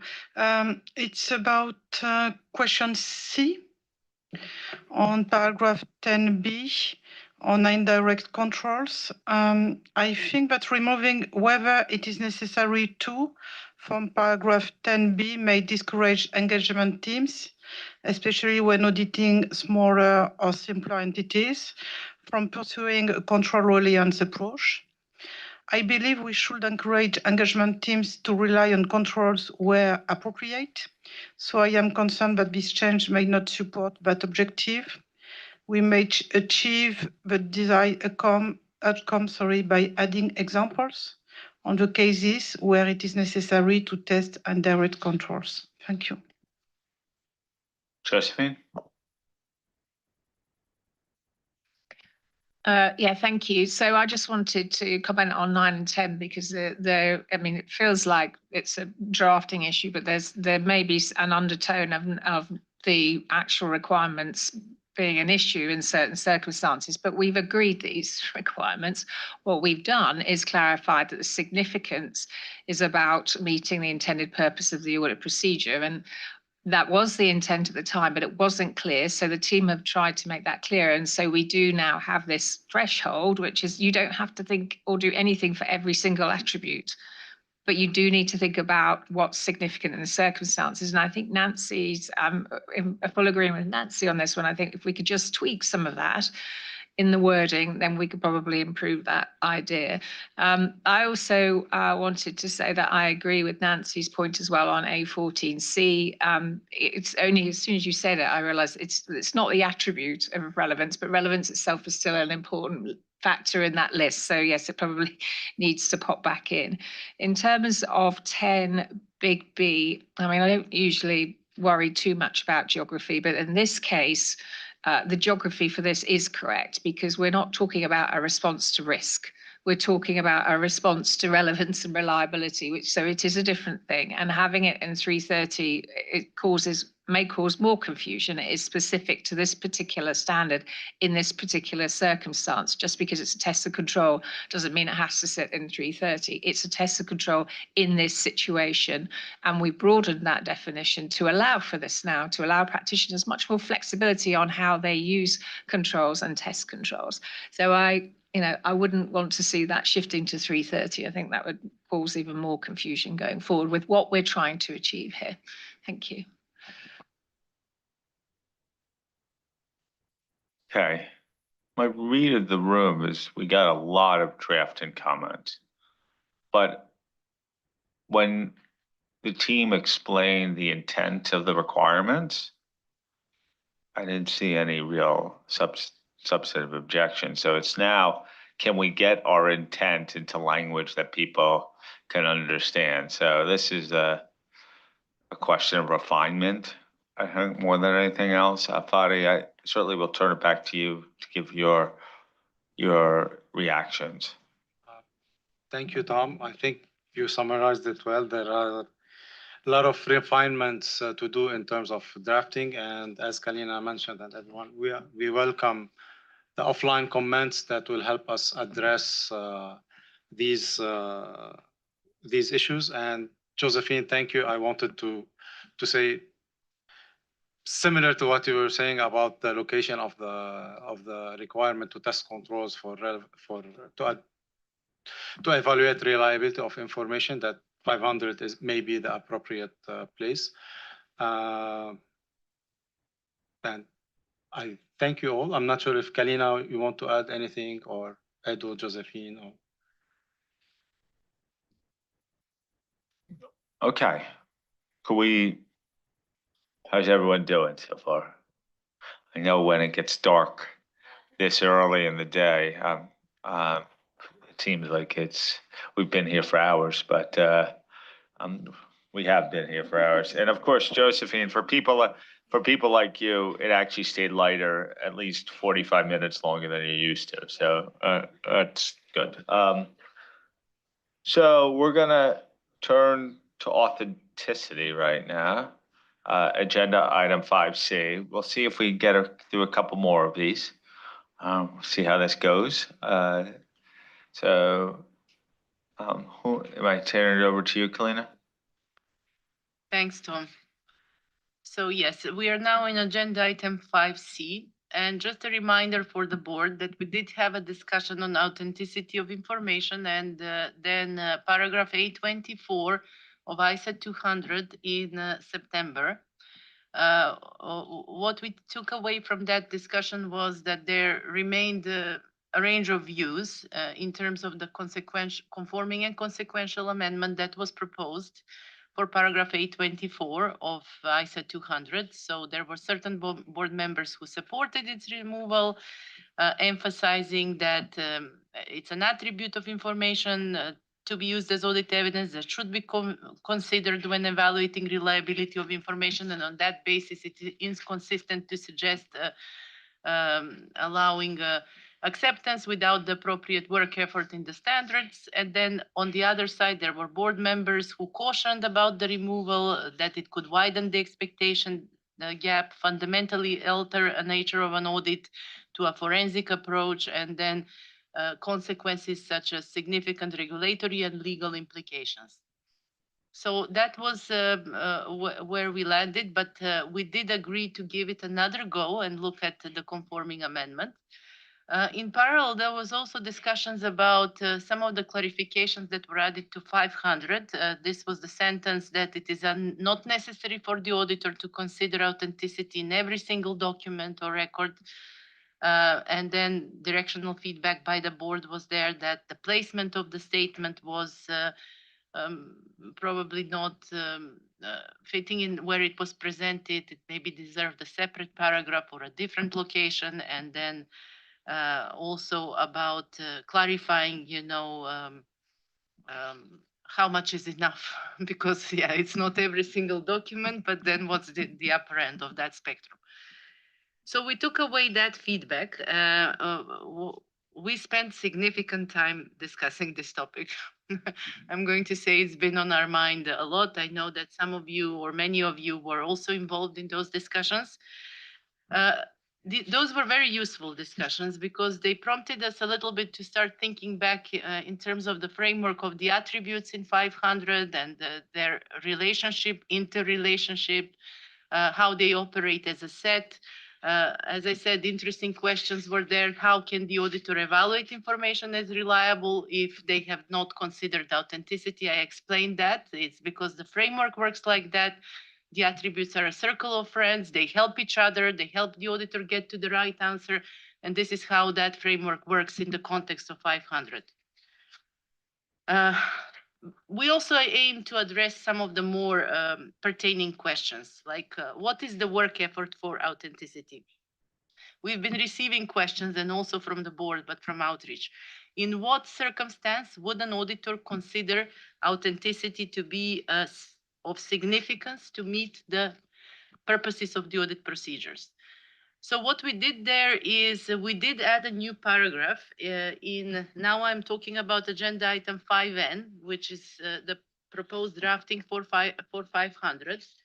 We did add a new paragraph in A56F small a, where we are trying to explain that, first of all, we're trying to explain that the consideration for authenticity is not linked to a quantitative determination. Rather, it's an elevated risk in relation to that attribute to meet the purpose of the audit procedure. And we provided examples when authenticity would be of significance to the purpose of the audit procedure. So 2 of those examples sit in that paragraph, which directly responds to some of the comments we were receiving. Give us examples when the auditor would wish to do work on authenticity. Another thing that we did start thinking about is the description for authenticity of information. So once we go to the list of attributes that sit in proposed 500 with the description, and we started to look at those and how they interact with some of the understanding that was gathered through the feedback, is that authenticity was always understood in the context of fraud or intentional inappropriate alteration of documents and records. But in the context of 500, as the examples that I was just referring to, authenticity has a broader meaning.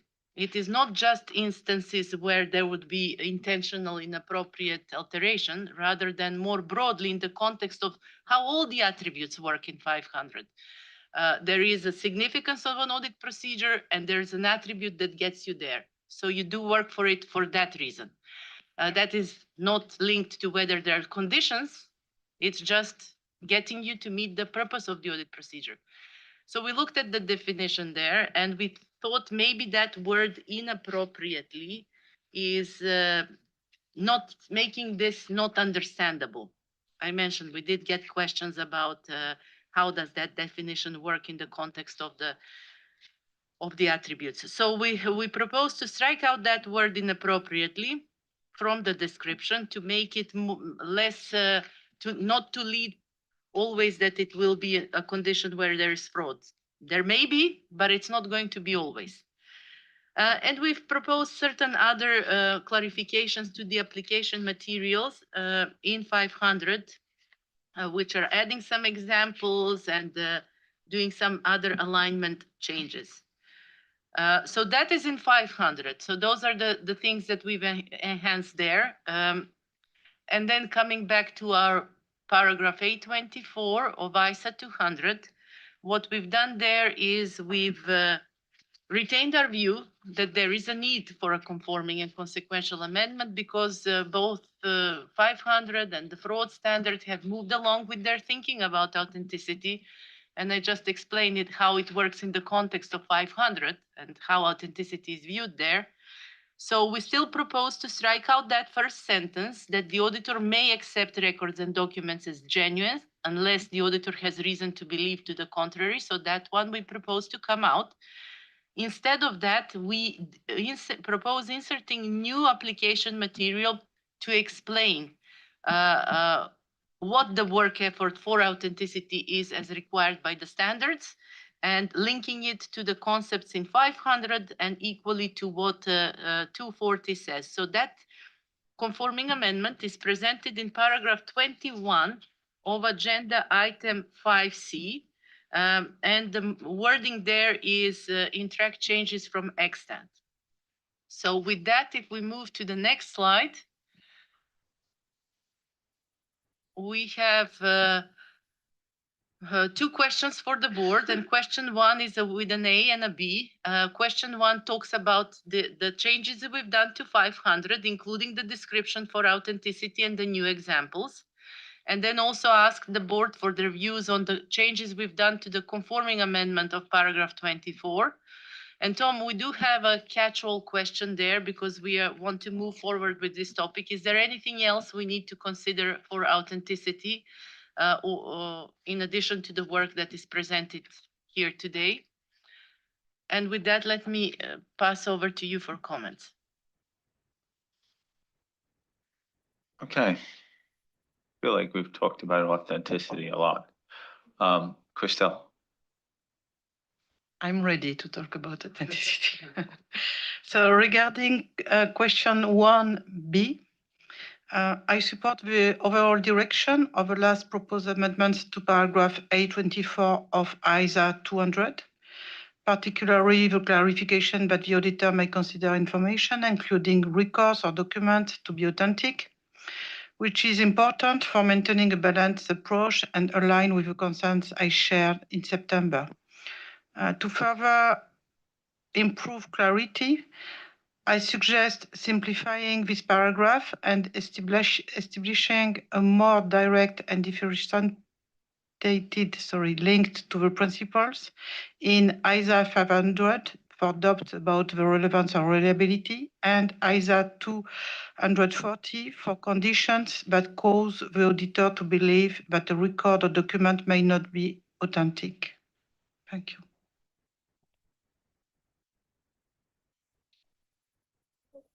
Anyone else? Neil, and then Wendy. So, I mean, I think we've spoken about significance in the previous conversations. I think, Ada, you brought up how this connects together. The outreach shows that the significance of the information or the characteristics is still difficult to understand for a number of the individuals I reached out to. The point I want to talk to is around the deletion of inappropriately altered. The sentence would now be that the documentation has simply been altered. I think there are a number of circumstances where information may be altered appropriately, and it hasn't changed the authenticity. And so although you've deleted inappropriately so that it breaks the immediate connection to fraud, I think leaving it as only as altered is too broad and would bring in many other circumstances when information is altered, whether it's scanned, it's stamped as paid, it's approved, it's this, it's that. It's a very wide range. And so I think that has broadened it too much. The other point that I wanted to raise is some of the examples we then have around proving authenticity doesn't actually seem to prove the point of authenticity, which just demonstrates the expectation gap. I think it proves the information in the document, but it doesn't prove that the document itself is authentic. And so as I read through some of the examples of what we're trying to demonstrate as to what to do, it's not testing the authenticity, it's confirming the information, which to me are different.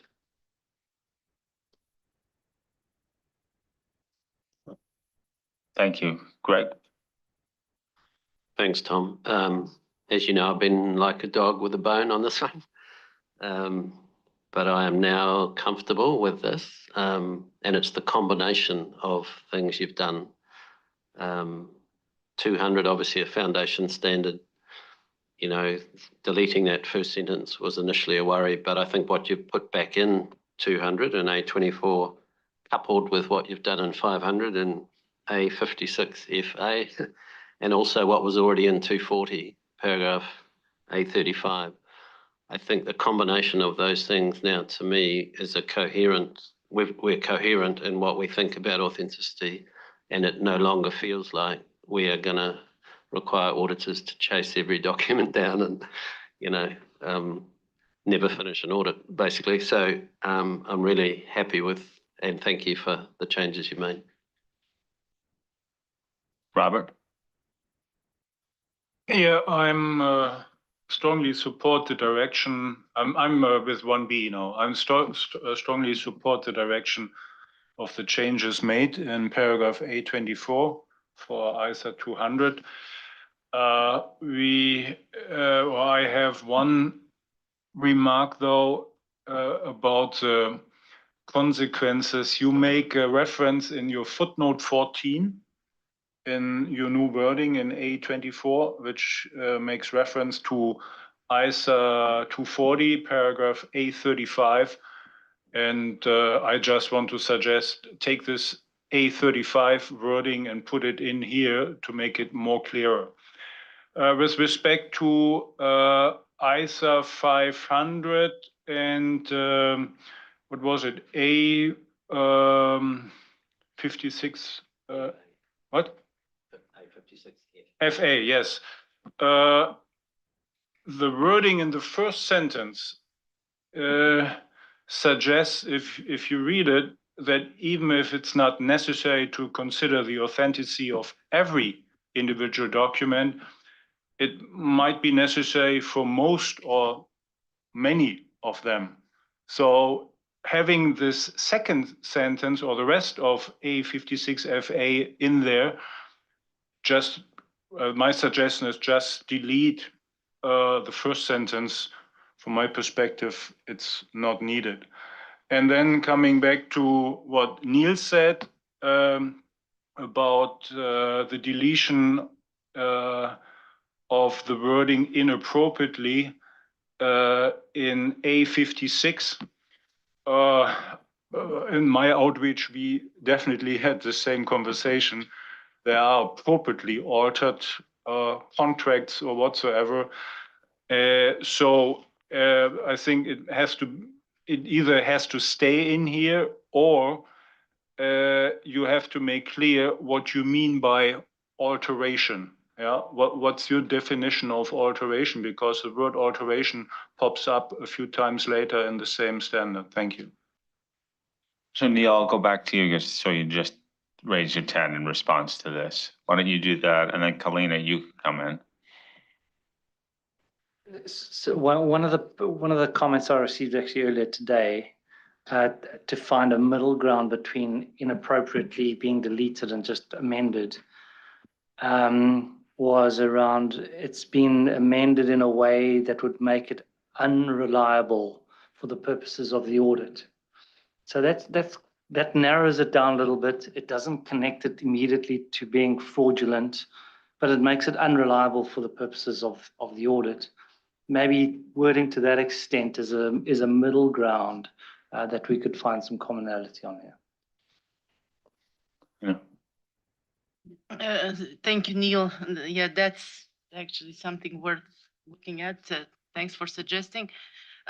Just wanted to explain, just wanted to say that I acknowledge the concern, Robert, you raise, and Neil, you raise. The intention is not to capture alterations in the sense you explained, in terms of converting the form of the document, scanning it, and so on, which is why we've retain the word alteration rather than do something like modification, because we felt that that word captures that it's a final document here that we are talking about and not just changing the form. But I do take the point, and we can look at how we could clarify further what we either mean by that or maybe use a different phrase to make that point more clear. Just wanted to say that. Freedom. Yes, thank you, Tom. So what I heard in my outreach has been covered, and I'm very happy with the changes that we made to A24 of 200. I have though, and this is building on or adding on to the comment that Robert made for A56FA, where we say it's not necessary for the auditor to consider the authenticity of every individual document or document encountered in an audit, which is fair and it's correct. But the reason why could be clearer here, and that is that the condition that authenticity is not of significance. And if we add it then in, we perfectly blend it with what's in A24 of 200, and that provides then the threshold for when it is necessary, because the language as it sits here is often understood. So how many do we need to test then? If the condition is there, that's clear then. Thank you. Wendy. Okay, thank you, Tom. So obviously this is very linked to 9 and 10 and the of significance that's in 9B, because when you go into 56, the concern in my reach out was, the changes imply, or do the auditors have to default to determining all attributes are significant and then therefore have documentation? So I think I might have said this in 9 and 10, but now we're talking about the application material. I think somebody already said this in the room. It's not clear what the word altered means. So preferred inappropriately, or clarify what altered means.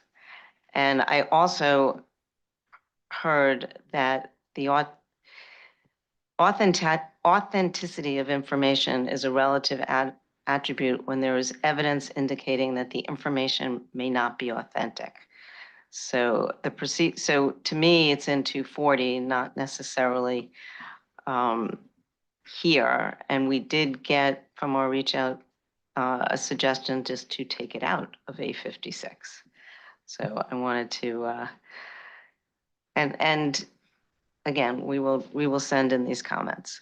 In A56B, the intent of the phrase "in the circumstances," and I heard this a few times, what exactly does that mean? Isn't it always in the circumstances, or are we making it something that is implicit, explicit? But what exactly does "in the circumstances" mean? And the second bullet in A56B, reads like a requirement. Perhaps this belongs in 505. But regardless, the words are quite definitive. For A56FA, includes guidance regarding not automatically considering the authenticity of every document. It provides an example of when authenticity would be considered, however, an example of when it might not be significant, which I had said earlier, and the circumstances would be better or more helpful.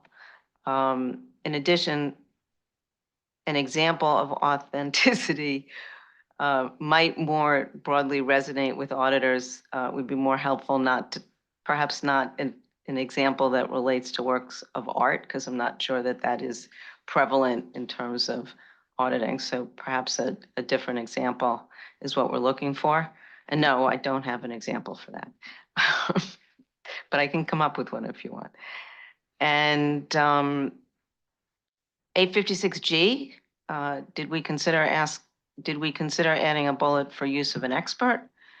And I think we talked about 856H where we're introduced, oh no, this isn't it's a different context in 856H. It introduces intentionally altered. So if we just clean up all those references so they're, we say what we mean, because in one case we say altered, in another case we say intentionally, and I think inappropriately was probably where we started. And then I could just say, consider the language similar to the PCAOB. That modified in a way that would render it, that would, something like the language in the new stuff that the PCAOB put out. Okay, I'm an outlier here because I'm not on 1B. I had previously indicated my preference to retain the first sentence of 824 in ISO 200. And I'm not actually sure, and reach out isn't either. Did we actually just move words around, or do we really have something different in ISO 200 824 than we had before? And I'm not sure why we deleted indications of possible fraud, because I think that's key to link it back to 240. If a document is inauthentic, ordinarily it means it has been deliberately altered. So that goes back to some of the application paragraphs I talked about earlier. I don't know why we're breaking the clear link to fraud. And I think that could have unintended consequences and actually detract from consistency and audit quality and all the things we're trying to achieve. And then overall, I'm concerned about not sufficiently emphasizing auditor judgment in a lot of things we're doing in these areas. I know we want to be principled, but sometimes when you have a lot of application materials, it does kind of become a checklist and just use the way that it is laid out there. And I just, auditor judgment is so important in these areas that I don't want to lose that. And no, I don't have any other matters that should be considered in relations to the auditor's work related to authenticity. Thank you. Thank you. Shea? Thank you, Tom. Just a couple of comments on A56F. In the paragraph, it said, perform further audit procedures based on a higher risk of material misstatement. Based on, can we change that to respond to? And the higher is a bit unclear because it's a relative word. Can we change that to maybe significant? Would be more clear. And in my outreach, some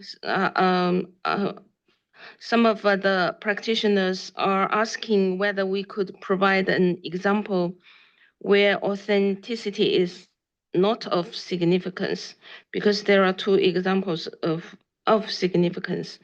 And for the first example, of single refinancing contract. Question was raised, what if there are 3 or 5 refinancing contract? Does that mean those contract or some of the contract will not be of significance? So, yeah, thank you.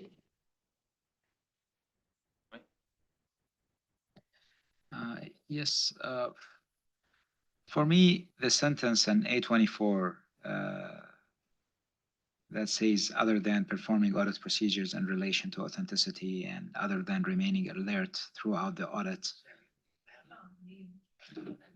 So for the sentence in A24 that says other than performing audit procedures in relation to authenticity and other than remaining alert throughout the audit, the auditor is supposed to consider information, including the records and documents, to be authentic.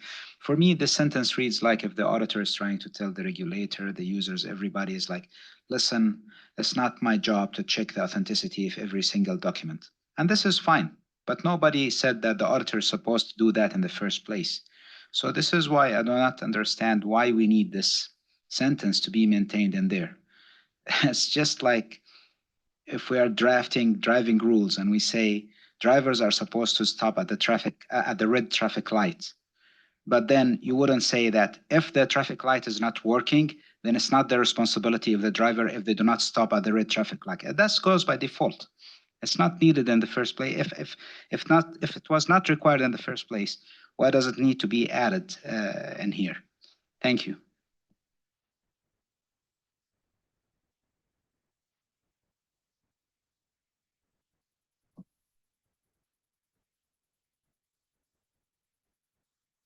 We're seeing if anyone else is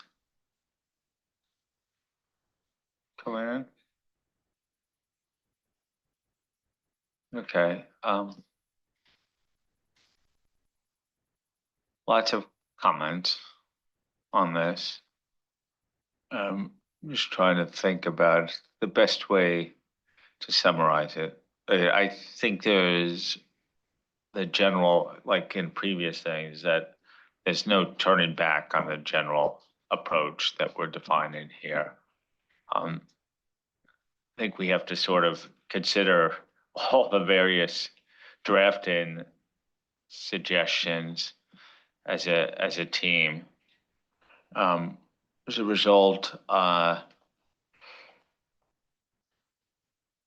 and you know, some of it was contradictory to each other, so that's the challenge of it. But Kalina, anything you want to add to the discussion? No, just want to thank the board. I think to your point, Tom, what we're hearing is A24, there may be some words, some additional things, but it's going in the right direction. I'm looking at Greg at the end of the table. And then we have some more work to do in 500. Some phrases are still problematic, including the description, but in general, the direction is I would say, clear. So yes, so we'll continue working on those things, and the board will have an opportunity to see this again.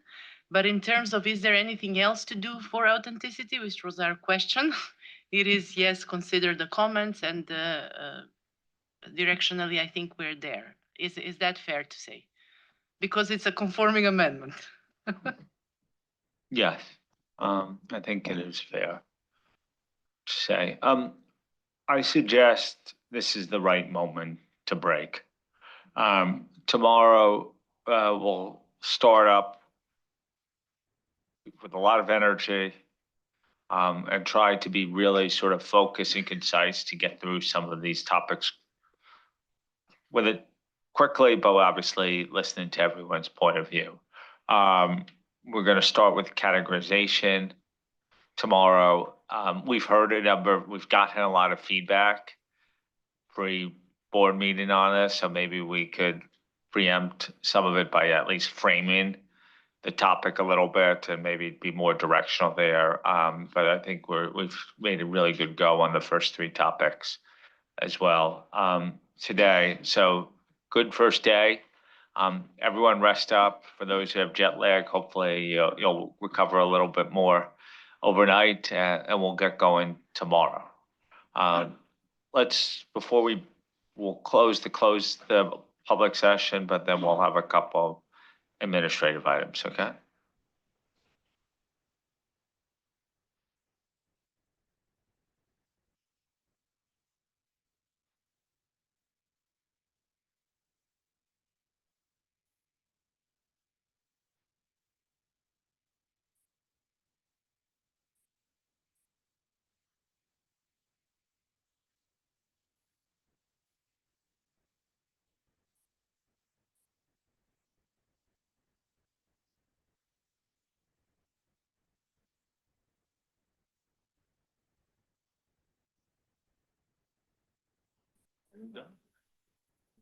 Michelle, is the YouTube off?